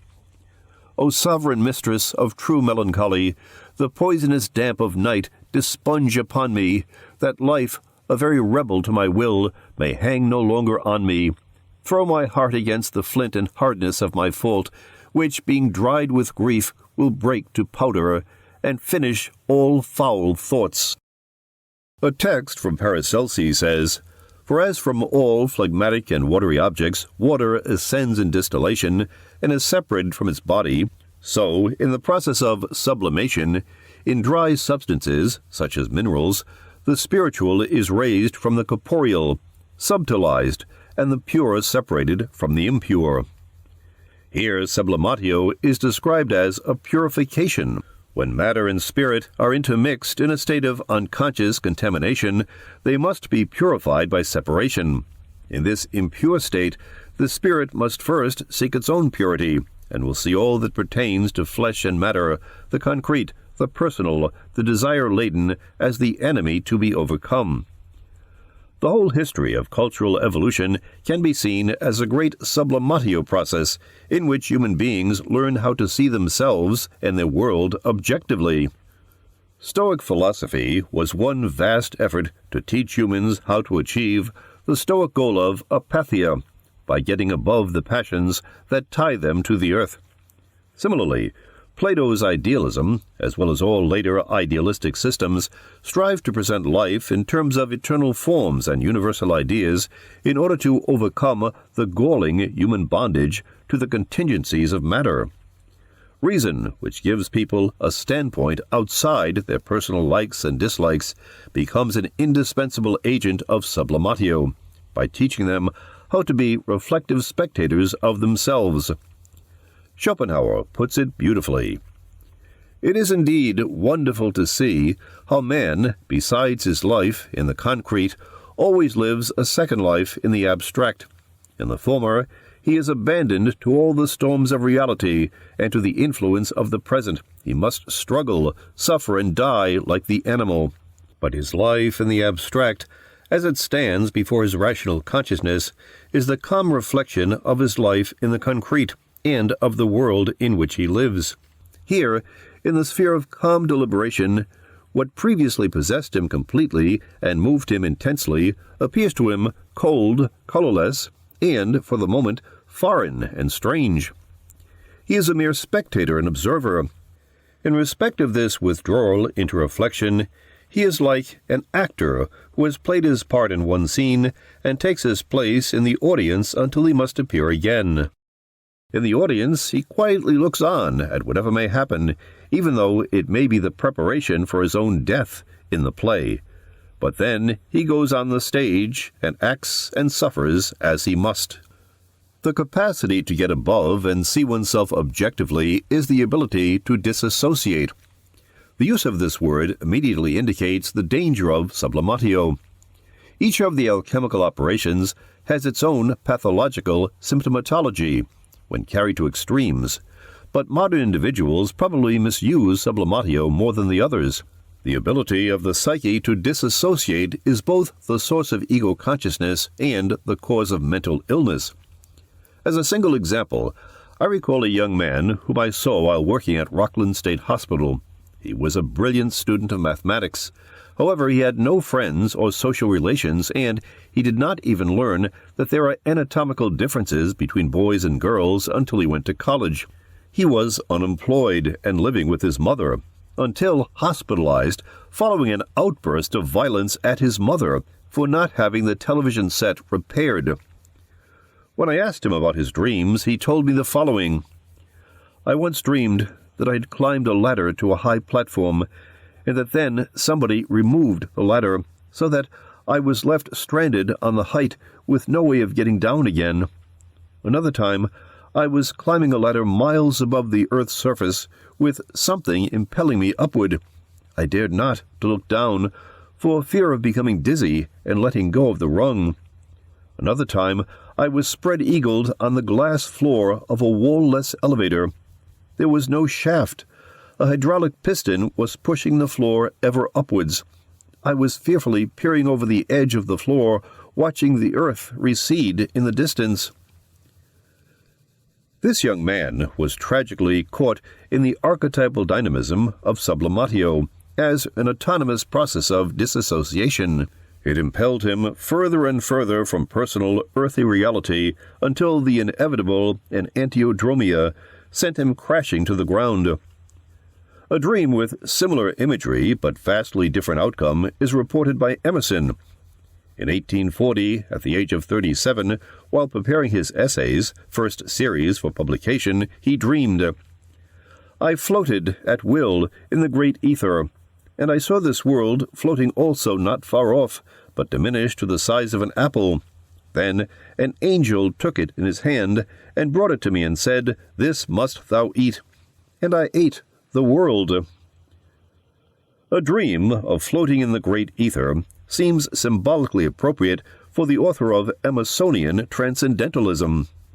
This dream is grand rather than grandiose. In contrast to the previous dreams, this one contains its own corrective factor. The extreme Sublimatio is compensated by the Coagulatio image of eating the apple of the world. A beautiful poetic evocation of the Sublimatio mood is found in these lines from Milton's Il Penseroso. "O let my lamp at midnight hour be seen in some high lonely tower, where I may oft outwatch the bear, with thrice great Hermes, or unsphere the spirit of Plato, to unfold what worlds or what vast regions hold the immortal mind that hath forsook her mansion in this fleshy nook." The image of the tower is a typical Sublimatio symbol. Hexagram 20 of the I Ching, entitled Contemplation, View, represents a tower and describes the same kind of contemplation of the archetypal realm as does Milton. The I Ching speaks of those who contemplate the meaning underlying the workings of the universe, and apprehend the mysterious and divine laws of life, and by means of profoundest inner concentration they give expression to these laws in their own persons. The tower image came up in a dream of mine after attending an impressive lecture on mythology. I dreamed, "I see a stupendously high tower. It is a broadcasting tower for a radio network. One climbs it by a ladder built on the outside. A man is there whose job it is to operate the tower. Each day he climbs to the top in the morning and descends again at night. I ask him if it isn't difficult. He says, not at all. I realize that I would be very reluctant to climb to such a height. The dream pictures my reaction to the lecture. I was dazzled by its brilliance and broad perspective. Ascent to a height gives one a perspective view not available from the ground. Thus, in mythological and religious imagery, ascension often accompanies revelation of the divine realm. God meets humanity on the mountain, for example, Moses on Sinai.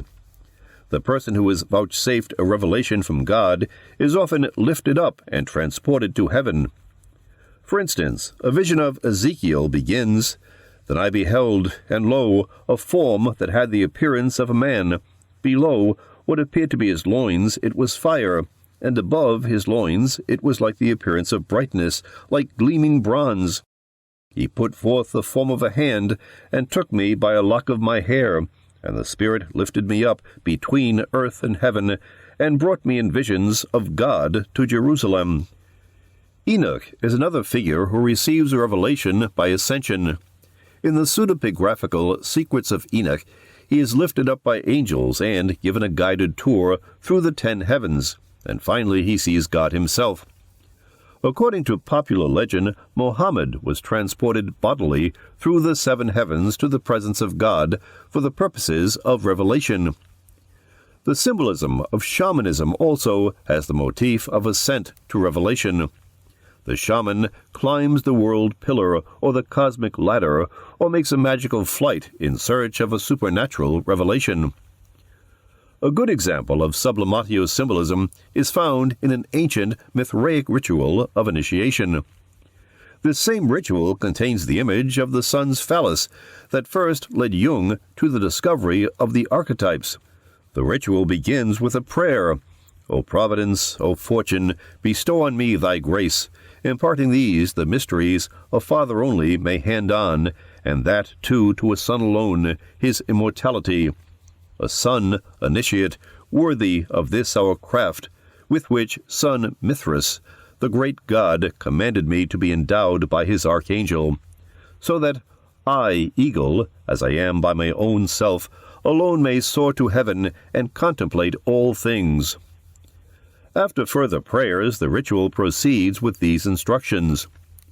"Take from the sun-rays breath, inhaling thrice as deeply as thou canst, and thou shalt see thyself being raised aloft and soaring towards the height, so that thou seemest to be in the midst of air. Thou shalt hear naught, nor man nor beast, nor shalt thou see aught of the sights upon the earth.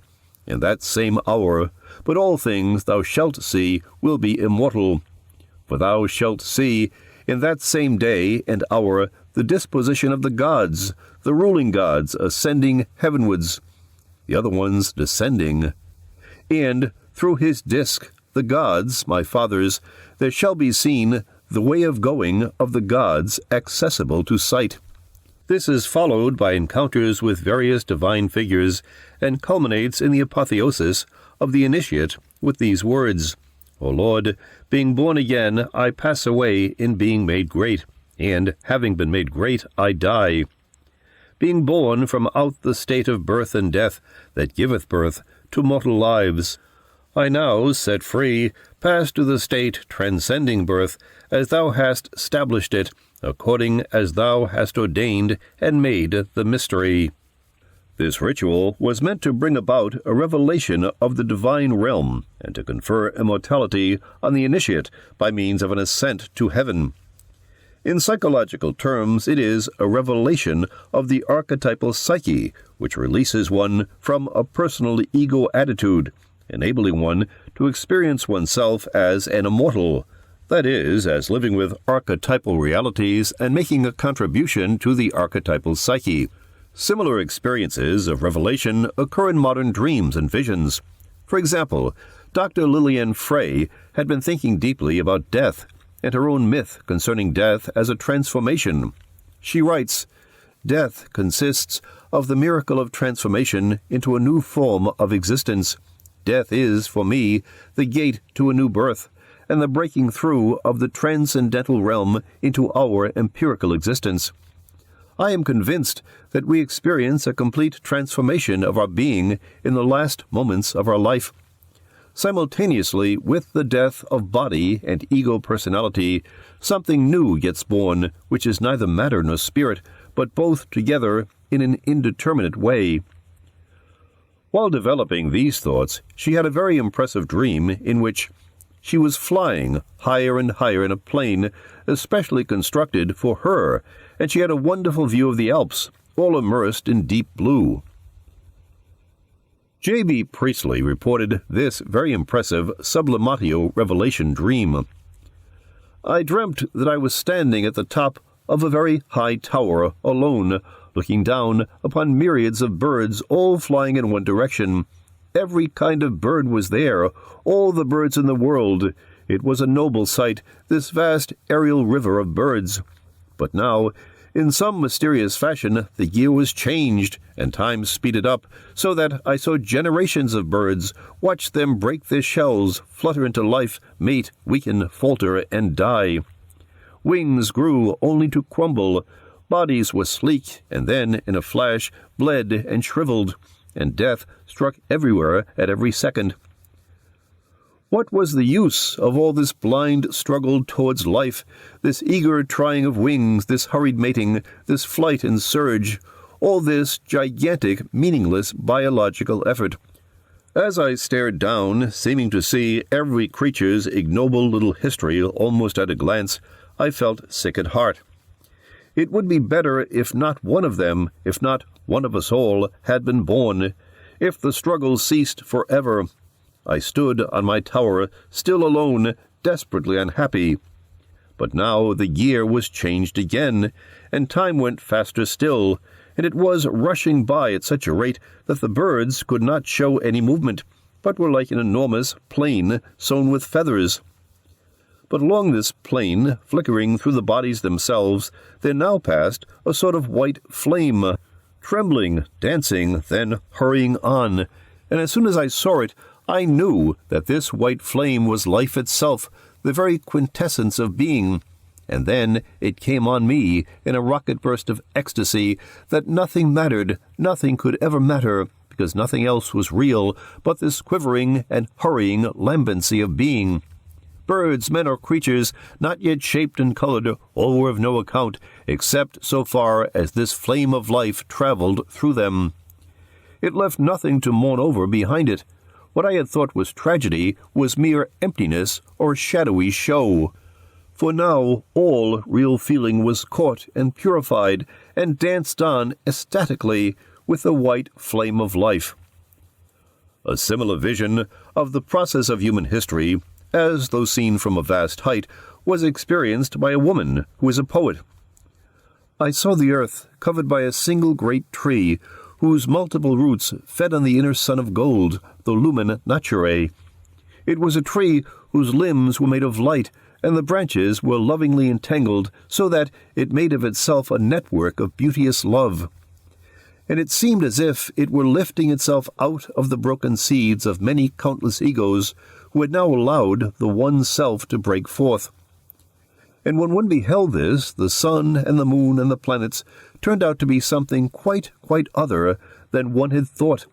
From what I could make out, the Lord himself was the alchemist, and out of the collective swarming and suffering, ignorance and pollution, he was trying the gold.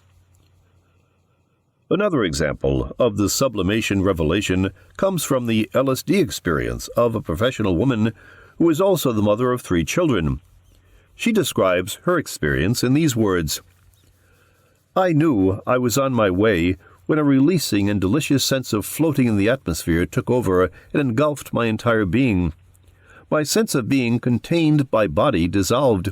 I laughed with delight and said out loud, "Now I remember what it's like to be without a body." I was in contact with some level of being, fully conscious but without embodiment. An awareness took form in my mind that I had resisted being born into the world in my present incarnation. I understood why. Air is my true element, the matrix of my being. The ecstasy of being free of body, the aging process, backaches, headaches, creaky joints, lasted an eternity. I was no longer confined by the space-time dimensions of Earth. How amazing to be me, fully aware and conscious and yet without any physical vehicle. This was followed by other experiences, including the reliving of her own birth, and then came this final vision. Then began a complex cycle of laughter and tears, the laughter usually connected with an opening of the arms and legs, the weeping with a contraction and closing of the body. I moved back in time through countless ages of mankind, experiencing in my body countless birth, death, and rebirth cycles. I found myself in different parts of the world, mainly Europe, more with simple peasants, farmers, craftsmen, than kings and nobles. I was buried, or buried others dear to me, having my eyelids closed and arms crossed, or performing this ritual for others. The plain wooden box is lowered into the grave. The dirt is sprinkled over the box. The mourners grieve. Then I am a woman giving birth or assisting in the process. There is the cry of the newborn infant, the circular sweep of the mother's arms to gather the child to her breast. Birth cries and death rattles intermingle in a flicker of an eyelash. I realize that my own place in the rhythmic pattern of death and birth is but a moving instant, and that is more than enough. The sense of oneness with the universe, with the birth-death process, experienced through my body's self-totality, overwhelms me with grace. It is as though I have been given a gift so precious I need never ask again, what is the meaning of my life? The remarkable similarity between this LSD vision and Priestley's dream indicates that such experiences have an objective validity. That is, they bear witness to the reality of the psyche. Another aspect of ascent symbolism is the theme of translation to eternity. For instance, Heracles ascended to Olympus from his funeral pyre, a quite literal Sublimatio. He disappeared from the earth and reappeared on a higher level as a result of being heated. The same thing happened to Elijah, 2 Kings. Behold, a chariot of fire and horses of fire separated the two of them, Elisha and Elijah, and Elijah went up by a whirlwind into heaven. Fire also sublimates Elijah. According to 1 Maccabees, it was Elijah's fiery religious intensity that accounted for his ascension. Elijah, for his consuming fervor for the law, was caught up to heaven itself. Christ ascended to heaven 40 days after his resurrection.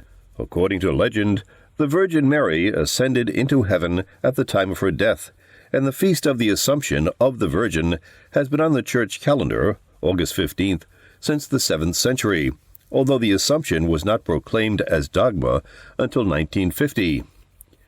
The origin of the symbolism of translation to eternity is probably Egypt.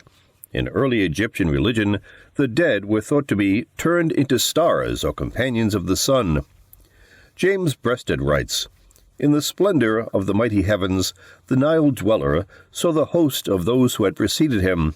Thither they had flown as birds, rising above all foes of the air, and received by Re. As the companions of his celestial bark, they now swept across the sky as eternal stars." A pyramid text describes the translation of the dead king to the heavenly realm in these words, "The king ascends to the sky among the gods dwelling in the sky. He, Re, gives thee his arm on the stairway to the sky.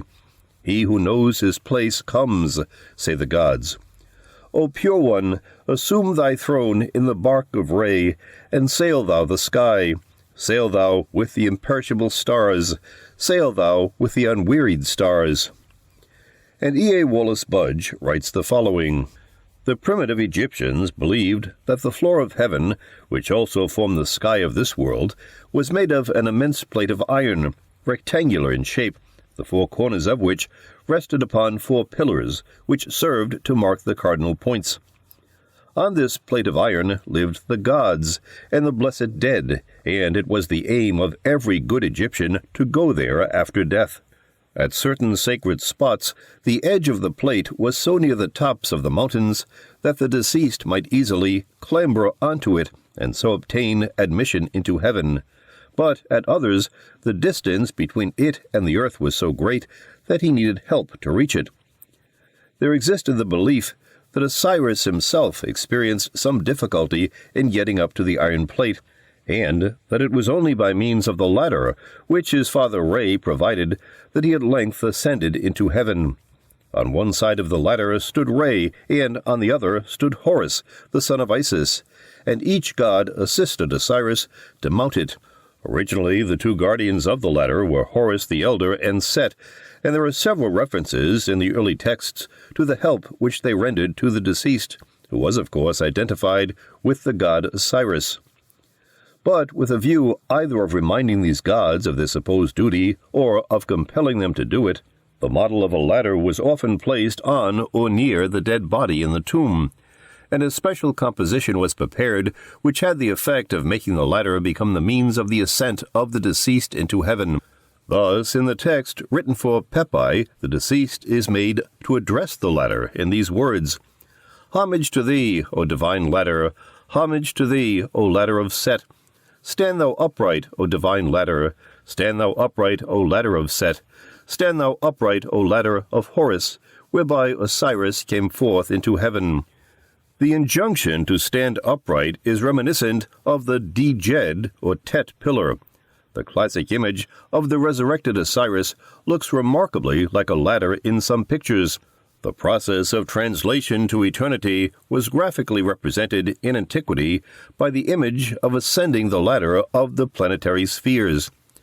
When a soul is born into an earthly body, it descends from heaven through the planetary spheres and acquires the qualities pertaining to each.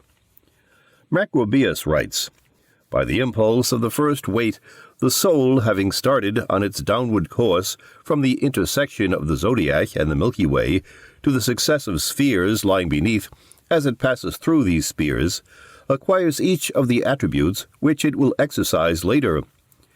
In the sphere of Saturn it obtains reason and understanding, called logistikon and theoretikon. In Jupiter's sphere, the power to act, called praktikon. In Mars's sphere, a bold spirit, or thymikon. In the Sun's sphere, sense perception and imagination, ascetikon and phantasnikon. In Venus's sphere, the impulse of passion, epithemitikon. In Mercury's sphere, the ability to speak and interpret, hermeneutikon. And in the lunar sphere, the function of molding and increasing bodies, phytikon. This last function, being the farthest removed from the gods, is the first in us and all the earthly creation. When the soul has purified itself, it may ascend the ladder of the planetary spheres. For when it has rid itself completely of all taint of evil and has deserved to be sublimated, it again leaves the body, and fully recovering its former state, returns to the splendor of everlasting life. The ascent of the spheres is described in a poem by Henry Vaughan. "The power of my soul is such, I can expire, and so analyze all that's man. First my dull clay I give unto the earth, our common mother, which gives all their birth. My growing faculties I send, as soon whence first I took them, to the humid moon. All subtleties and every cunning art to witty Mercury I do impart. Those fond affections which made me a slave to handsome faces, Venus thou shalt have, and saucy pride, if there was aught in me, Sol, I return it to thy royalty. My daring rashness and presumptions be to Mars himself an equal legacy. My ill-placed avarice, sure 'tis but small, Jove, to thy flames I do bequeath it all, and my false magic, which I did believe, and mystic lyres to Saturn I do give. My dark imaginations rest you there, this is your grave and superstitious sphere. Get up, my disentangled soul, thy fire is now refined, and nothing left to tire, or clog thy wings. Now my auspicious flight hath brought me to the Empyrean light. I am a separate essence, and can see the emanations of the deity." It is also Henry Vaughan who wrote these well-known lines, describing a Sublimatio experience. "I saw eternity the other night, like a great ring of pure and endless light, all calm as it was bright, and round beneath it, time and hours, days, years, driven by the spheres, like a vast shadow moved, in which the world and all her train were hurled. There is a Kabbalistic parallel to the theme of returning to the planetary archons, the qualities pertaining to each, indicated in this passage by Gershom Scholem. The task of the Kabbalah is to help guide the soul back to its native home in the Godhead. For each single sephira there is a corresponding ethical attribute in human behavior, and he who achieves this on earth is integrated into the mystic life and the harmonic world of the sephirat. The Kabbalists unanimously agree on the supreme rank attainable by the soul at the end of its mystical path, namely that of Devakat, mystical cleaving to God. This is achieved by climbing the ladder of Devakat. The state of Devakat, or cleaving to God, was thought by the Kabbalists to be achieved by prayer. The worshipper uses the fixed words of the prayer as a banister during his meditation, which he grasps on his road of ascension so that he should not be confused or distracted. Such meditation results in the joining of human thought to the divine thought or the divine will. The thought expands and ascends to its origin, so that when it reaches it, it ends and cannot ascend any further. Therefore the pious men of old raised their thought to its origin while pronouncing the precepts and words of prayer.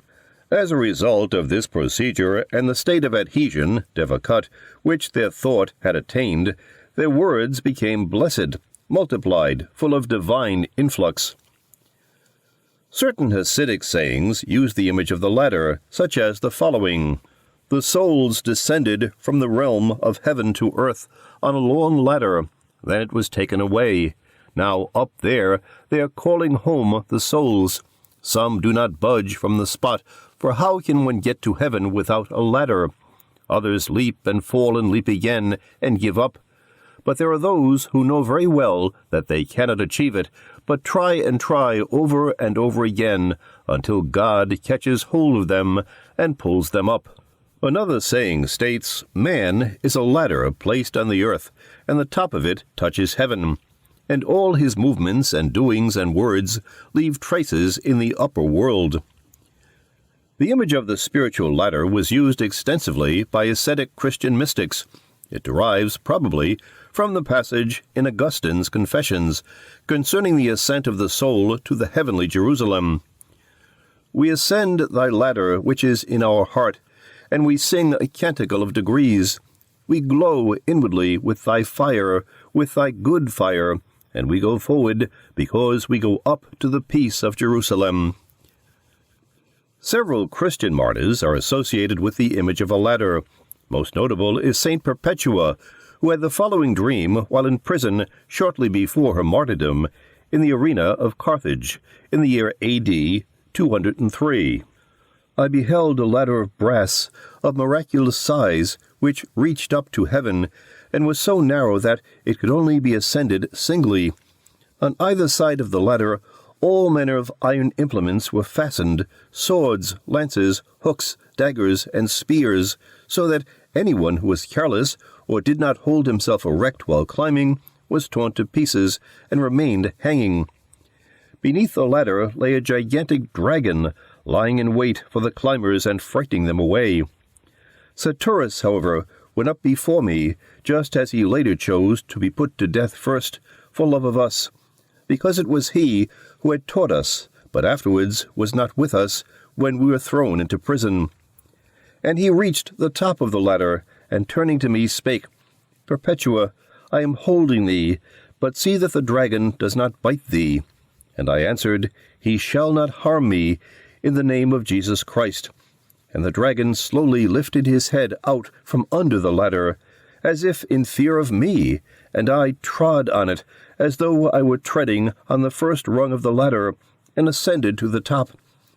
And I beheld a vast garden, and seated in the center of it all, a tall white-haired man in shepherd's dress, who was milking sheep. And round about him many thousands of people clad in white, and he raised his head, looked at me, and spake, It is well that thou art come, child. And he called me to him, and gave me also a morsel of the cheese which he was milking, and I received it with folded hands and ate. And all who stood around said, Amen. And at the sound of this invocation I awoke, and was aware that I was still eating something sweet, I know not what. And I immediately reported the vision to my brother, and we understood that it meant the coming passion. And from that time we began to put no more hope in this world. This awesome dream illustrates the zeitgeist of the Christian era then just beginning. The new Christian spirit was the spirit of Sublimatio. This is illustrated in the following passage from the Syrian poet Jacob of Botany, who uses the idea of Jacob's ladder as a prefiguration of Christ's cross. The cross is set up as a wonderful ladder upon which mankind is in truth led up to heaven. Christ arose upon earth as a ladder of many steps, and raised himself on high, so that all earthly beings might be exalted through him. In the ladder, Jacob truly perceived the crucified one. On the mountain he, the Lord, made fast the mysterious cross like a ladder, set himself on the top of it, and from thence blessed all the nations.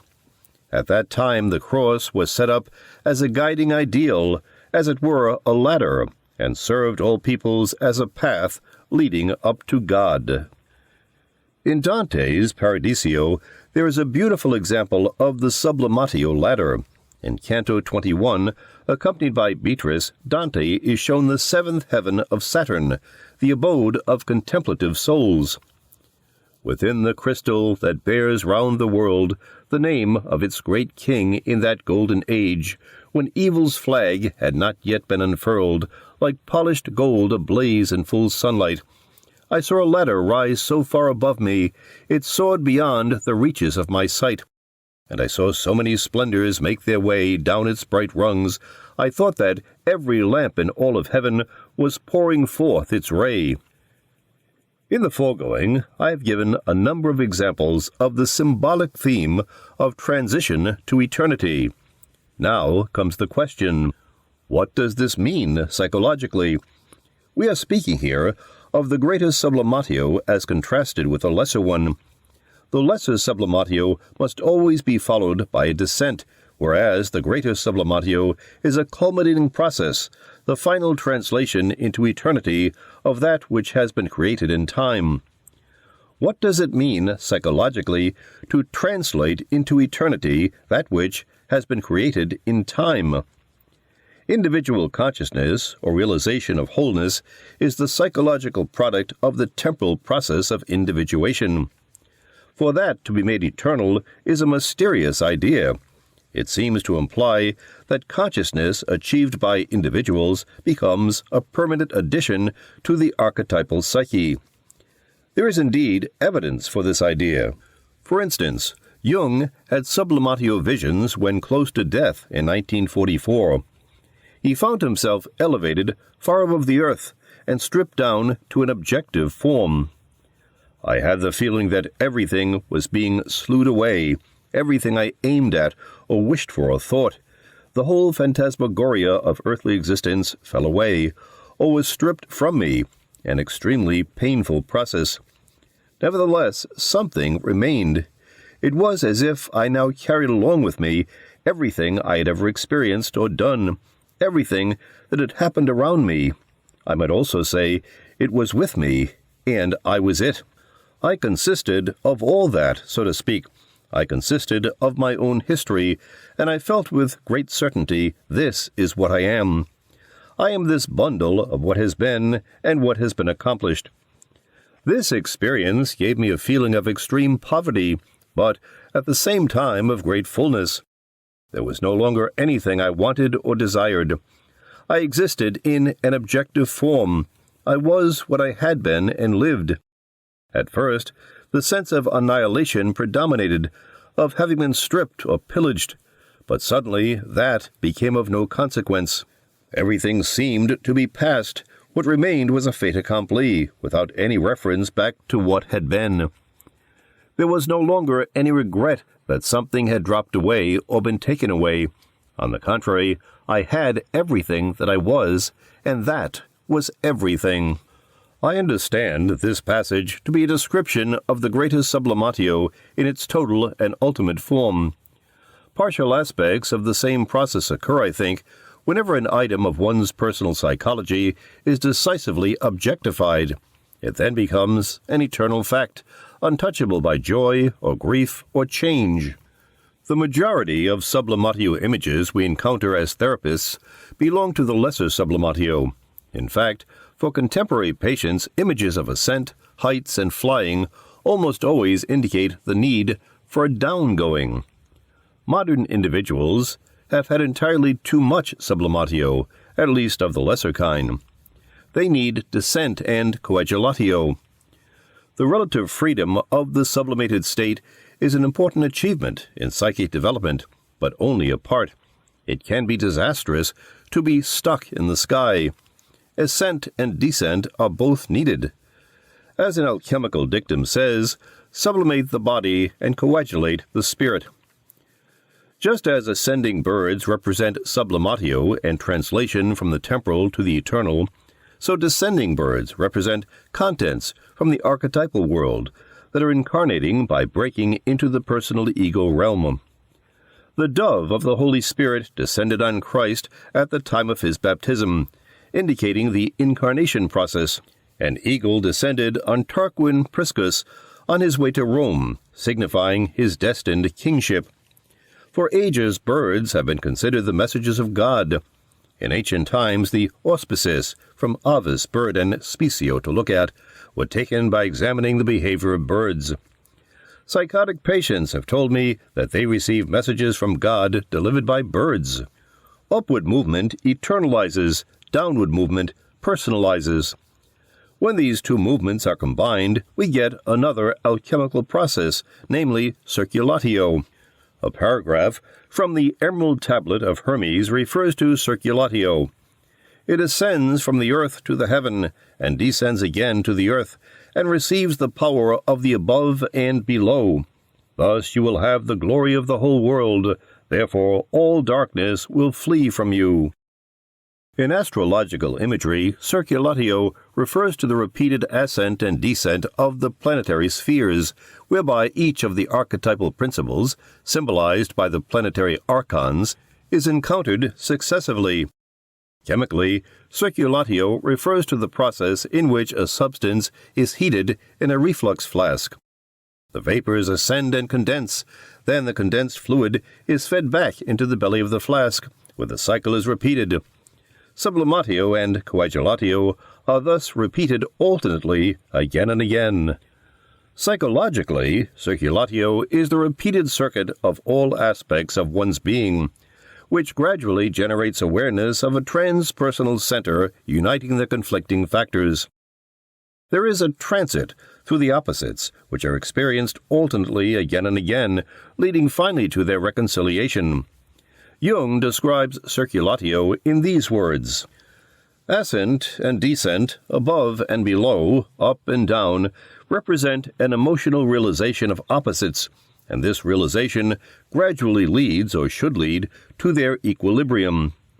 This motif occurs very frequently in dreams, in the form of going up and downhill, climbing stairs, going up or down in a lift, balloon, aeroplane, etc. It corresponds to the struggle between the winged and the wingless dragon, i.e., the Ouroboros. This vacillating between the opposites and being tossed back and forth means being contained in the opposites. They become a vessel in which what was previously now one thing and now another floats vibrating, so that the painful suspension between opposites gradually changes into the bilateral activity of the point in the center. Circulatio is an important idea in psychotherapy. Circular motion around a center and up and down are common in dreams. One must make the circuit of one's complexes again and again in the course of their transformation. The powers of the above and the below are combined to the extent that the unified personality is created that connects the personal psyche, below, with the archetypal psyche, above. The above passage from the Emerald Tablet gives a clear expression of the difference between the alchemical attitude and the Christian religious attitude. Jung emphasizes this point, since it makes clear the nature of the psychological empirical standpoint of which the alchemists were forerunners. He writes, "In the Emerald Tablet, it is not a question of one-way ascent to heaven, but, in contrast to the route followed by the Christian Redeemer, who comes from above to below, and from there returns to the above, the Filius Macrocosmi starts from below, ascends on high, and, with the powers of above and below united in himself, returns to earth again.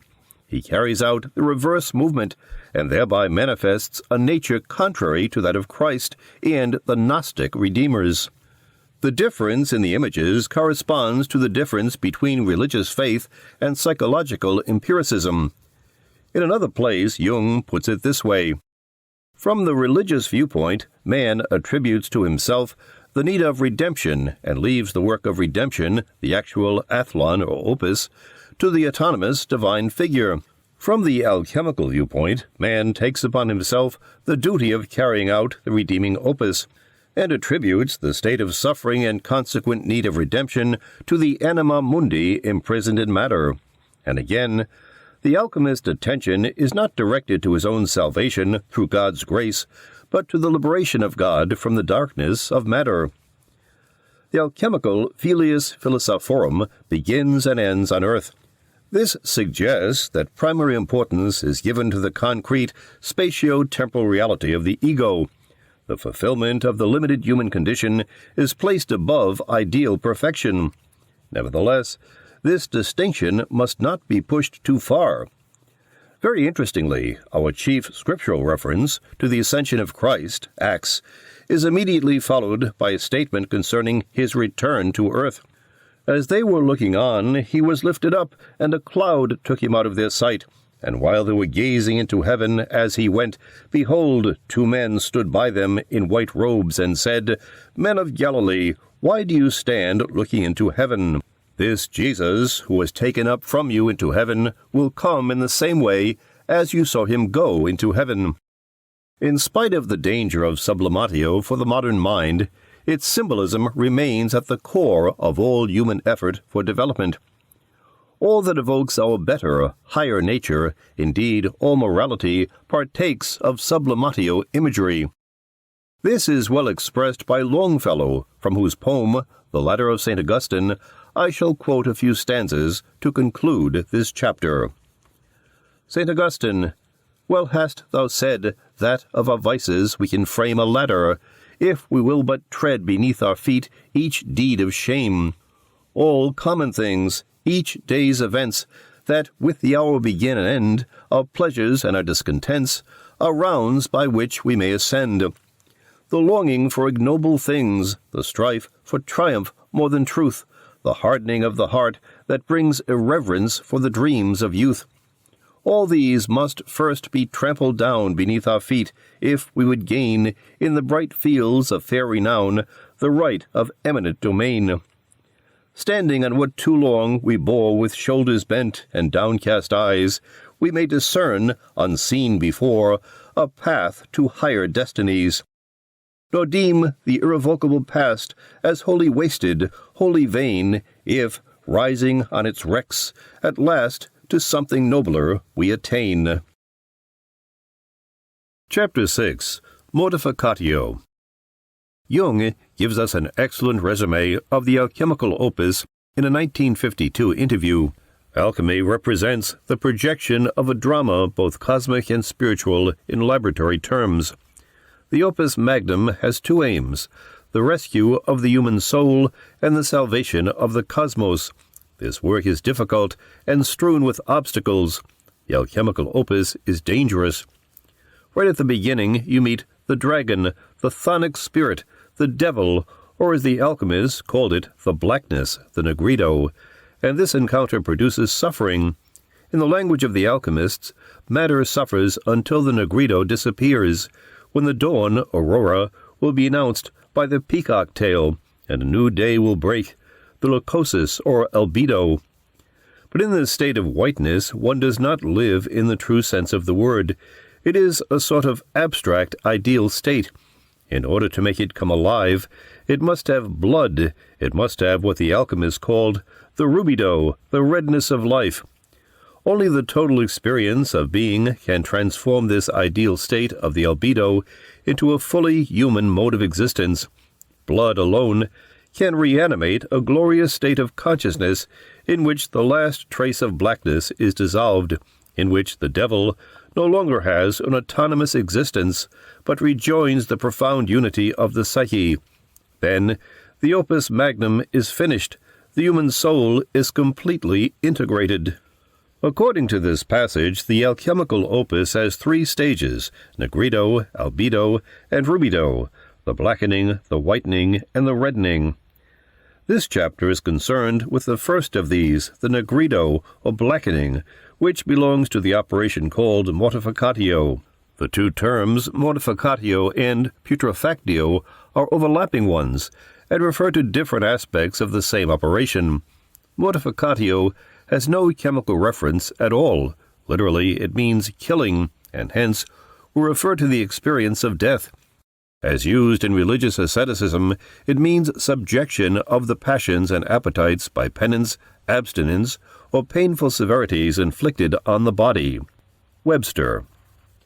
To describe a chemical process as mortificatio is a complete projection of a psychological image. This did, in fact, happen. The material in the flask was personified, and the operations performed on it were thought of as torture. Putrefactio is rotting, the decomposition that breaks down dead organic bodies. It likewise is not something that would occur in the operations of inorganic chemistry, with which the alchemists were largely concerned. However, witnessing the putrefaction of a dead body, especially a human corpse, which was not an unusual experience in the Middle Ages, would have a powerful psychological impact. The effects of this experience might then be projected into the alchemical process. Mortificatio is the most negative operation in alchemy. It has to do with darkness, defeat, torture, mutilation, death, and rotting. However, these dark images often lead over to highly positive ones: growth, resurrection, rebirth. But the hallmark of Mortificatio is the color black. Let us begin by sampling a few texts. That which does not make black cannot make white, because blackness is the beginning of whiteness, and a sign of putrefaction and alteration, and that the body is now penetrated and mortified. O happy gate of blackness, cries the sage, which art the passage to this so glorious change. Study, therefore, whosoever appliest thyself to this art, only to know this secret, for to know this is to know all, but to be ignorant of this is to be ignorant of all. For putrefaction precedes the generation of every new form into existence. Putrefaction is of so great efficacy that it blots out the old nature and transmutes everything into another new nature and bears another new fruit. All living things die in it, all dead things decay, and then all these dead things regain life. Putrefaction takes away the acridity from all corrosive spirits of salt, renders them soft and sweet. In psychological terms, blackness refers to the shadow. These texts that speak positively of blackness would thus be alluding, on the personal level, to the positive consequences of being aware of one's shadow. On the archetypal level, it is also desirable to be aware of evil, because blackness is the beginning of whiteness. By the law of opposites, an intense awareness of one side constellates its contrary. Out of darkness is born the light. In contrast, dreams that emphasize blackness usually occur when the conscious ego is one-sidedly identified with the light. For example, a white man who was very active in the black civil rights movement had this dream: I am in Hades and trying repeatedly to escape without success. There is some sort of wild sexual orgy. Everyone is covered with black tar. This patient had exteriorized his personal need to accept blackness by engaging in social action to force society to accept blacks. This was done very self-righteously by projecting the shadow on all who did not agree with him. Although in his conscious life he was involved in demonstrations to overcome discrimination against blacks in white restaurants, he had dreams that he was in black restaurants that discriminated against whites. The blackness, when it is not the original condition, is brought about by the slaying of something. Most commonly, it is the dragon that is to be killed. The dragon is a personification of the instinctual psyche, and is one of the synonyms for the prima materia. This image links the alchemical opus with the myth of the hero who slays the dragon. Just as the hero rescues the captive maiden from the dragon, so the alchemist redeems the anima mundi from her imprisonment in matter by mortificatio of the prima materia. Or as Jung put it, the slaying of the dragon is the mortificatio of the first dangerous, poisonous stage of the anima, equals mercurius, freed from her imprisonment in the prima materia. The mortificatio of the first dangerous, poisonous stage of the anima, women read animas, is an important part of the process of psychotherapy.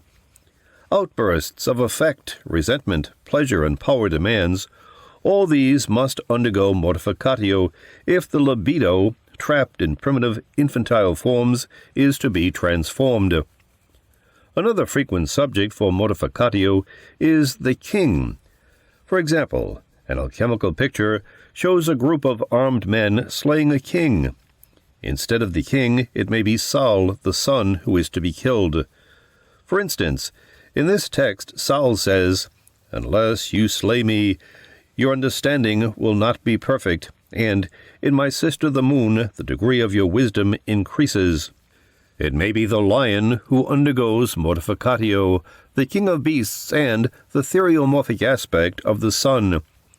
In one version, the lion has its paws cut off. Again, an eagle may have its wings clipped. King, sun, and lion refer to the ruling principle of the conscious ego and to the power instinct. At a certain point, these must be mortified in order for a new center to emerge. As Jung says, egocentricity is a necessary attribute of consciousness and is also its specific sin. On the archetypal level, the mortificatio of the king or the sun will refer to the death and transformation of a collective dominant or ruling principle. This is alluded to in the following text, which, interestingly, equates the king as old man with the dragon. "I am an infirm and weak old man, surnamed the dragon. Therefore am I shut up in a cave, that I may be ransomed by the kingly crown. A fiery sword inflicts great torments upon me. Death makes weak my flesh and bones.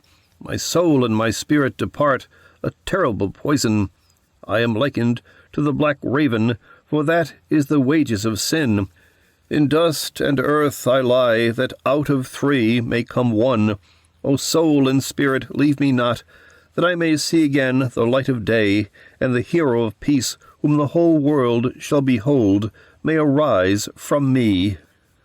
The infirm and weak old man represents a conscious dominant or spiritual principle that has lost its effectiveness. It has regressed to the level of the primordial psyche, dragon, and must therefore submit to transformation. The cave in which it is shut up is the alchemical vessel. The torture is the fiery ordeal that brings about transformation in order that out of the three may come one. That is, that body, soul, and spirit may be unified within an integrated personality. The hero of peace, whom the whole world shall behold, is the philosopher's stone, the reconciler of opposites. But this way of putting it implies that what is undergoing mortificatio and rejuvenation is nothing less than the collective God image. We get an interesting picture of mortificatio and putrefactio in the so-called vision of George Ripley. "When busy at my book I was upon a certain night, this vision here expressed appeared unto my dimmed sight. A toad, full red I saw, did drink the juice of grape so fast, till overcharged with the broth his bowels all to burst. And after that, from poison bulk he cast his venom fell, for grief and pain whereof his members all began to swell. with drops of poisoned sweat, approached thus his secret den. His cave with blasts of fumous air, he all bewhited then, and from the which in space a golden humour did ensue, whose falling drops from high did stain the soil with ruddy hue. And when this corpse the force of vital breath began to lack, this dying toad became forthwith like coal for colour black. Thus drowned in his proper veins of poison flood, for term of 80 days and 4 he rotting stood. By trial then this venom to expel I did desire, for which I did commit his carcass to a gentle fire, which done, a wonder to the sight, but more to be rehearsed, the toad with colours rare through every side was pierced, and white appeared when all the sundry hues were past, which, after being tincted red, for evermore did last. Then of the venom handle thus a medicine I did make, which venom kills and saves such as venom chance to take. Glory be to him, the granter of such secret ways, dominion and honour, both with worship and with praise. Amen. This vision is a summary of the entire opus. The toad, as prima materia, is destroyed by its own greed or unbridled concupiscence. It is the theme of drowning in one's own surfeit. As it dies, it turns black, putrefies, and is filled with poison. The alchemist then enters the picture and subjects the poison-laden carcass to the fire of the alchemical process. This brings about a progressive color change from black to many colors to white to red.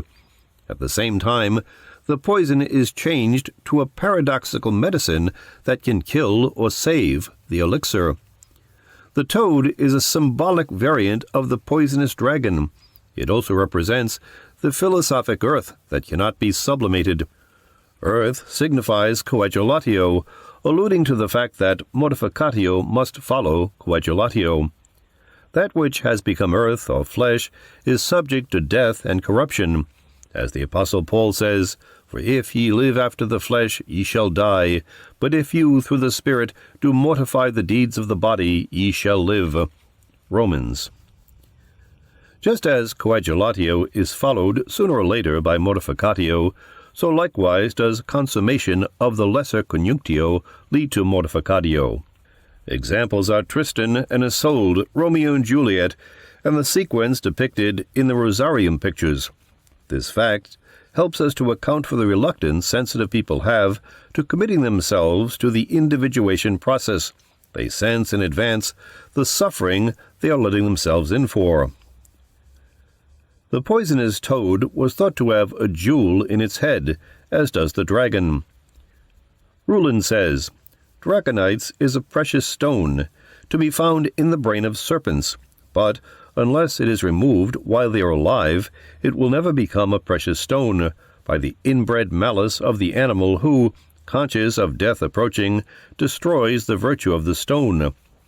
Therefore the head is removed from dragons while asleep, and thus the gem is secured. The color of the draconite is white. It drives away all poisonous animals and cures envenomed bites." The precious stone is the philosopher's stone extracted from the ugly prima materia, which is poison in its original form, but panacea after undergoing the mortificatio. Shakespeare expresses this same idea. "Sweet are the uses of adversity, which, like the toad, ugly and venomous, wears yet a precious jewel in his head, and this our life exempt from public haunt, finds tongues in trees, books in the running brooks, sermons in stones, and good in everything." The uses of adversity also come up in the great Mortificatio Manual, The Imitation of Christ by Thomas à Kempis. There we read the following: "It is good that we sometimes have griefs and adversities, for they drive a man to behold himself, and to see that he is here but is in exile, and to learn thereby that he ought not put his trust in any worldly thing. It also is good that we sometimes suffer contradiction, and that we are thought of by others as evil and wretched and sinful, though we do well and intend well. Such things help us to humility, and mightily defend us from vainglory and pride. we take God better to be our judge and witness than we are outwardly despised in the world, and the world does not judge well of us. Therefore, a man ought to establish himself so fully in God that, whatever adversity befall him, he will not need to seek any outward comfort. A clean, pure, and constant heart is not broken or easily overcome by spiritual labors, for he does all things to the honor of God, because he is clearly mortified to himself. Therefore, he desires to be free from following his own will. What hinders you more than your own affections not fully mortified to the will of the Spirit? Truly nothing more. So far, we have noted several possible subjects of Mortificatio, namely dragon, toad, king, sun, and lion. Another such subject is the figure of purity and innocence. One text reads, "Take it fresh, pure, living white and clear, then bind firmly both hands and feet with very strongest cords, that it suffocate and die in the closed house of putrefaction." This corresponds to the classic victim for sacrifice, which must be pure and unblemished like the Paschal Lamb. Exodus. An alchemical drawing pictures Herod's massacre of the innocents as the dissolution of the metallic seeds, which are then poured into the alchemical vessel.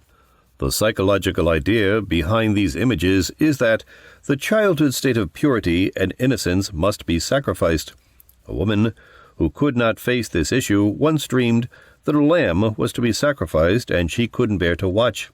Another patient, a young man who was moving toward maturity, dreamed that a pure white turkey was being killed. In the process, the dreamer is stained with blood. In these cases, the negrito is not the initial stage. A preliminary albedo must be first destroyed. When something white has been killed, it putrefies and turns black. It enters the gate of blackness. Rulin said, "Putrefaction or corruption takes place when a body becomes black. Then it stinks like dung, and true solution follows.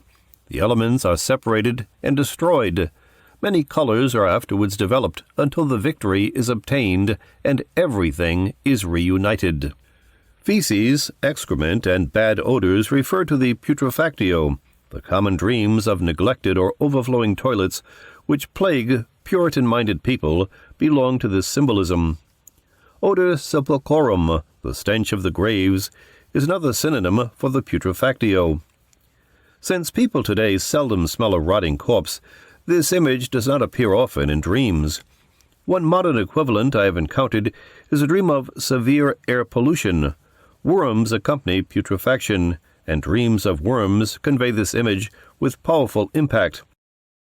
In the I Ching, hexagram 18 is entitled "Work on What Has Been Spoiled," and the text tells us that the Chinese character ku represents a bowl in whose contents worms are breeding.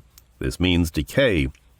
Typical of the paradoxical imagery of the unconscious, the despicable worm can turn into the supreme value. Thus the Messiah is equated with a worm in the Messianic Psalm 22, verse 6. "But I am a worm and no man, a reproach of men and despised of the people." An alchemical text says, "Know, O sons of the doctrine, that it behooves you to allow the composition to putrefy for 40 days. This passage connects the putrefactio with the theme of the wilderness through the symbolism of the number 40. The Israelites wandered in the wilderness for 40 years. Elijah fasted in the wilderness for 40 days, and Jesus was tempted in the wilderness for 40 days. Also, the Egyptian embalming procedure was said to take 40 days, Genesis. And, analogously, 40 days elapsed between Christ's resurrection and ascension. Concerning the alchemical opus, Jung says, "The blackening usually took 40 days. In this state, the sun is surrounded by the anima media natura and is therefore black. It is a state of incubation or pregnancy. The anima media natura corresponds to Sophia caught in the embrace of Physis and is equated with divine wisdom, the feminine counterpart of God. Even if it is caused by the wisdom of God, the blackening or eclipse of the sun remains a fearful experience. In fact, fear is proverbially linked to wisdom in the saying, "The fear of the Lord is the beginning of wisdom." Proverbs. Fear, as an agent of Mortificatio, is described in this passage from Emerson's essay, Compensation. All infractions of love and equity in our social relations are speedily punished. They are punished by fear. Whilst I stand in simple relations to my fellow men, I have no displeasure in meeting him. But as soon as there is any departure from simplicity, an attempt at halfness, or good for me that is not good for him, my neighbor feels the wrong. He shrinks from me, as far as I have shrunk from him. His eyes no longer seek mine. There is war between us. There is hate in him, and fear in me. All the old abuses in society, universal and particular, all unjust accumulations of property and power, are avenged in the same manner. Fear is an instructor of great sagacity and the herald of all revolutions. One thing he teaches, that there is rottenness where he appears. He is a carrion crow, and though you see not well what he hovers for, there is death somewhere. A classic biblical description of the wilderness Negrido is that of Jeremiah. St. John of the Cross uses this passage in his description of the dark night of the soul. Jeremiah here laments both his own suffering and those of Zion. Lamentations. I am a man who knows affliction from the rod of his anger, one whom he has led and forced to walk in darkness, not in light. Against me alone he brings back his hand again and again all the day. He has worn away my flesh and my skin. He has broken my bones. He has beset me round about with poverty and weariness. He has left me to dwell in the dark, like those long dead. He has hemmed me in with no escape, and weighed me down with chains. Even when I cry out for help, he stops my prayer. He has blocked my way with fitted stones, and turned my paths aside. A lurking bear he has been to me, a lion in ambush. He deranged my ways, set me astray, left me desolate. He bent his bow, and set me up as the target for his arrow. He pierces my sides with shafts from his quiver. I have become a laughing-stock for all nations, their taunt all the day long. He has sated me with bitter food, made me drink my fill of wormwood. He has broken my teeth with gravel, pressed my face in the dust. My soul is deprived of peace. I have forgotten what happiness is. I tell myself my future is lost, all that I hoped for from the Lord. Probably the biblical reference most frequently connected with putrefactio by the alchemists is this passage from the Gospel of John. Truly, truly, I say to you, unless a grain of wheat falls into the earth and dies, it remains alone. But if it dies, it bears much fruit. He who loves his life loses it, and he who hates his life in this world will keep it for eternal life. For example, a text says, as the grain of wheat sown in the earth putrefies before it springs up into a new growth of vegetation, so our magnesia, being sown in the philosophic earth, dies and corrupts, that it may conceive itself anew. Another text refers to the sowing of gold. The whole fundament of the philosopher's stone consists in bringing to a new birth the primary matter of metals, i.e. mercurial water, the perfect corpus solis, that it may be born again by water and of the Spirit, just as Christ says, except a man be born again by water and the Spirit, he cannot see the kingdom of God. So also here in this heart I tell thee, my son, except corpus solis be sowed, all else is vain, and there will be no fruit. Even as Christ says, except the seed fall into the earth and die, it shall not bear fruit. The sowing of gold, corpus solis, is an interesting image. Gold signifies light, value, consciousness. To sow it means to sacrifice it, to offer it up to Mortificatio, in the hope that it will multiply. Just as seed grain is kept apart and not eaten, so seed consciousness will not be used to live on. Instead, it is offered up to the unconscious by a kind of voluntary death of one's psychic comfort, rightness, and rationality. One allows oneself to be less in order to be more, less nearly perfect, but more nearly whole.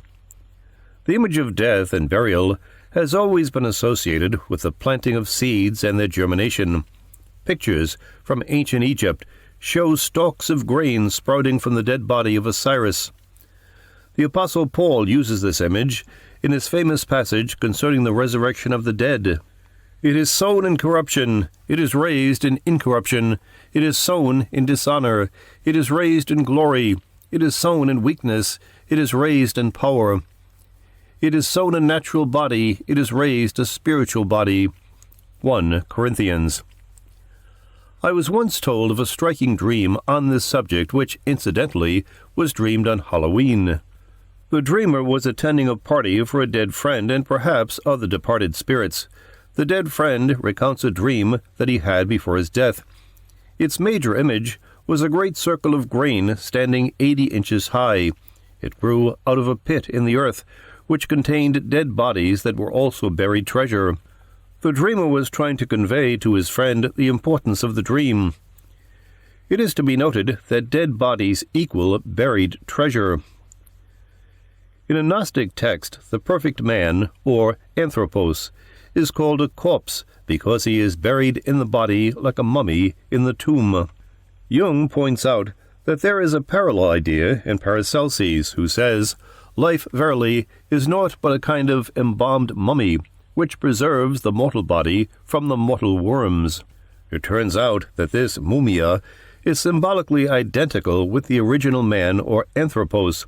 This Gnostic corpse or Paracelsian mummy is thus the self as the product of Mortificatio, the incorruptible body that grows out of the death of the corruptible seed. It corresponds to the alchemical idea that death is the completion of the philosopher's stone. Germination and decay, light changing to darkness, death and rebirth, all these belong to the symbolism of the moon, which dies and is reborn each month. One text states the following: "The lion, the lowest sun, grows corrupt through the flesh. Thus is the lion corrupted in his nature through his flesh, which follows the times of the moon and is eclipsed. For the moon is the shadow of the sun, and, with corruptible bodies, she is consumed, and through her corruption is the lion eclipsed with the help of the moisture of Mercurius. The moisture of the moon, when she receives his light, slays the sun, and, at the birth of the child of the philosophers, she dies likewise, and, at death, the two parents yield up their souls to the sun, and die and pass away, and the parents are the food of the sun." The statement that the lion or lower sun grows corrupt through the flesh can be understood to mean that the ego, by incarnating, by daring to exist as an autonomous center of being, takes on substantial reality, but also becomes subject to corruption and death. The ego is eventually eclipsed, falls into the blackness of Mortificatio. But from its death, the child of the philosophers, the philosopher's stone, is born. Both sun and moon die and transfer their powers to their offspring, the son of the philosophers. Jung says that this passage may have inspired the picture of the death of the royal pair in the Rosarium. In that picture, the king and queen, following intercourse, have merged into one body with two heads and are lying dead in a tomb. The picture is captioned conception or putrefaction. The statement that the parents are the food of the sun is particularly interesting. Psychologically, this suggests that the conscious endurance of darkness and the conflict of the opposites nourishes the self. A common term for the negrito is corvus, crow or raven, perhaps because it is black and is a carrion eater. The crow appears in Greek mythology in the birth of Asclepius. His mother was Coronis, the crow maiden, who, while pregnant with Asclepius by Apollo, had intercourse with Ischys. This infidelity was reported to Apollo by the crow, who was turned from white to black for bringing the bad news. Coronis was killed for her crime, but the infant, Asclepius, was snatched from her womb while she was on the funeral pyre. As Kyrene has demonstrated, the birth of healing power from the negrito belongs to the archetype of the wounded healer. In Kyrene's words, the myth refers psychologically to the capacity to be at home in the darkness of suffering and there to find germs of light and recovery with which, as though by enchantment, to bring forth Asclepius, the sun-like healer. Related to Corvus, the term caput corvi, head of the raven. This in turn is synonymous with caput mortuum, deadhead. It is not immediately evident why the Negrito should be associated with head symbolism. One reason seems to be the connection between the term head and top or beginning. Blackness was considered to be the starting point of the work. A text says, "When you see your matter going black, rejoice, for that is the beginning of the work." Another text speaks of the work as made up of 3 ravens. The black, which is the head of the art, the white, which is the middle, and the red, which brings all things to an end. The head is the principal thing. A capital offense is the gravest one, involving the loss of one's head. Thus, the connection of the Negrito with head imagery indicates the great importance alchemy attached to this experience. According to one derivation, the word alchemy derives from chem, or chemia, meaning black, and referring to Egypt, the land of the black soil. Decapitation or separation of the head from the body also belongs to the Mortificatio. Jung writes, "Beheading is significant symbolically as the separation of the understanding from the great suffering and grief which nature inflicts on the soul. It is an emancipation of the Coagulatio, which is situated in the head, a freeing of the soul from the trammels of nature. Its purpose is to bring about, as in Dawn, a unio mentalis in the overcoming of the body." From another standpoint, beheading extracts the rotundum, the round, complete man, from the empirical man. The head or skull becomes the round vessel of transformation. In one text, it was the head of the black Osiris, or Ethiopian, that, when boiled, turned into gold. The term caput mortuum was used to refer to the residue left after the distillation or sublimation of a substance. A text describes this caput mortuum. What remains below in the retort is our salt, that is, our earth, and it is of a black color, a dragon that eats its own tail. For the dragon is the matter that remains behind after the distillation of water from it, and this water is called the dragon's tail, and the dragon is its blackness, and the dragon is saturated with his water and coagulated, and so he eats his tail. The dead, worthless residue is the stuff of the Negrito phase. The fact that it is called a caput or head indicates a paradoxical reversal of opposites. The worthless becomes the most precious, and the last becomes first. This is a lesson which we must learn again and again. It is the psyche that we find in the worthless, despised place. By the conventional standards of our environment, the psyche is nothing, nothing at all. A personal example. I feel empty and out of sorts. I sit for hours in my chair, seeking my lost libido. What a painful humiliation to be subjected to such catatonic impotence. Even active imagination refuses to function. Finally, I get one meager image, a small black earthenware pot. Does it contain something, or is it empty like me? I turn it over. One drop of golden fluid comes, which solidifies on contact with the air. That was all I needed. That single drop of solid gold released a stream of associations, and with them libido.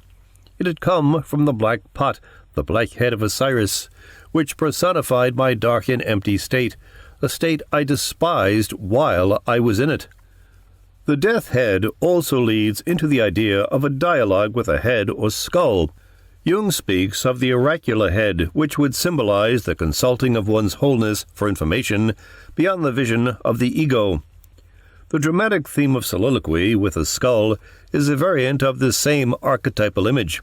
The classic example is found in Hamlet. He contemplates Yorick's skull and concludes with these thoughts. To what base uses we may return, Horatio? Why may not imagination trace the noble dust of Alexander till he find it stopping a bunghole? As thus Alexander died, Alexander was buried, Alexander returneth into dust. The dust is earth, of earth we make loam, and why of that loam Whereto he was converted, might they not stop a beer barrel? Imperious Caesar, dead and turned to clay, might stop a hole to keep the wind away. Oh, that the earth, which kept the world in awe, should patch a wall to expel the winter's flaw. Act 5. Goethe's Faust also has a brief soliloquy to a skull near the beginning of the drama. Yon hollow skull, which has your grin to say, but that a mortal brain, with trouble tossed, sought once, like mine, the sweetness of the day, and strove for truth, and, in the gloam, was lost. The skull, as memento mori, is an emblem for the operation of Mortificatio. It generates reflections on one's personal mortality, and serves as a touchstone for true and false values. To reflect on death can lead one to view life under the aspect of eternity, and thus the black death head can turn to gold. In fact, the origin and growth of consciousness seem to be connected uniquely with the experience of death. Perhaps the first pair of opposites to penetrate the dawning awareness of primitive humans was the contrast between the living and the dead. Probably it is only a mortal creature that is capable of consciousness. All mortality is our greatest and our ultimate weakness, and it is weakness, according to Jung, that gave Job the edge over Yahweh. What does man possess that God does not have? Because of his littleness, puniness, and defenselessness against the Almighty, he possesses, as we have already suggested, a somewhat keener consciousness based on self-esteem. He must, in order to survive, always be mindful of his impotence. God has no need of this circumspection, for nowhere does he come up against an insuperable obstacle that would force him to hesitate and hence make him reflect on himself. The earliest forms of religious expression, which indicate the first separation of the ego from the archetypal psyche, seem to be associated with burial rites. The outstanding example of death as the genesis of religion and consciousness is the elaborate mortuary symbolism of ancient Egypt. This is also clearly the origin of alchemy.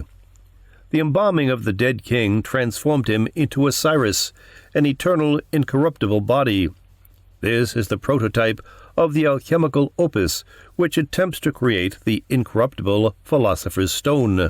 The alchemical vessel has been equated with the sealed tomb of Osiris, containing all the limbs of the god. The Egyptian mortuary symbolism is the first great witness to the reality of the psyche. It is as though the psyche cannot come into existence as a separate entity until the death of the literal, the concrete, and the physical. The collective unconscious is equivalent to the land of the dead or the afterlife, and a descent into the collective unconscious is called a nikaya, because an encounter with the autonomous psyche is felt as a death of this world. Plato explicitly connects wisdom with death. For him, philosophy, the love of wisdom, is quite literally a mortificatio. In the Phaedo, he writes, "Purification, as we saw some time ago in our discussion, consists in separating the soul as much as possible from the body, and accustoming it to withdraw from all contact with the body and concentrate itself by itself, and to have its dwelling, as far as it can, both now and in the future, alone by itself, freed from the shackles of the body. Does not that follow?" "Yes, it does," said Simmias. "Is not that we call death a freeing and separation of soul from body?" "Certainly," he said. "And the desire to free the soul is found chiefly, or rather only, in the true philosopher. In fact, the philosopher's occupation consists precisely in the freeing and separation of soul from body. Isn't that so?" "Apparently." "Well then, as I said at the beginning, if a man has trained himself throughout his life to live in a state as close as possible to death, would it not be ridiculous for him to be distressed when death comes to him?" "It would, of course." "Then it is a fact, Simmias, that true philosophers make dying their profession, and that to them of all men death is least alarming. Look at it in this way. If they are thoroughly dissatisfied with the body and long to have their souls independent of it, when this happens, would it not be entirely unreasonable to be frightened and distressed? would they not naturally be glad to set out for the place where there is a prospect of attaining the object of their lifelong desire, which is wisdom, and of escaping from an unwelcome association? Surely there are many who have chosen of their own free will to follow dead lovers and wives and sons to the next world, in the hope of seeing and meeting there the persons whom they loved. If this is so, will a true lover of wisdom, who has firmly grasped this same conviction that he will never attain to wisdom worthy of the name elsewhere than in the next world, will he be grieved at dying? Will he not be glad to make that journey? We must suppose so, my dear boy, that is, if he is a real philosopher, because then he will be of the belief that he will never find wisdom in all its purity in any other place. What stands out in this passage is the startling statement that true philosophers make dying their profession. The same can be said of an important aspect of analysis. As we pursue the withdrawal of projections, we make dying our profession. These ideas of Plato lead directly into Jung's discussion of the unio mentalis in mysterium coniunctionis. There, he describes the coniunctio as taking place in 3 stages.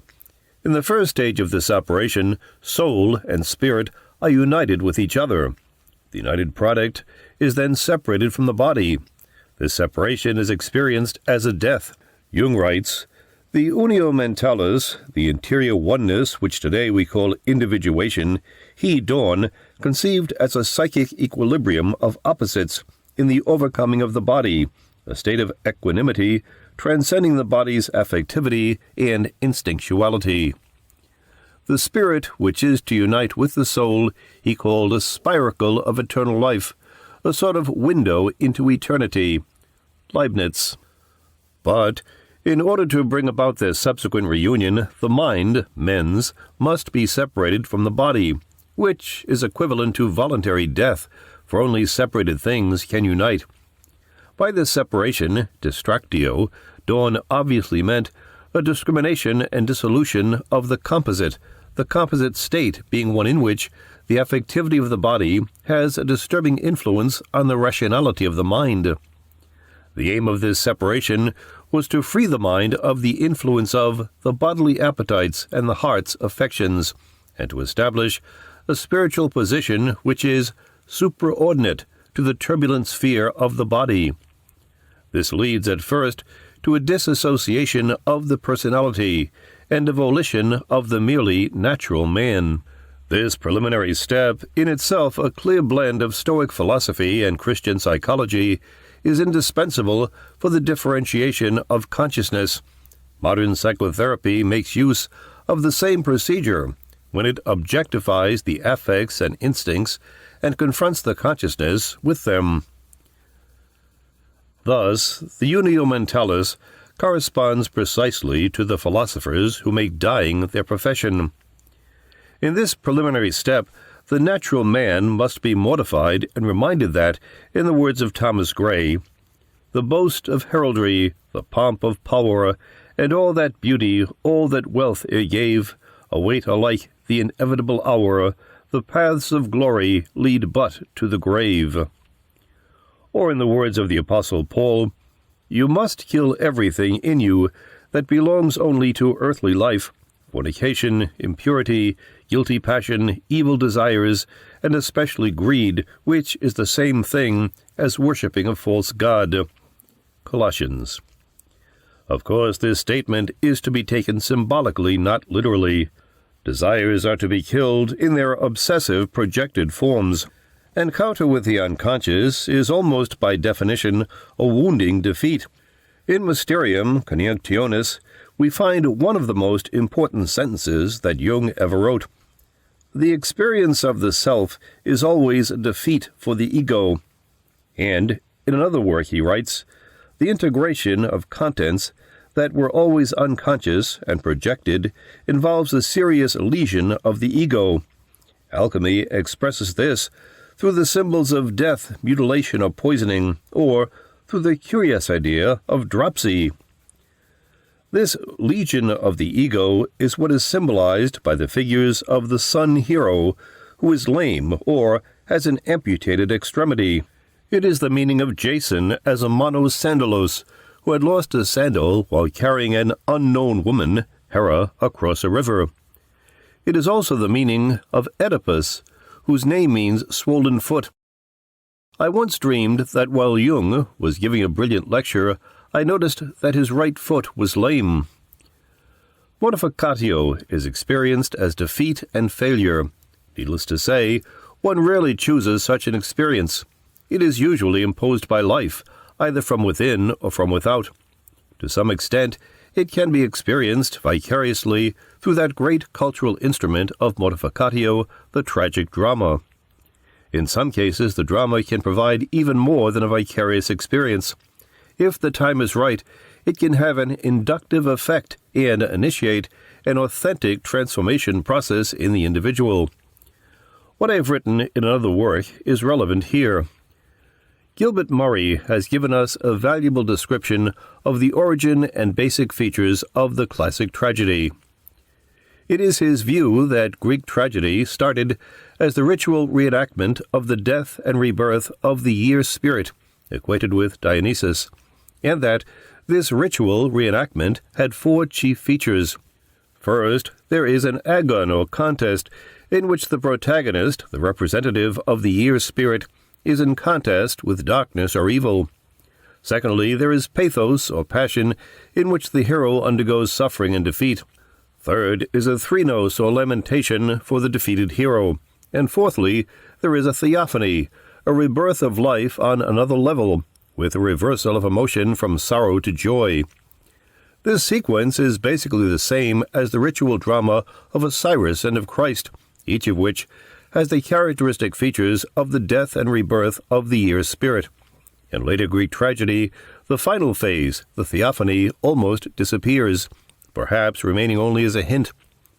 In psychological terms, we can say that the sequence of steps which constitute the tragic process involve the overcoming of the ego, the defeat of the conscious will, in order for the self, the final epiphany, to manifest.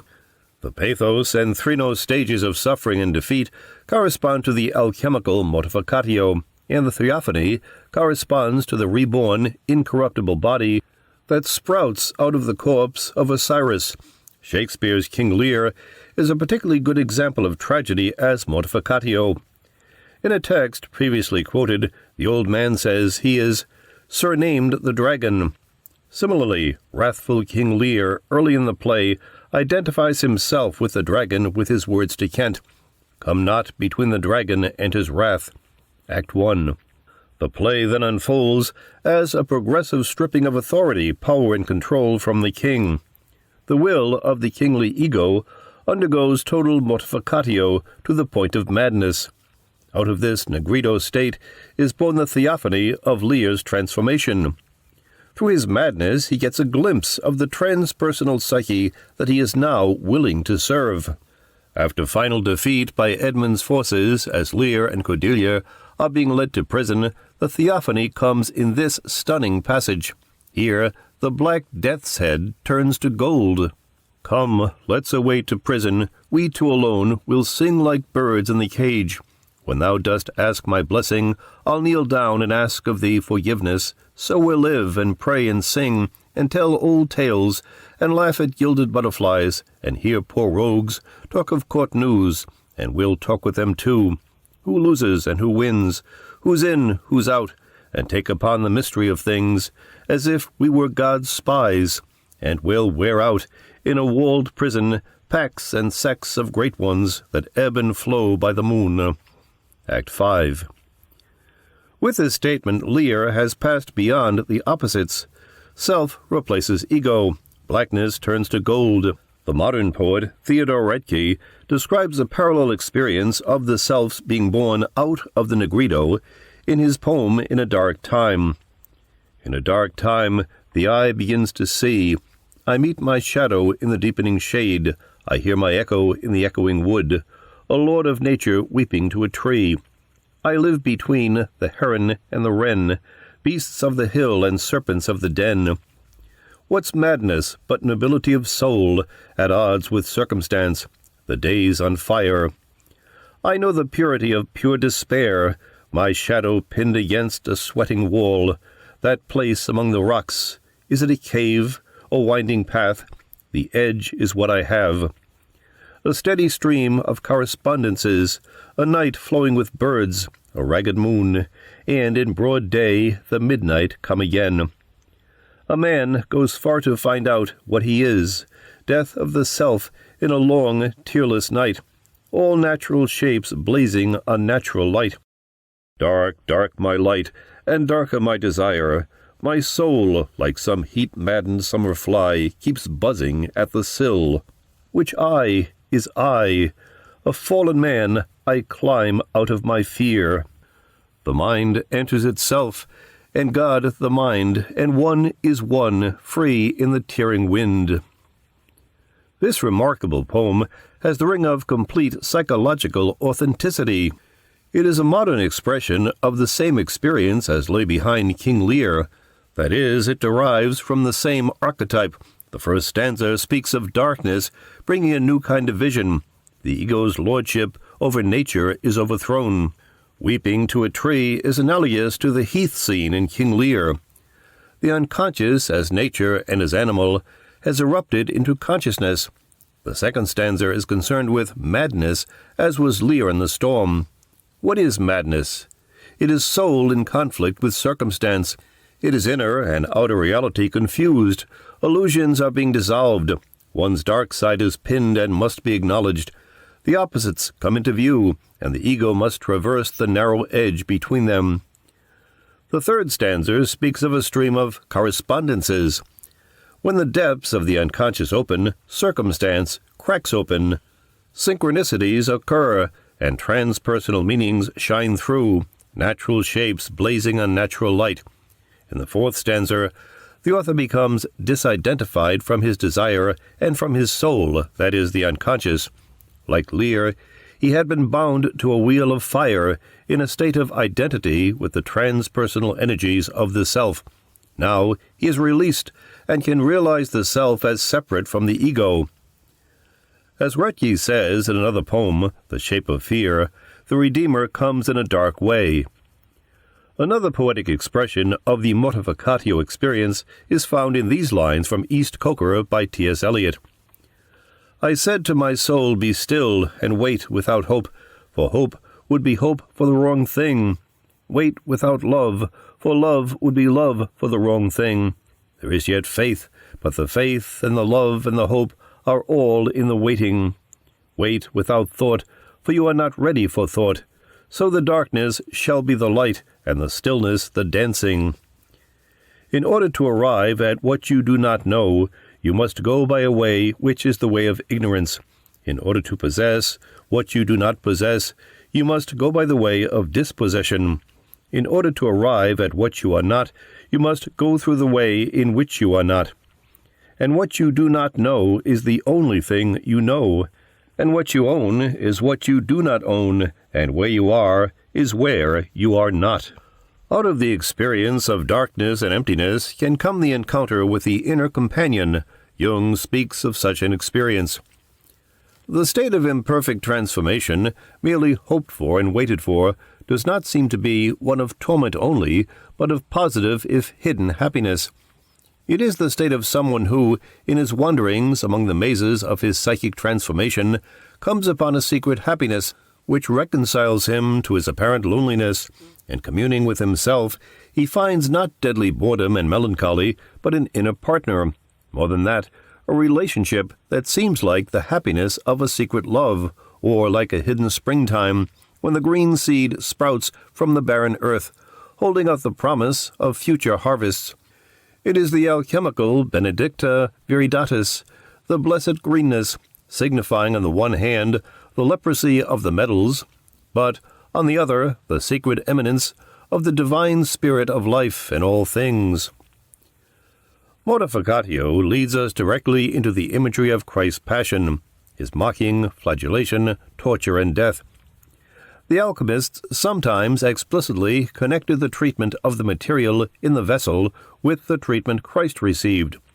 For instance, one text says, "It is not unfitly compared with Christ where the putrefied body of the sun lies dead, inactive, like ashes in the bottom of the phial. So also did it happen to Christ himself, when at the Mount of Olives and on the cross he was roasted by the fire of the divine wrath. Matthew, and complained that he was utterly deserted by his heavenly Father. Another text reads, "Again, as our chemical compound is subjected to the action of fire, and is decomposed, dissolved, and well digested, and, as this process, before its consummation, exhibits various chromatic changes, so this divine man and human God, Jesus Christ, had, by the will of his heavenly Father, to pass through the furnace of affliction, that is, through many troubles, insults, and sufferings, in the course of which his outward aspect was grievously changed. Then again, the sages have called our compound, while undergoing the process of decomposition, the raven's head, on account of its blackness. In the same way Christ, Isaiah, had no form nor comeliness, was despised and rejected of men, a man of sorrows and acquainted with grief, so despised that men hid, as it were, their faces from him." This passage connects the tortured prima materia, not only with Christ, but also with the suffering servant of Isaiah, who personifies Zion and the Messiah yet to come. This well-known saying of Jesus also belongs to Mortificatio symbolism.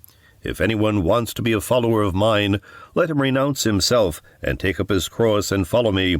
For anyone who wants to save his life will lose it, but anyone who loses his life for my sake will find it." Matthew. The same idea is expressed more starkly in the following non-canonical saying from a recently discovered Gnostic text. "Verily, I say unto you, none will be saved unless they believe in my cross. But those who have believed in my cross, theirs is the kingdom of God. Therefore, become seekers for death, like the dead who seek for life. When you examine death, it will teach you election. Verily, I say unto you, none of those who fear death will be saved, for the kingdom of death belongs to those who put themselves to death." Psychologically, we can understand this to refer to the law of opposites, the fact that the conscious experience of one side constellates its opposite in the unconscious. In Goethe's words, "Sterben würde," die and become. To the extent that the ego consciously embraces death, it constellates life in depth. This fact is related to the psychology of sacrifice. The outstanding alchemical example of the sacrificial theme is found in the visions of Zosimus, where we read, "I am Ion, the priest of the inner sanctuaries, and I submit myself to an unendurable torment. For they came one in haste at early morning, who overpowered me, and pierced me through with the sword, and dismembered me in accordance with the rule of harmony. And he drew off the skin of my head with the sword, which he wielded with strength, and mingled the bones with the pieces of flesh, and caused them to be burned upon the fire of the art, till I perceived by the transformation of the body that I had become spirit." Ion, the priest of the inner sanctuaries, is a personification of both the prima materia and the philosopher's stone. He is both the sacrificer and the sacrificed. In this respect, he corresponds to the figure of Christ as pictured in Hebrews. But now Christ has come as the high priest of all the blessings which were to come. He has passed through the greater, the more perfect tent, which is better than the one made by men's hands, because it is not of this created order. And he has entered the sanctuary once and for all, taking with him not the blood of goats and bull calves, but his own blood, having won an eternal redemption for us. Hebrews. Ion, the priest who submits himself to an unendurable torment, is reminiscent of a remarkable passage in an unpublished letter by Jung. The problem of crucifixion is the beginning of individuation. There is the secret meaning of the Christian symbolism, a path of blood and suffering, like any other step forward on the road of the evolution of human consciousness. Can man stand a further increase of consciousness?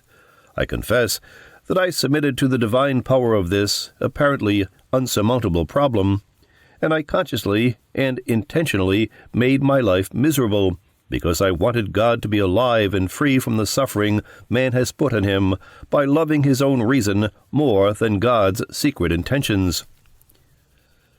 The idea of deliberately making oneself miserable is difficult doctrine. We must remember, however, that Jung is speaking to a particular person in this letter. There is much evidence that Jung adjusted his mode of speaking to the reality of the person he was talking to. For instance, in talking to his American Indian friend, Mountain Lake, he told him that he, Jung, belonged to a cattle-breeding tribe that lived in the mountains. So I suspect that this letter is tailored to the psychology of the person to whom it is written. Nevertheless, its mode of expression gives us a fresh angle of vision. To pay attention to the unconscious does mean to deliberately make oneself miserable in order that the autonomous psyche will be able to function more freely. It has nothing to do with masochism, but is rather a conscious participation in the process of actualizing the deity. In the words of Meister Eckhart, suffering alone is sufficient preparation for God's dwelling in man's heart. God is always with a man in suffering, as he himself declared by the mouth of the prophet. Whosoever is sorrowful, I will myself be with him. Probably Jeremiah. I am reminded of a woman who in the course of her life had more than her fair share of suffering and frustration. She struggled in analysis for many years to accept her fate and to master her bitterness. Her efforts were eventually crowned with a dream that contained this image. I see a tree which had been struck by lightning. However, it seemed that it had not been destroyed completely, but that something of the electric power had gone through the tree and into its surroundings, where it caused unusual fertility. This dream reminded her of a previous dream, in which a goat had been sacrificed. In a picture that she drew of that dream, the blood of the sacrificed goat is fertilizing the surrounding vegetation. In fact, this woman does have a favorable effect on her surroundings. She is a gifted teacher, and her long Mortificatio had heightened and matured her gifts. The dream of the lightning-struck tree has similarities to a dream that Jung had in 1914. Frightful cold had again descended from out of the cosmos. This dream, however, had an unexpected end. There stood a leaf-bearing tree, but without fruit, my tree of life, I thought, whose leaves had been transformed by the effects of the frost into sweet grapes full of healing juices. I plucked the grapes and gave them to a large, waiting crowd. As previously mentioned, the alchemical Mortificatio has very close parallels to the imagery of Christ's Passion. In fact, they are both expressions of the same archetype. However, the alchemical attitude to the Christ image and the attitude of religious faith are very different. Jung takes great care to make the distinction in the following quotation. If the adept experiences his own self, the true man, in his work, then he encounters the analogy of the true man, Christ, in new and direct form, and he recognizes, in the transformation in which he himself is involved, a similarity to the Passion. It is not an imitation of Christ, but its exact opposite, an assimilation of the Christ image to his own self, which is the true man. It is no longer an effort, an intentional striving after imitation, but rather an involuntary experience of the reality represented by the sacred legend. The Passion happens to the adept, not in its classic form, but in the form expressed by the alchemical myth. It is the arcane substance that suffers those physical and moral tortures. It is not the adept who suffers all this, rather it suffers in him. It is tortured. It passes through death and rises again. All this happens not to the alchemist himself, but to the true man, who he feels is near him and in him, and, at the same time, in the retort. To conclude, as a previously quoted text implied, the motif of the Mortificatio of the king has an application to the collective psyche. Our collective God image is undergoing Mortificatio, as is indicated by the phrase God is dead. The collective psyche is thus going through a negrido. Jung alludes to this in his interpretation of Augustine's terms, morning knowledge and evening knowledge. Morning knowledge is knowledge of the Creator. Evening knowledge is the knowledge of created things. Morning knowledge knows about God. Evening knowledge knows about humanity. Morning knowledge is religion. Evening knowledge is science. The transition from morning knowledge to evening knowledge corresponds to the fact that every spiritual truth gradually turns into something material, becoming no more than a tool in the hand of man. As more and more falls under the rational control of the ego, humanity's morning knowledge is increasingly darkened. As Jung says, modern man is already so darkened that nothing beyond the light of his own intellect illuminates the world. Occasus Christi, Passio Christi. That surely is why such strange things are happening to our much-lauded civilization, more like a Götterdämmerung than any normal twilight. But just as evening gives birth to morning, so from the darkness arises a new light, the stella matutina, which is at once the evening and the morning star, Lucifer, the light-bringer. In terms of the symbolism of the 7 days of creation and the 7 days of the week, it was thought that each day takes human beings farther away from their morning knowledge until the growing darkness reaches its greatest intensity on the day of Venus, Friday, and changes into Lucifer on Saturn's day.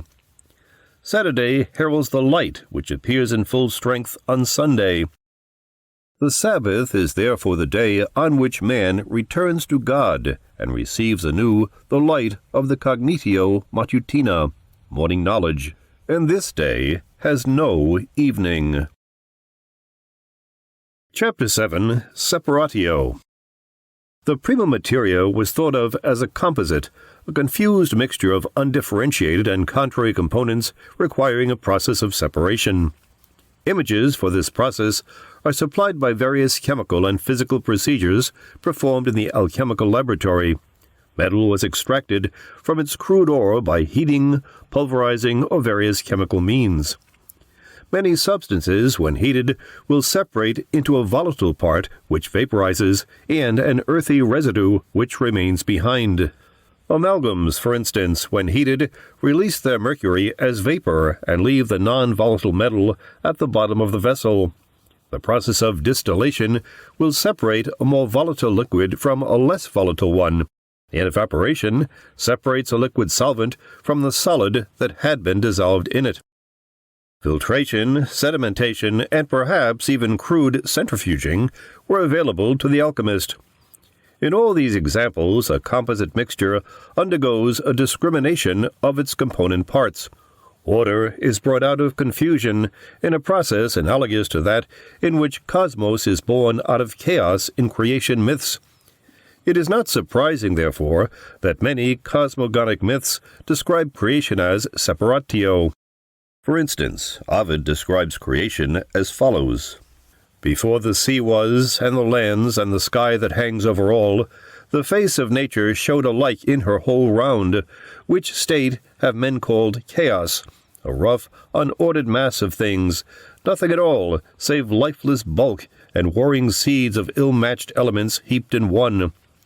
No sun as yet shone forth upon the world, nor did the waxing moon renew her slender horns. Not yet did the earth hang poised by her own weight in the circumambient air, nor had the ocean stretched her arms along the far reaches of the lands. And though there was both land and sea and air, no one could tread that land or swim that sea, and the air was dark. No form of things remained the same. All objects were at odds, for within one body cold things strove with hot, and moist with dry, soft things with hard, things having weight with weightless things. God, or kindly nature, composed this strife, for he rent asunder land from sky and sea from land, and separated the ethereal heavens from the dense atmosphere. When thus he had released these elements and freed them from the blind heap of things, he set them each in its own place and bound them fast in harmony. Marie-Louise von Franz tells us that creation myths often begin with a cosmic egg, and that, after the egg has been created, it is divided and generally into two parts.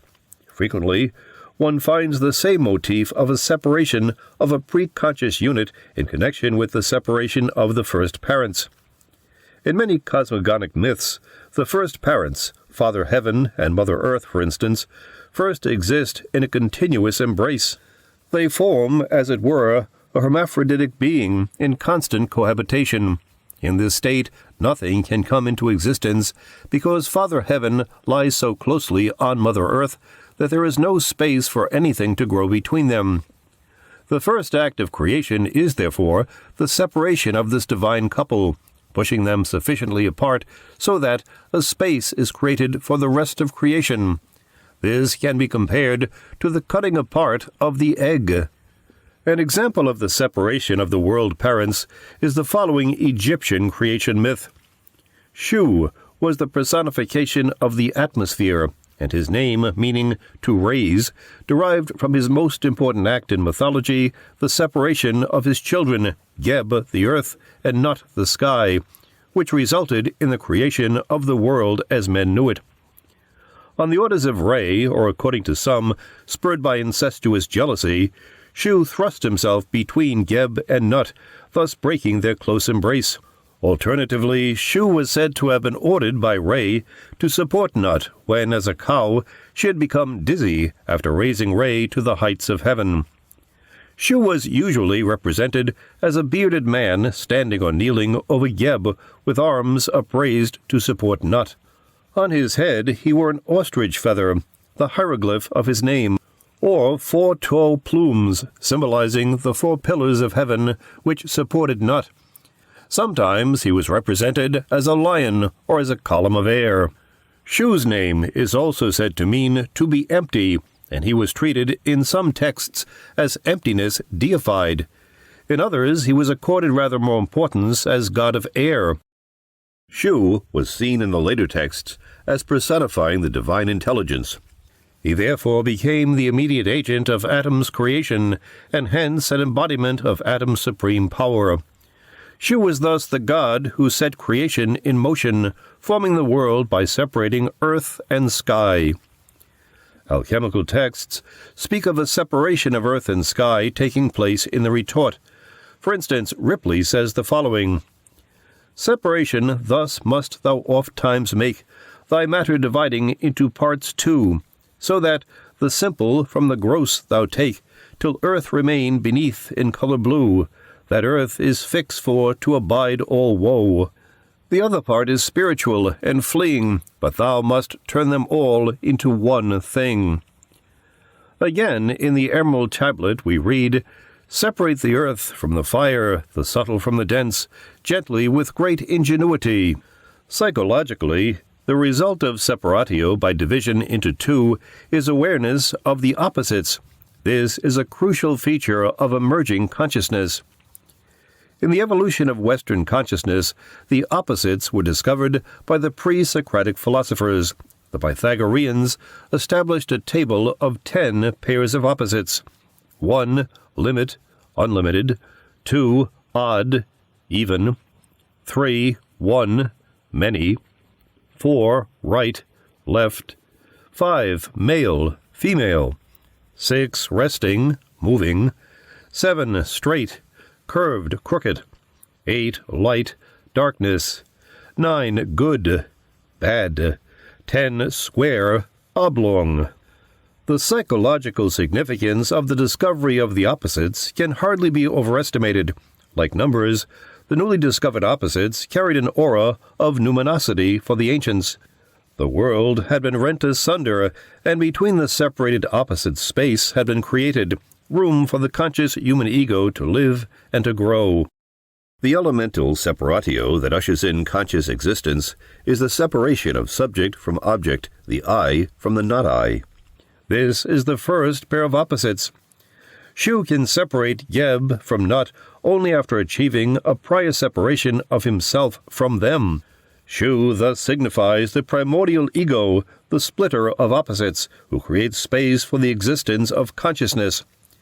To the extent that the opposites remain unconscious and unseparated, one lives in a state of participation mystique, which means that one identifies with one side of a pair of opposites and projects its contrary as an enemy. Space for consciousness to exist appears between the opposites, which means that one becomes conscious as one is able to contain and endure the opposites within. A major aspect of psychotherapy is the process of separatio, of which the most important component is the separation of subject and object.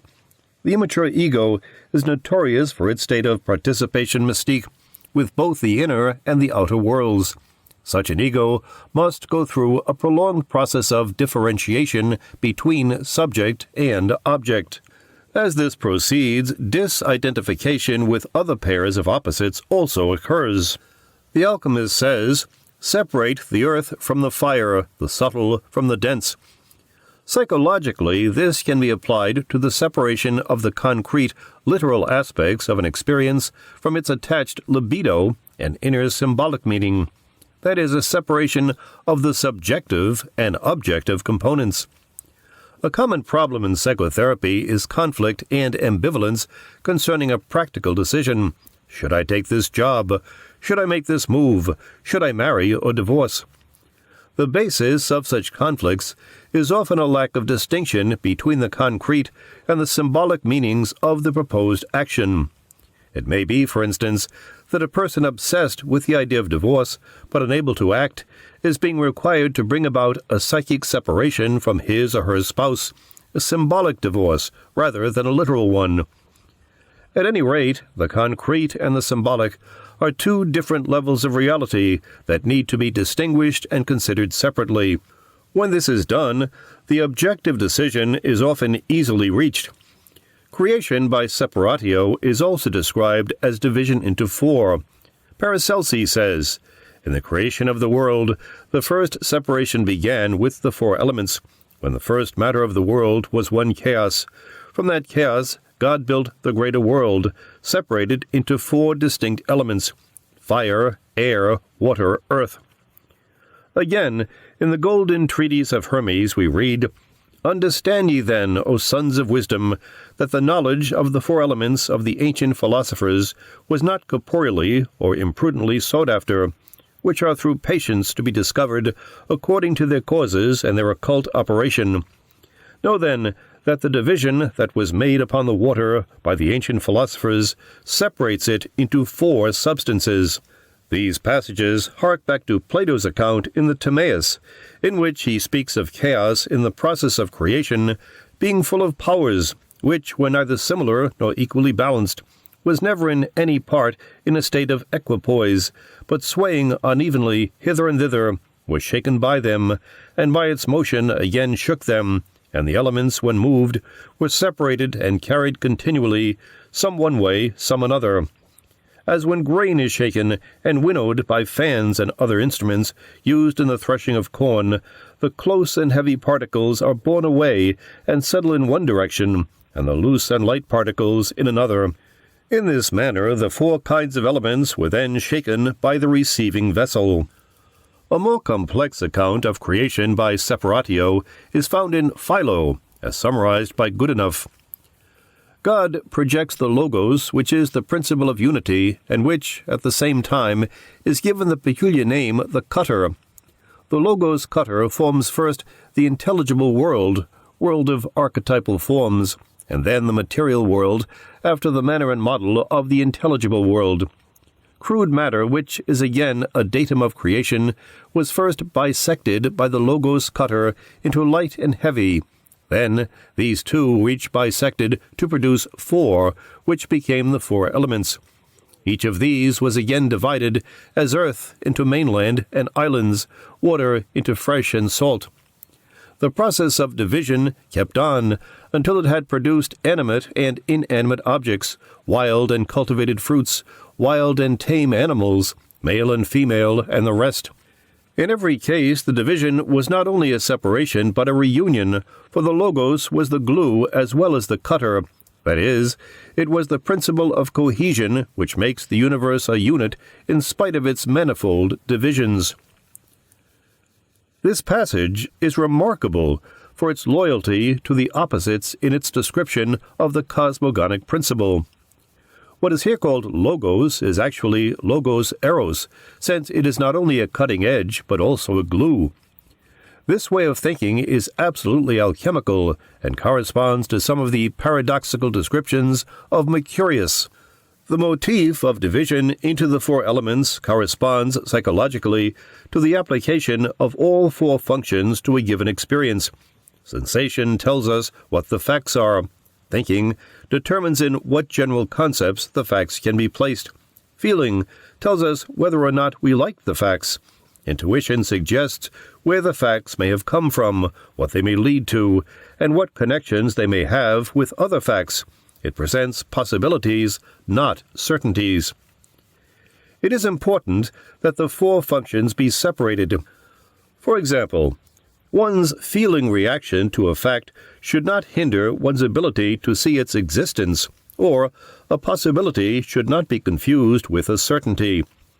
Although the four elements cannot be equated precisely with the four functions, there is an approximate parallel.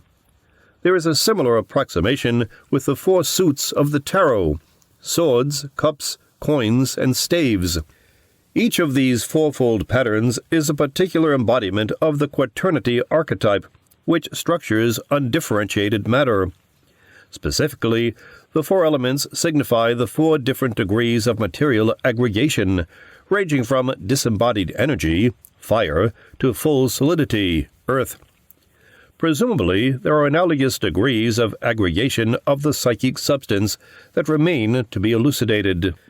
Every newly encountered area of the unconscious requires a cosmogonic act of separatio. Each new increment of prima materia calls forth a sharp-edged action by Philo's logos cutter. The creation of consciousness requires that new contents be carved out of the unconscious. The dream of a middle-aged man of multiple talents and ambitions, who is torn between different professions and different life goals, illustrates this issue. Pieces of a map were to be cut out and assembled. A sharp blade was needed. In the dream, I could not get the blade sharp enough. The dreamer needed a better contact with the logos cutter than he had as yet achieved. Swords, knives, and sharp cutting edges of all kinds belong to the symbolism of Separatio.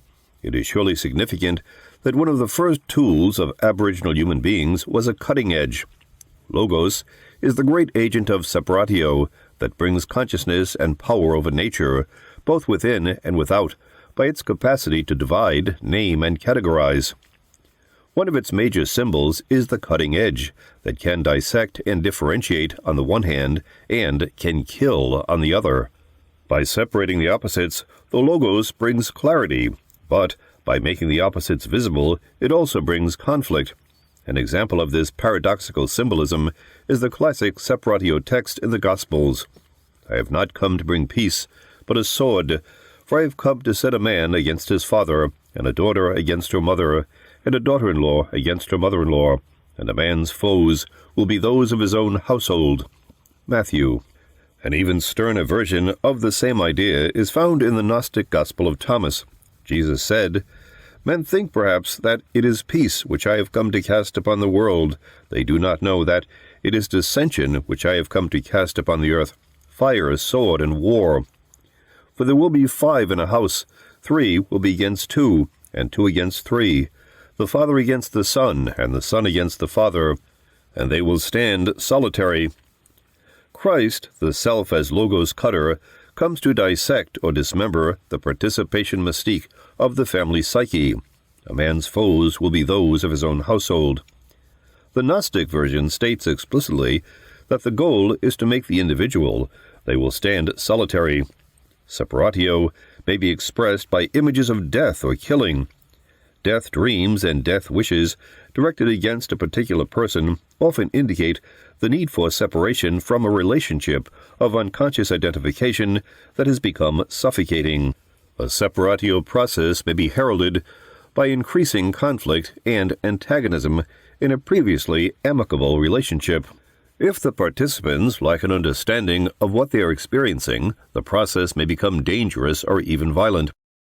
This will be especially likely if a relationship of unconscious identification is standing in the way of the activated urge to individuation. A man in such a situation had this dream. It is night. There is the feeling that dawn is approaching. 2 shepherds dressed in sheepskin, holding staffs and identical in looks, are on the mountain path. There is an intense look in both their eyes that says they know they must go their separate ways. One has the look of the desire for vengeance, and the other has a feeling of sadness. They embrace and kiss each other on the cheek with a kiss of peace, and the one who had the feeling of sadness begins his climb up the mountain. The other shepherd pauses and looks at him as though to say, "I could have killed you," and then turns and goes down the mountain, and dawn has arrived. This dream pictures the purely archetypal aspect of the Separatio process that was activated between the dreamer and his friend. Devoid of personal features, it is as though the dream were speaking to the ego about the loss of its friend, in the same fashion as John Milton wrote his poem Lycidas to mourn the drowning of Edward King, or as Shelley wrote his Adonais at the death of John Keats. The archetypal pattern behind the personal event is revealed, which sets it in a larger context, brings comfort to the bereaved, and illuminates the tragedy with meaning. Such dreams are apt to come when the situation is particularly dangerous.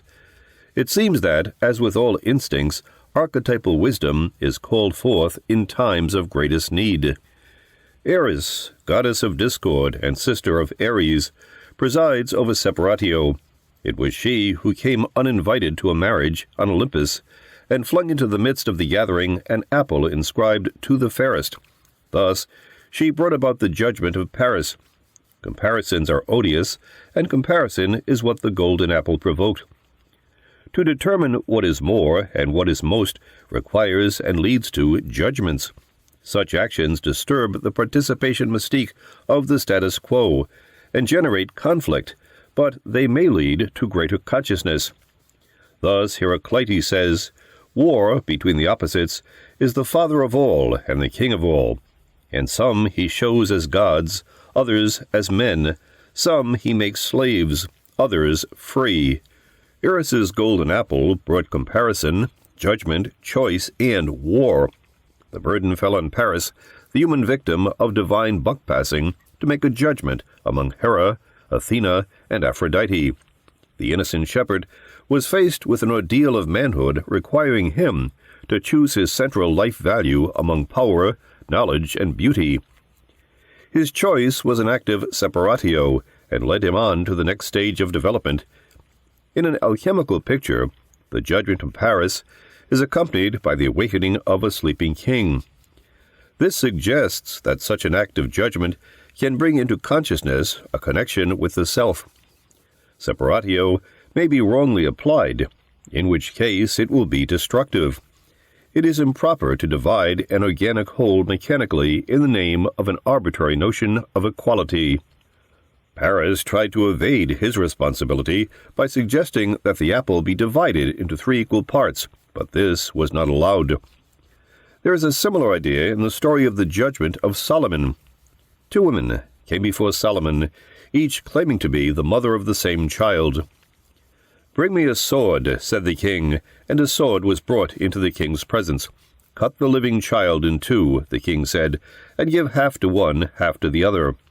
At this, the woman who was the mother of the living child addressed the king, for she burned with pity for his son.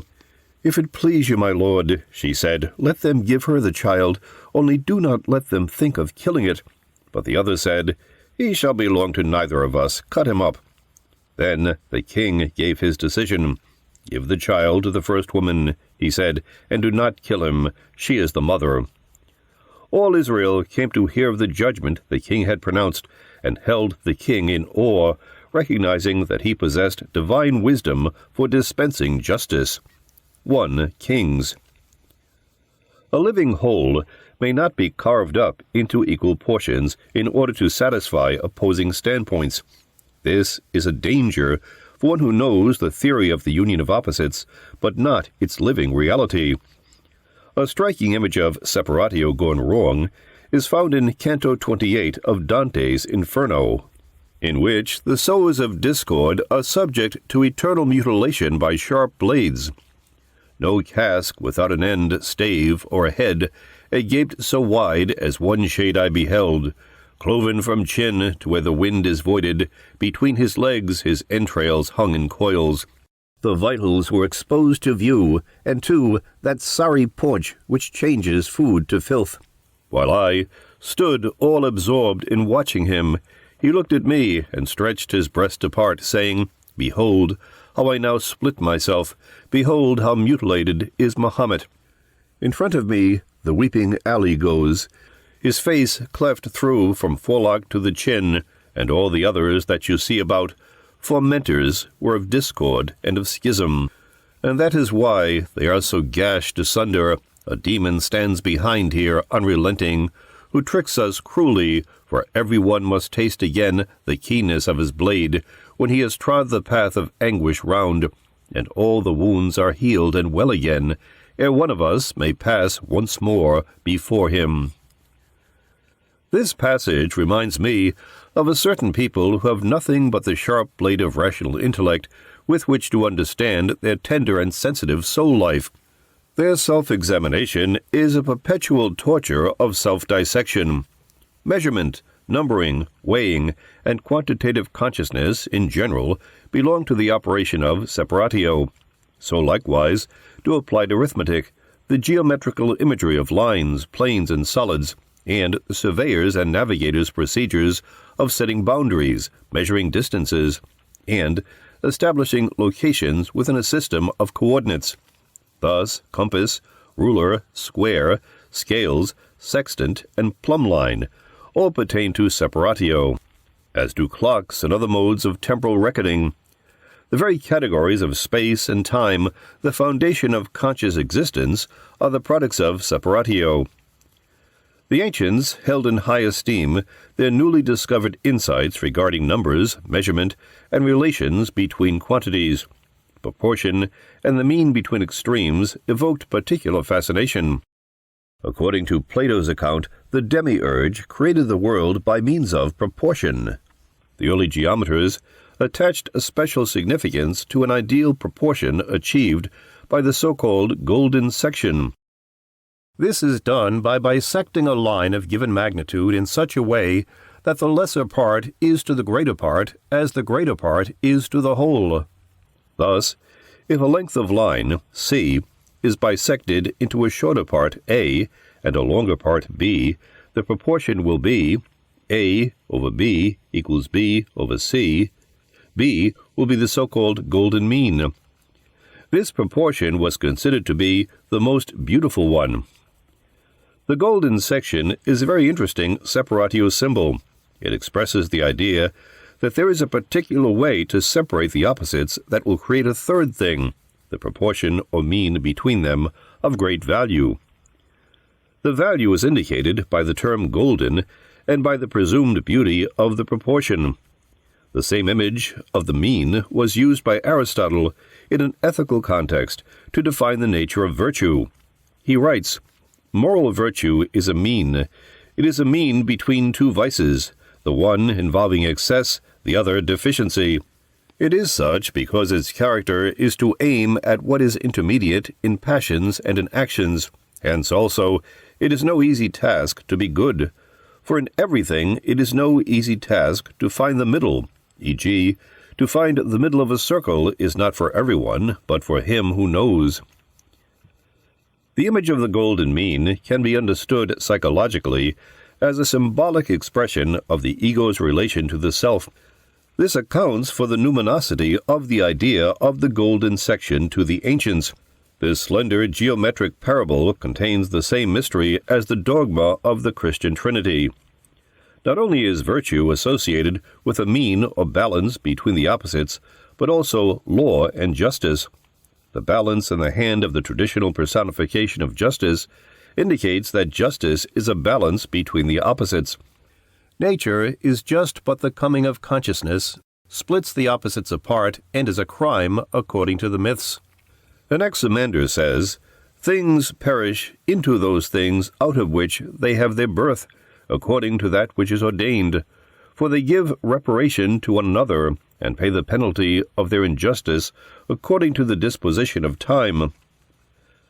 Cornford interprets this to mean that injustice was committed by the very fact of their birth into separate existence. The manifold world, in Anaximander's view, can arise only by robbery and misappropriation. In other words, the separation of the opposites is the original crime, and justice can be served only by their reconciliation. This is achieved by death, or perhaps, alternatively, by individuation. Just as the establishment of limit, measure, and line brings order out of chaos, so a loss of boundaries can reverse the process. Emerson describes such a situation in the following lines from his poem Uriel. Uriel addressed the gods and gave his sentiment divine against the being of a line. Line in nature is not found, unit and universe are round. In vain produced, all rays return, evil will bless and ice will burn. As Uriel spoke with piercing eye, a shudder ran around the sky. The stern old war gods shook their heads, the seraphs frowned from myrtle beds. Seemed to the holy festival, the rash word boded ill to all. The balance beam of fate was bent, the bounds of good and ill were rent. Strong Hades could not keep his own, but all slid to confusion. Robert Frost's poem Mending Wall takes up the same theme, that is, the conflict between the author's sentiment, something there is that doesn't love a wall, and his neighbor's idea that good fences make good neighbors. Too much concern with Separatio constellates its opposite, Coniunctio, and Mercurius reverses himself from Logos cutter to Eros glue. Another aspect of Separatio is conveyed by the term extractio. Extraction is a particular case of separation. Rulin says, extraction is the separation of the essential part from its body. A graphic description of extractio is presented in this recipe. Go to the waters of the Nile, and there you will find a stone that has a spirit. Take this, divide it, thrust in your hand, and draw out its heart, for its soul is in its heart. The image of extraction from a stone is found also in Ripley. And of this separation I find a like figure, thus spoken by the prophet in the Psalmody. God brought out of a stone a flood of water pure, and out of the hardest stone oil abundantly. Right so of our precious stone, if thou be witty, oil incombustible, and water thou shalt draw. This text probably refers to Psalms 8:15. He cleft rocks in the wilderness, and gave them drink abundantly as from the deep. He made streams come out of the rock, and caused waters to flow down like rivers. The other reference may be to Job. When the Almighty was yet with me, when my steps were washed with milk, and the rock poured out for me streams of oil. These texts that speak of extraction of spirit, water, and oil from a stone are expressing paradoxical, miraculous events, and thus refer to the self. The miraculous agent is the philosopher's stone, which is identified with Yahweh by the biblical associations.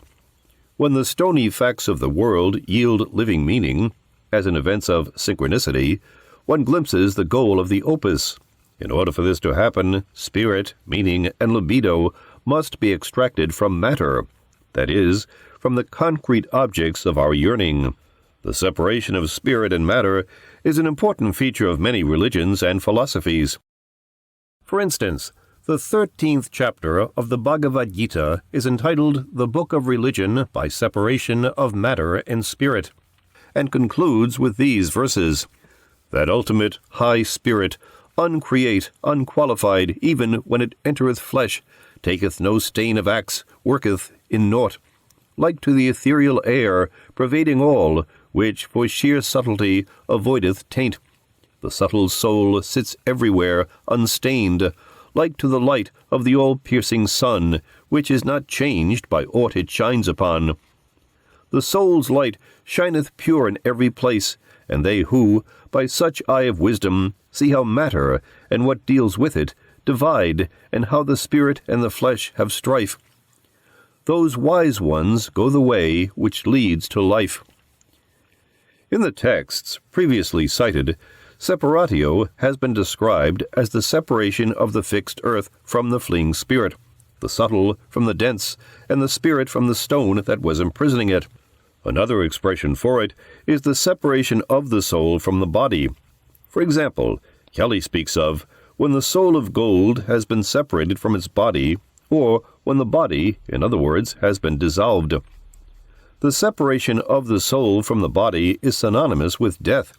For instance, Plato says, "We believe, do we not, that death is the separation of the soul from the body, and that the state of being dead is the state in which the body is separated from the soul and exists alone by itself, and the soul is separated from the body and exists alone by itself." As indicated in the last chapter, Separatio is closely connected to the symbolism of Mortificatio, which means that Separatio may be experienced as death. The extraction of the spirit from the stone, or the soul from the body, corresponds to the extraction of meaning or psychic value from a particular concrete object or situation. The body, that is, the concrete manifestation of the psychic content, then dies. This corresponds to the withdrawal of a projection, which, if sizable, entails a mourning process. Thus, the death of a loved one is an aspect of individuation. The death of a parent, a sibling, a child, a lover, or a spouse is an individuation crisis that challenges elementary states of identification and participation mystique. The ego's unconscious connection with the self is embedded in these primary identifications, and therefore the occasion of such a death is crucial. Either it will lead to an increased realization of the self, or, if the potential for consciousness is aborted, then negative, regressive, and even fatal effects may follow. It is not unusual, after a major bereavement, for the surviving one to die soon after by suicide, accident, or fatal illness. The images of widow, widower, or orphan belong to this symbolism. They are separated ones who are on their way to the indivisible. The ancient Greek philosophers were preoccupied with the idea of an indivisible magnitude, which might be reached by an infinite series of divisions. The goal of Separatio is to reach the indivisible, that is, the individual. For Anaxagoras, the one indivisible entity is nous, which also initiates the process of Separatio. I quote in full his important fragment 12. "All other things partake in a portion of everything, while nous is infinite and self-ruled, and is mixed with nothing, but is alone itself by itself.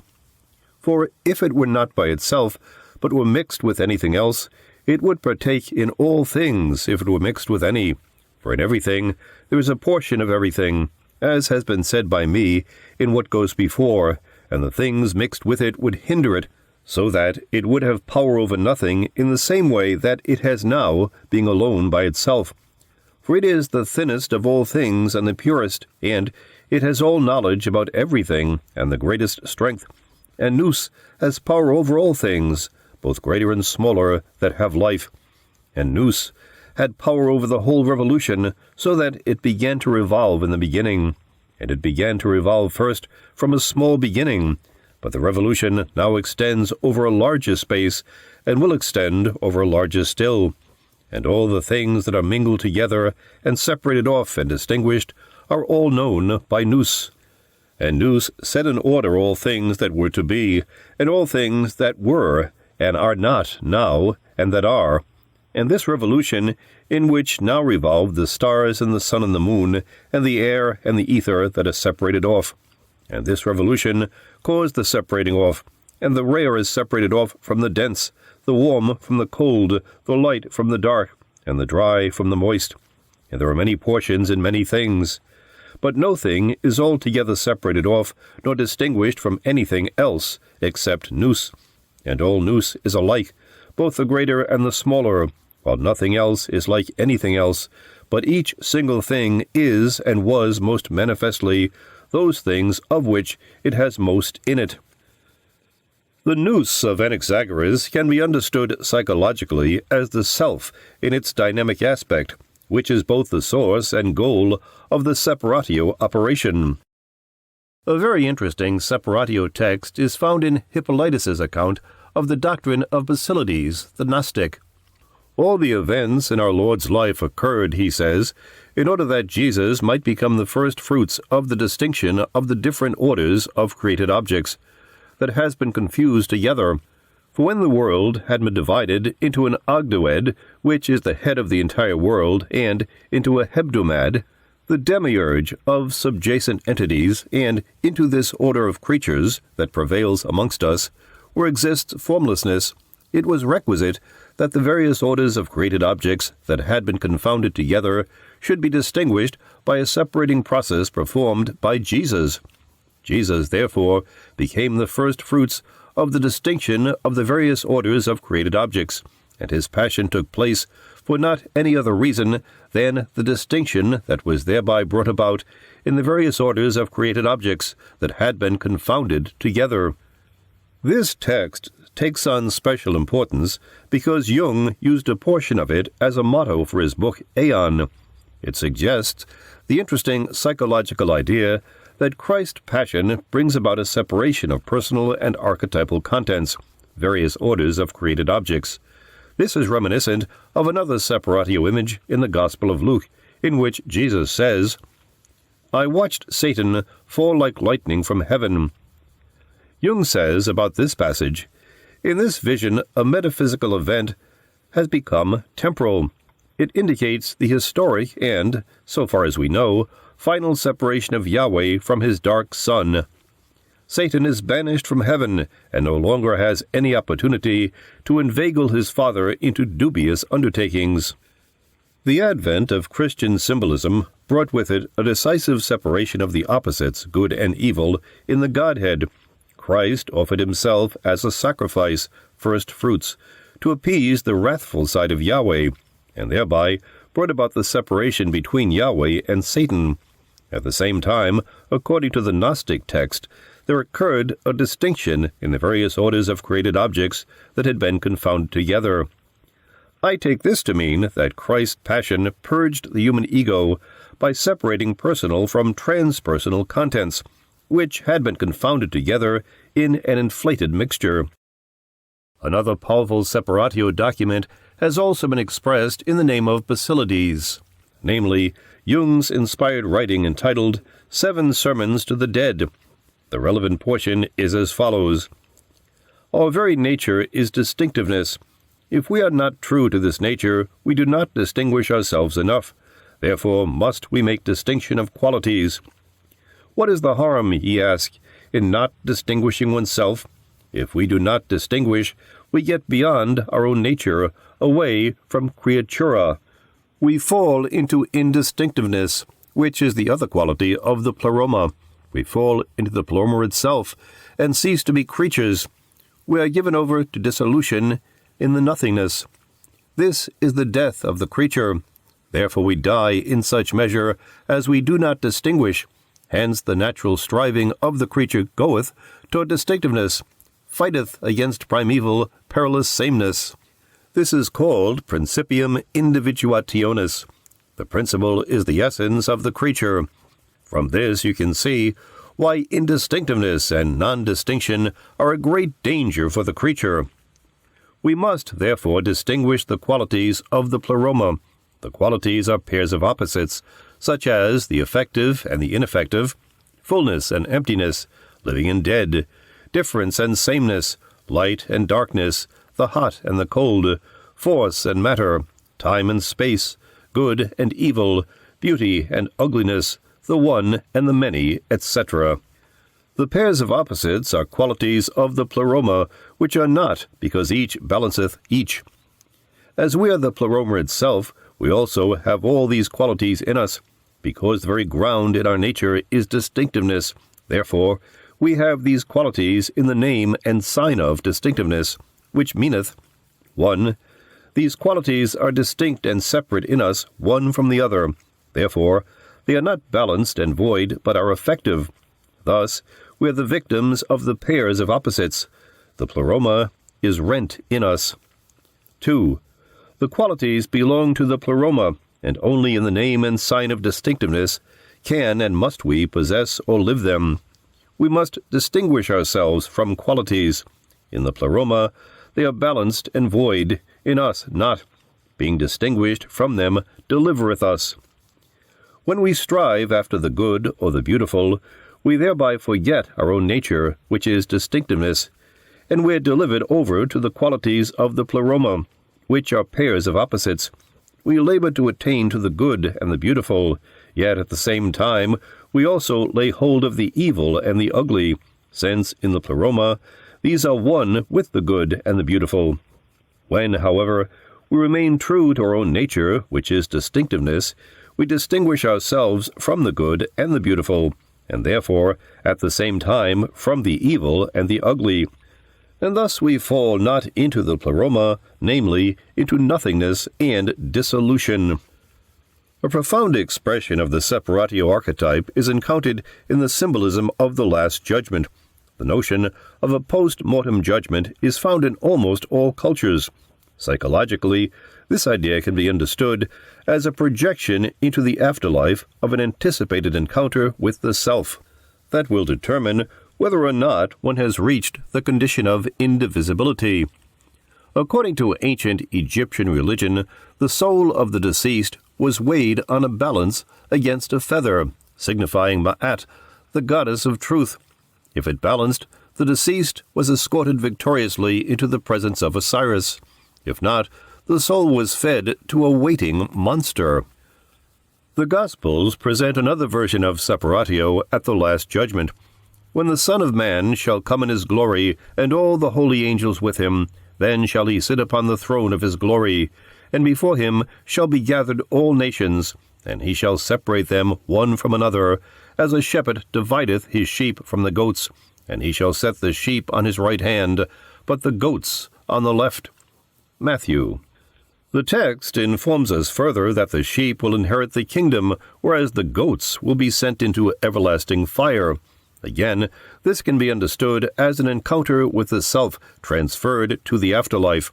It is as though the Last Judgment separates the completed ones from the incomplete. The incomplete ones are subjected to further calcinatio and perhaps other operations. In spite of the apparent finality of the Egyptian and Christian versions of the Last Judgment, according to alchemy, Separatio is not a final process. It is described as a beginning or intermediate operation that is a prerequisite for the greater Coniunctio. The Aurora Consurgens says, "A certain purification of things precedeth the work of perfect preparation, which by some is called administration or cleansing, by others rectification, and by some it is called washing or separation." Kelly quotes Avicenna, "Purify husband and wife separately, in order that they may unite more intimately, for if you do not purify them, they cannot love each other." These texts state that Separatio must precede Coniunctio, and they also speak of it as a cleansing operation. This corresponds psychologically to the fact that attitudes contaminated by unconscious complexes give one the distinct impression of being soiled or dirty. Kelly says, "When the soul of gold has been separated from its body, or when the body, in other words, has been dissolved, the body of the moon should be watered with its proper menstruum and reverberated. For unless the moon or earth is properly prepared and entirely emptied of its soul, it will not be fit to receive the solar seed.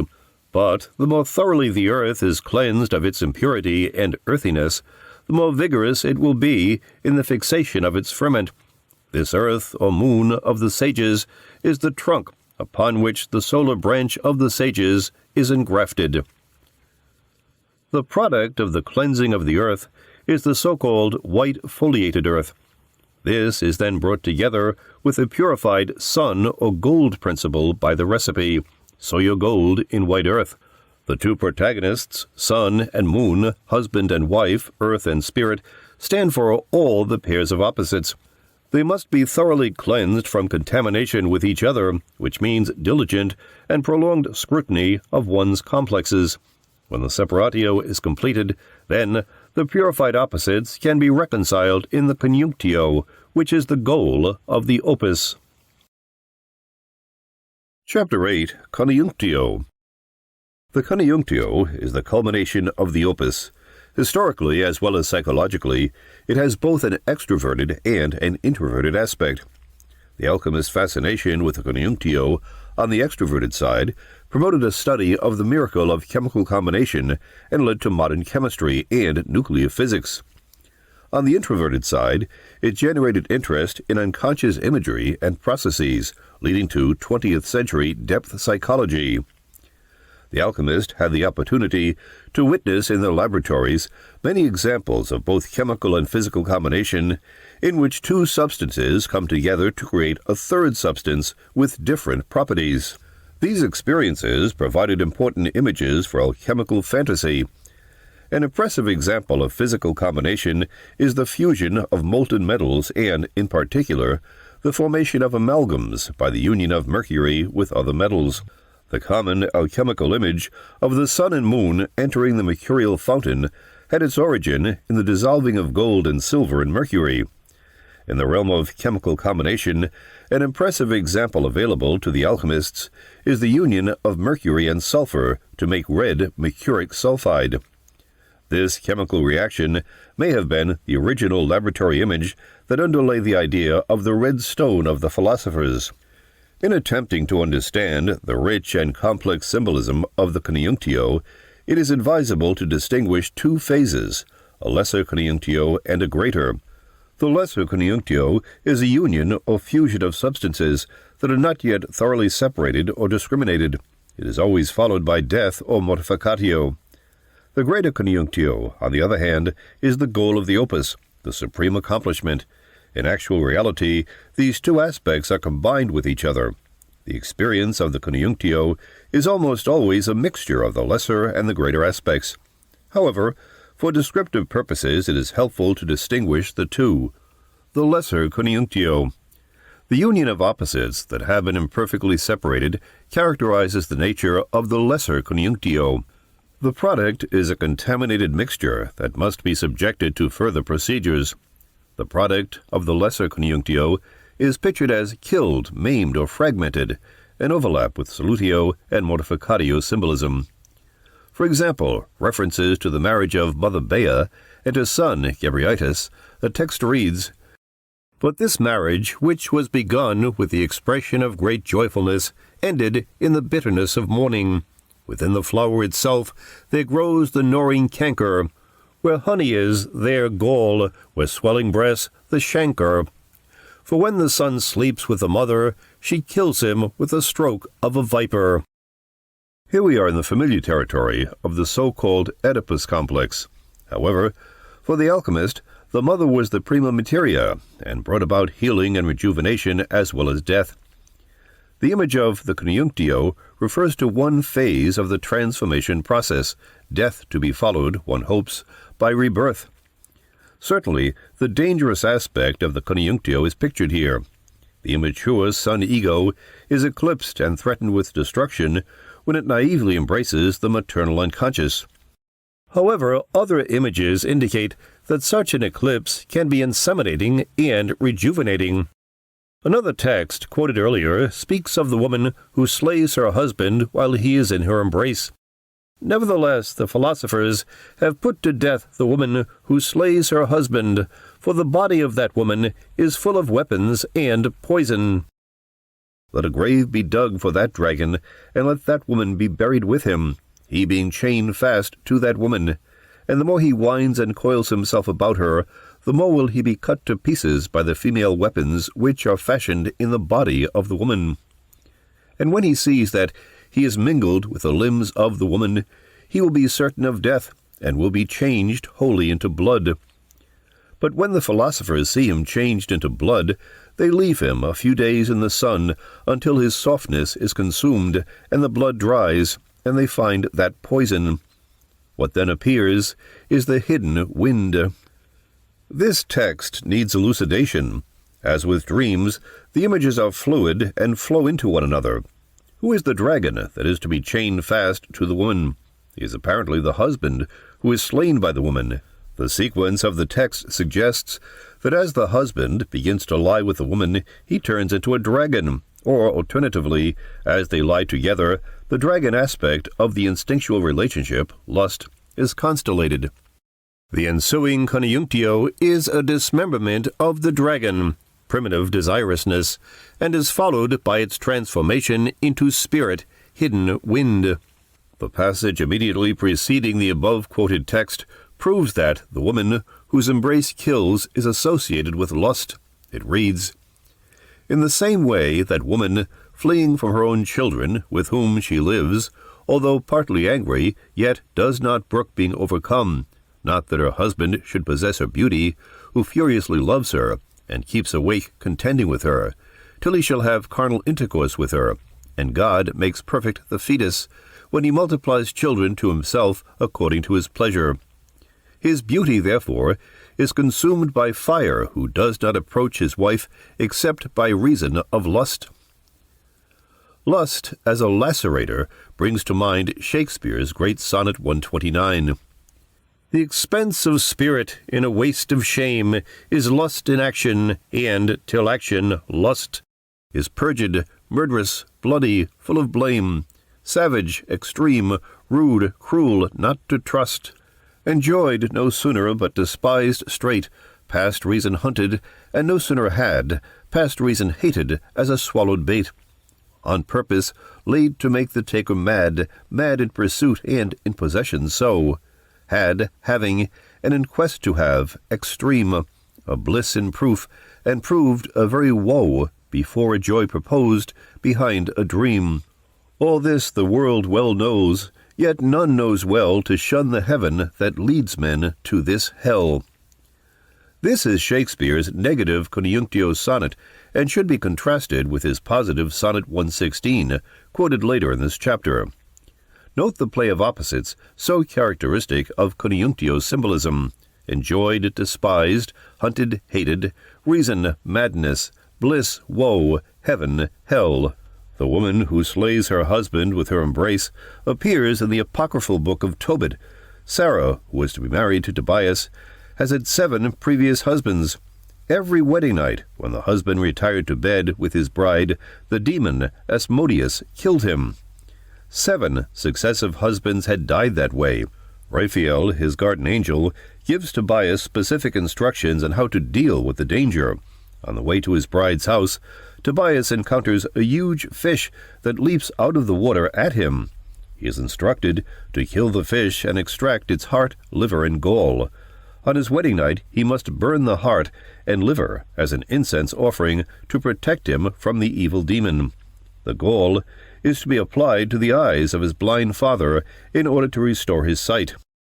The symbolic idea behind this story is that the Coniunctio leads to death, extinction of consciousness, until the energy of instinctual desirousness, fish, has been extracted from its original form and transformed into spirit, incense, that is, conscious understanding.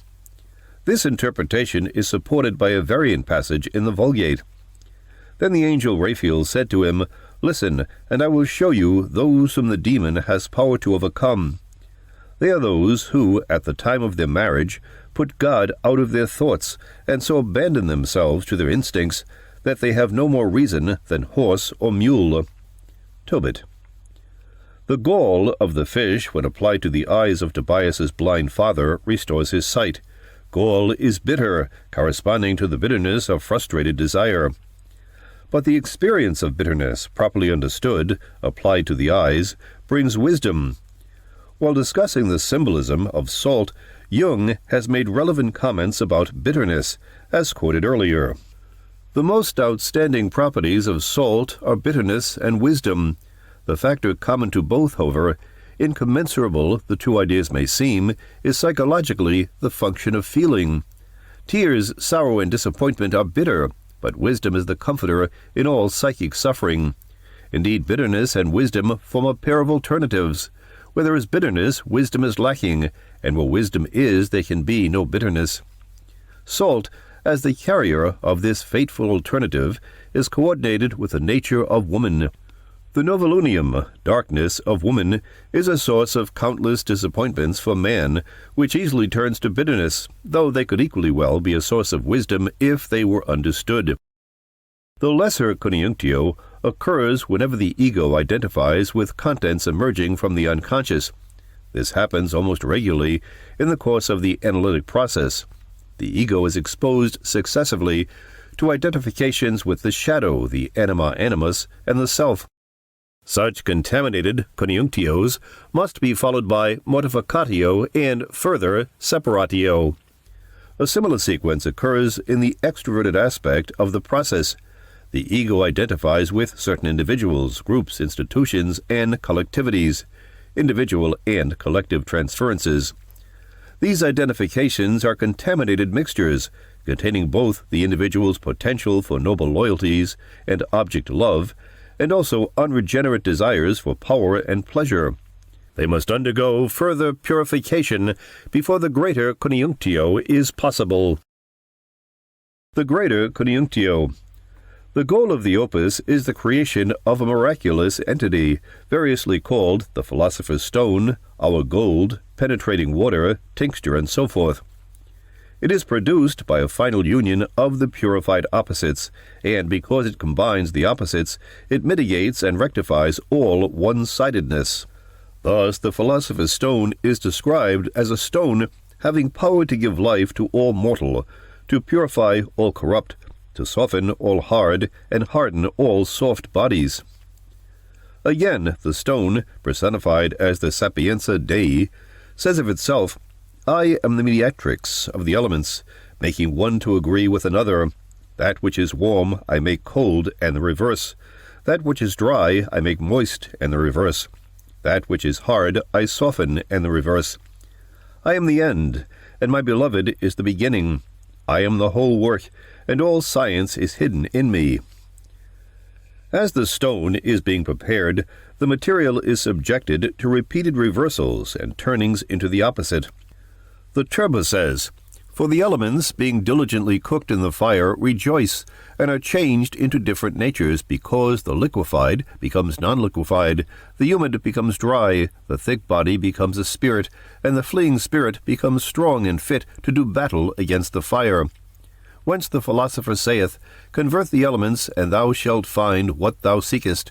But to convert the elements is to make the moist dry, and the fugitive fixed.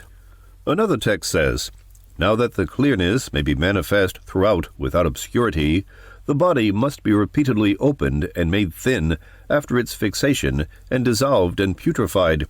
It is putrefied by separation, and is dissolved, digested, and coagulated, sublimed, insurated, and fixed by the reciprocated action of its own proper identity, as agent and patient, alternating to improve.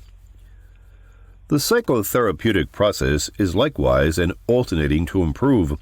One is thrown back and forth between the opposites almost interminably, but very gradually a new standpoint emerges that allows the opposites to be experienced at the same time. This new standpoint is the Coniunctio, and it is both releasing and burdensome. Jung says, The one after another is a bearable prelude to the deeper knowledge of the side-by-side, for this is an incomparably more difficult problem.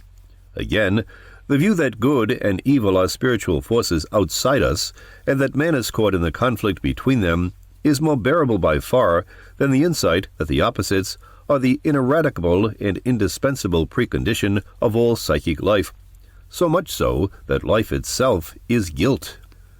The term Philosopher's Stone is itself a union of opposites. Philosophy, love of wisdom, is a spiritual endeavor, whereas a stone is crude, hard, material reality. The term thus suggests something like the concrete, practical efficacy of wisdom or consciousness. It is a stone which is not a stone, about which Rulin says, The stone which is not a stone is a substance which is petrine as regards its efficacy and virtue, but not as regards its substance. The alchemical philosopher's stone is thus a forerunner of the modern discovery of the reality of the psyche. Jung says, What unconscious nature was ultimately aiming at when she produced the image of the lapis can be seen most clearly in the notion that it originated in matter and in man. Christ's spirituality was too high, and man's naturalness was too low. In the image of the lapis, the flesh glorified itself in its own way. It would not transform itself into spirit, but, on the contrary, fixed the spirit in stone. A major symbolic image for the Coniunctio is the marriage and/or sexual intercourse between Sol and Luna, or some other personification of the opposites. This image in dreams refers to the Coniunctio, either the lesser or the greater, depending on the context. An impressive example is a dream published by Esther Harding. A woman dreamed that she went into an underground cavern that was divided into rooms containing stills and other mysterious-looking chemical apparatus. Two scientists were working over the final process of a prolonged series of experiments, which they hoped to bring to a successful conclusion with her help. The end product was to be in the form of golden crystals, which were to be separated from the mother liquid, resulting from the many previous solutions and distillations. While the chemists worked over the vessel, the dreamer and her lover lay together in an adjoining room, their sexual embrace applying the energy essential for the crystallization of the priceless golden substance. This dream has a close parallel in an alchemical text. Do you not see that the complexion of a man is formed out of a soul and a body? Thus also must ye conjoin these, because the philosophers, when they prepare the matters and conjoin spouses mutually in love with each other, behold, there ascended from them a golden water. The image of sexual intercourse as producing the golden substance brings up the paradoxical aspect of the ego's relation to the self. The usual formulation is that the self unites and reconciles the opposites. However, this dream and the parallel text suggest, as is implicit in all of alchemy, that the operator, that is the ego, brings about the union of opposites and thereby creates the self, or at least brings it into manifestation. Thus is underscored the supreme importance of the conscious ego. It must unite the opposites, which is no easy task. To hold opposites simultaneously is to experience paralysis, amounting to a veritable crucifixion. The symbolism of the cross includes the union of opposites, and many medieval pictures represent the crucifixion of Christ as a coniunctio of Sol and Luna. Augustine makes an amazingly explicit identity between the coniunctio and the crucifixion.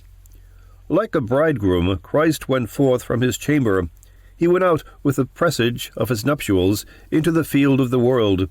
He came to the marriage bed of the cross, and there in mounting it he consummated his marriage.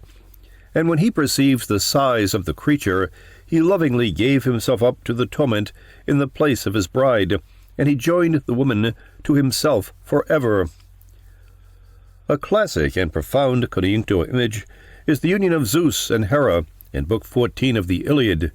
Leading Hera to his secret bower, Zeus says, "No god nor mortal shall our joys behold, shaded with clouds and circumfused in gold, not even the sun, who darts through heaven his rays, and whose broad eye the extended earth surveys." Gazing he spoke, and kindling at the view, his eager arms around the goddess threw. Glad earth perceives, and from her bosom pours unbidden herbs and voluntary flowers, thick newborn violets, a soft carpet spread, and clustering lotus swelled the rising bed, and sudden hyacinths the turf bestrow, and flamy crocus made the mountain glow. There golden clouds conceal the heavenly pair, steeped in soft joys, and circumfused with air. Celestial dews, descending o'er the ground, perfume the mount, and breathe ambrosia round. At length, with love and sleep's soft power oppressed, the panting thunderer nods, and sinks to rest. The image of a miraculous growth of flowers or vegetation comes up in dreams as evidence of proximity to the coniunctio. It is not invariably auspicious, since it can signify inflation for an immature ego. Another traditional coniunctio image is the biblical Song of Songs. The rabbis interpreted it as referring to the marriage of Yahweh and Israel. The church fathers interpreted it as the marriage of Christ with the church. Certain alchemists interpreted it as representing the alchemical opus, for example, aurora, consurgens. And finally, the Jewish Kabbalist interpreted it as the union of Yahweh with his exiled feminine essence, the Shekinah. The Song of Songs speaks of love strong as death, an allusion to the fact that the coniunctio is outside of time. The major coniunctio image in the Christian scriptures is the marriage of the Lamb in Revelation. The marriage of the Lamb is come, and his wife hath made herself ready. Revelations. And I, John, saw the holy city, New Jerusalem, coming down from God out of heaven, prepared as a bride adorned for a husband. And I heard a great voice out of heaven saying, Behold, the tabernacle of God is with men, and he will dwell with them, and they shall be his people, and God himself shall be with them, and be their God. Revelations. This is followed by a detailed description of the New Jerusalem as a beautiful bejeweled city in the shape of a mandala. The new, that is, purified Jerusalem, is the bride of God, the Lamb. Heaven and earth, which was separated at the beginning of creation, are to be rejoined, healing the split in the psyche and reconnecting ego and self. The tabernacle of God is with men. The city as an image of totality reminds us that the city is also the vessel for the collective transformation of humanity. The process of civilization takes place in the city. The marriage of heaven and earth, represented as Tifereth and Malkuth, also appears in the Kabbalah. Rabbi Simon ben Yuchi, the reputed author of the Zohar, is said to have described the sacred Coniunctio on his deathbed in these words: When the mother is separated and conjoined with the king face to face in the excellence of the Sabbath, all things become one body. And then the Holy One, blessed be he, sitteth on his throne, and all things are called the complete name, the holy name. Blessed be his name forever, and unto the ages of the ages.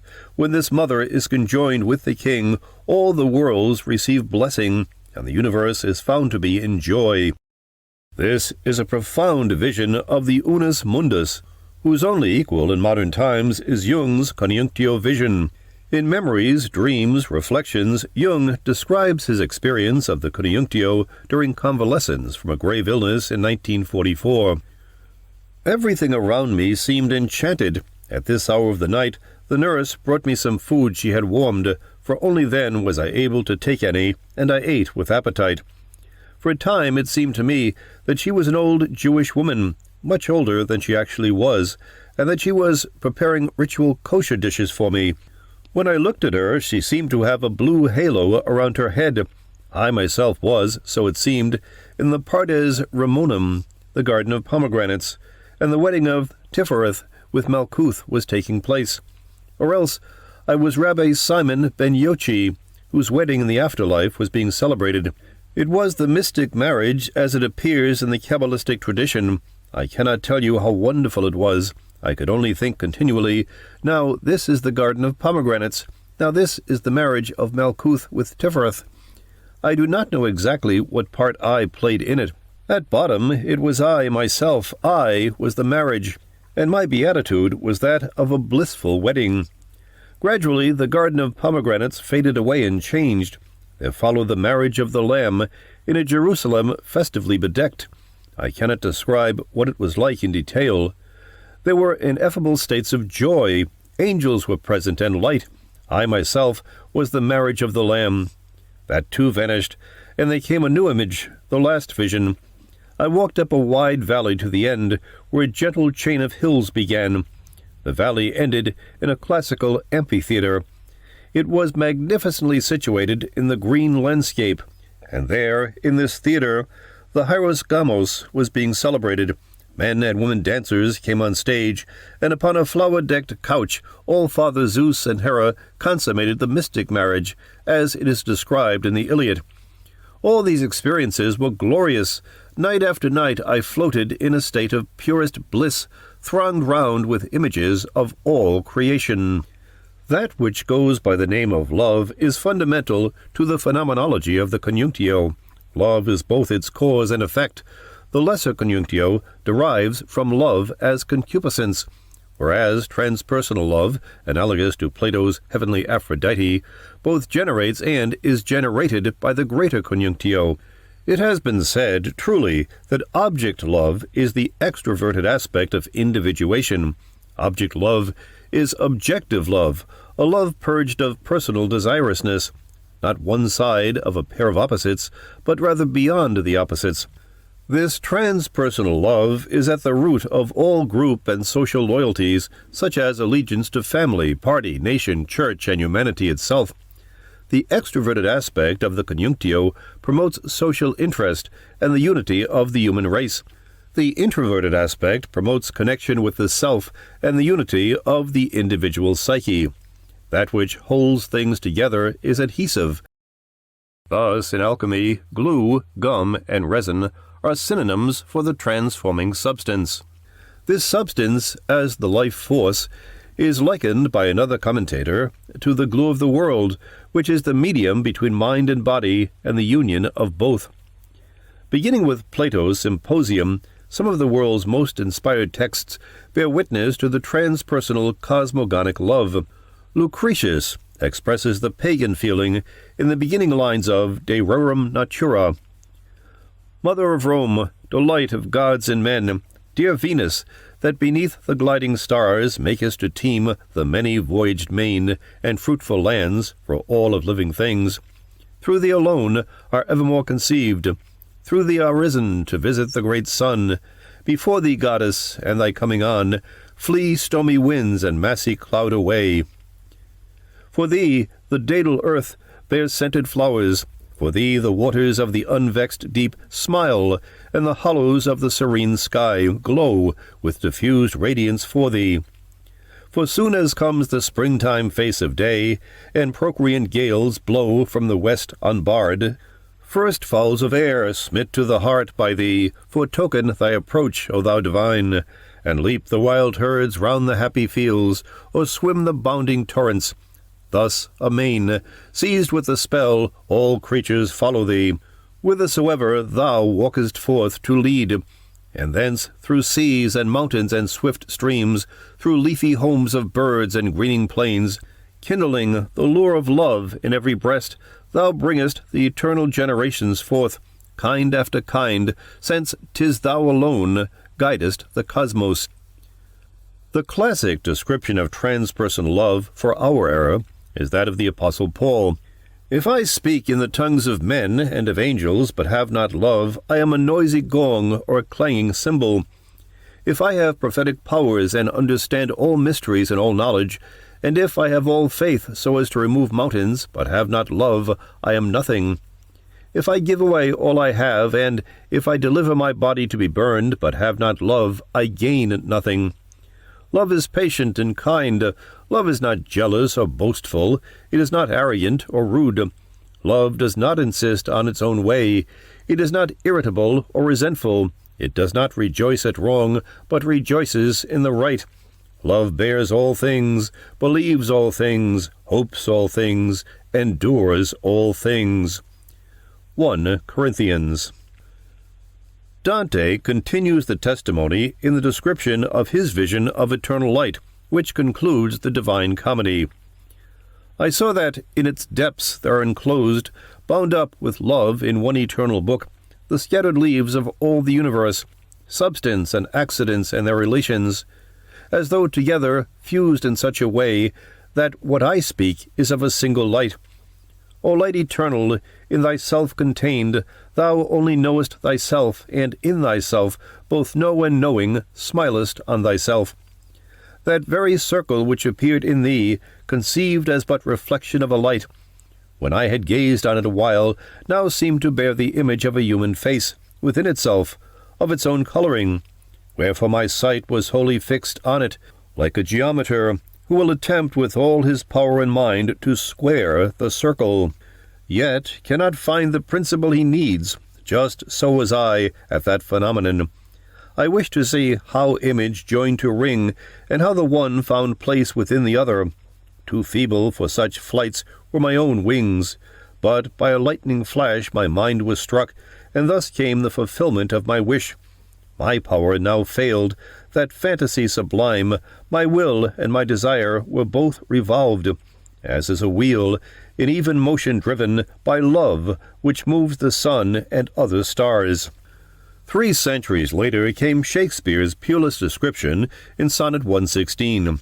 Let me not to the marriage of true minds admit impediments. Love is not love which alters when it alteration finds, or bends with a remover to remove. Oh no, it is an ever-fixed mark that looks on tempests and is never shaken. It is the star to every wandering bark, whose worth's unknown, although his height be taken. Love's not time's fool, though rosy lips and cheeks within his bending sickle's compass come. Love alters not with his brief hours and weeks, but bears it out even to the edge of doom. If this be error, and upon me proved, I never writ, nor no man ever loved. Jung describes his experience of transpersonal love in these words: Eros is cosmogonous, a father and creator, mother of all higher consciousness. I sometimes feel that Paul's words, though I speak with the tongues of men and of angels, and have not love, might well be the first condition of all cognition, and the quintessence of divinity itself. Whatever the learned interpretation may be of the sentence God is love, the words affirm the complexio oppositorium of the Godhead. In my medical experience, as well as in my own life, I have again and again been faced with the mystery of love, and have never been able to explain what it is. For we are, in the deepest sense, the victims and the instruments of cosmogonic love. I put the word in quotation marks to indicate that I do not use it in its connotations of desiring, preferring, favoring, wishing, and similar feelings, but as something superior to the individual, a unified and undivided whole.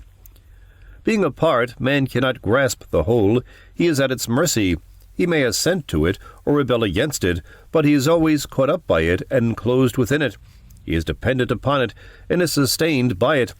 Love is his light and his darkness, whose end he cannot see.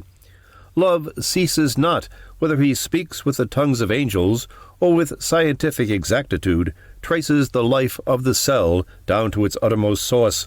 Man can try to name love, showering upon it all the names at his command, and still he will involve himself in endless self-deceptions. If he possesses a grain of wisdom, he will lay down his arms and name the unknown by the more unknown, ignotum per ignotius, that is, by the name of God. That is a confession of his subjection, his imperfection, and his dependence, but at the same time a testimony to his freedom to choose between truth and error. The philosopher's stone, once created, has the power to transform base matter into noble. The power is referred to in the texts by the operations of projectio and multiplicatio, or augmentatio. Strictly speaking, these operations are performed not by the alchemist, but by the lapis. These so-called operations are thus really properties of the philosopher's stone, which, as a powder or liquid, elixir, projects itself upon base matter, and thereby multiplies itself. A text says, Alchemy is a science, teaching how to transform any kind of metal into another, and that by a proper medicine, as it appeareth by many philosophers' books. Alchemy, therefore, is a science teaching how to make and compound a certain medicine, which is called elixir, the which, when it is cast upon metals or imperfect bodies, doth fully perfect them in the very projection. The stone's power of multiplicatio is reminiscent of the widow's cruse of oil, 1 Kings, the miracle of the loaves and fishes, Matthew, and the previously quoted miraculous multiplication of flowers during the Coniunctio of Zeus and Hera. The psychological implications of multiplicatio are very interesting. The image suggests that transformative effects emanate from the activated self in process of conscious realization. Certainly it is true that all events, no matter how ordinary, take on import when they participate in the process of individuation. Also, multiplicatio gives us a hint as to how psychotherapy may work. To some extent, the consciousness of an individual who is related to the self seems to be contagious and tends to multiply itself in others. The I Ching speaks of such a phenomenon. Contemplation of the divine meaning underlying the workings of the universe gives to the man who is called upon to influence others the means of producing like effects. This requires that power and inner concentration which religious contemplation develops in great men strong in faith. It enables them to apprehend the mysterious and divine laws of life, and by means of profoundest inner concentration they give expression to these laws in their own persons. Thus, a hidden spiritual power emanates from them, influencing and dominating others, without their being aware of how it happens. However, for the patient to be influenced by the psychotherapeutic process, the ego must be open. This corresponds to the alchemical idea that the material must be open to receive the effects of the tincture. Paracelsus says, "For if the tincture is to tinge, it is necessary that the body or material which is to be tinged should be open and in a state of flux, for unless this were so, the tincture could not operate." In psychotherapy, openness to the objective psyche is required of both patient and therapist. Jung says, "The personalities of doctor and patient are often infinitely more important for the outcome of the treatment than what the doctor says and thinks. For two personalities to meet is like mixing two different chemical substances. If there is any combination at all, both are transformed." In any effective psychological treatment, the doctor is bound to influence the patient, but this influence can only take place if the patient has a reciprocal influence on the doctor. You can exert no influence if you are not susceptible to influence. Another feature of the Philosopher's Stone is its tendency to reciprocal action. This idea appeared in the dream of a man who, the night before, had heard a lecture on alchemy. He dreamed that a group of people had discovered the alchemist's secret. One aspect of that secret was that, when alchemical studies are undertaken, with the right attitude, a reciprocity of interest is evoked. That is, when the adept takes an interest in alchemy, alchemy takes an interest in him. Likewise, an alchemical text says, "Understand, ye sons of wisdom, the stone declares, Protect me, and I will protect thee. Give me my own, that I may help thee." The same idea is expressed in Proverbs concerning wisdom. "Forsake her not, and she shall preserve thee. Love her, and she shall keep thee. Wisdom is the principal thing, therefore get wisdom, and with all thy getting get understanding. Exalt her, and she shall promote thee. She shall bring thee to honor when thou dost embrace her." Proverbs. Further description of the marvelous powers of the Philosopher's Stone could continue almost indefinitely. The reciprocal action of the stone is a suitable stopping place, because it is a reminder that paying attention to the imagery of the objective psyche, such as alchemy, generates auspicious reciprocal effects. The psychological rule is, the unconscious takes the same attitude toward the ego as the ego takes toward it. If one pays friendly attention to the unconscious, it becomes helpful to the ego. Gradually the realization dawns that a mutual opus is being performed. The ego needs the guidance and direction of the unconscious to have a meaningful life, and the latent Philosopher's Stone, imprisoned in the prima materia, needs the devoted efforts of the conscious ego to come into actuality. Together they work on the great magistry to create more and more consciousness in the universe. In conclusion, I shall give the final word to the alchemists by quoting in toto their most sacred text, the Emerald Tablet of Hermes. It was viewed as a kind of supernatural revelation to the sons of Hermes by the patron of their divine art. According to legend, the original Emerald Tablet was found in the tomb of Hermes Trismegistus, either by Alexander the Great or, in another version, by Sarah, the wife of Abraham. It was at first known only in Latin, but in 1923, Homeyard discovered an Arabic version. It is likely that an earlier text was in Greek, and according to Jung, was of Alexandrian origin. The alchemist treated it with unique veneration, engraving its statements on their laboratory walls and quoting it constantly in their works. It is the cryptic epitome of the alchemical opus, a recipe for the second creation of the world, the Unus Mundus. The Emerald Tablet of Hermes. 1. Truly, without deception, certain and most true. 2. What is below is like that which is above, and what is above is like that which is below, to accomplish the miracles of the one thing. 3. And as all things proceeded from one, through mediation of the one, so all things came from this one thing through adaptation. 4. Its father is the sun, its mother the moon. The wind has carried it in its belly. Its nurse is the earth. 5. This is the father of all, the completion of the whole world. 6. Its strength is complete if it be turned into or toward earth. 7. Separate the earth from the fire, the subtle from the dense, gently with great ingenuity. 8.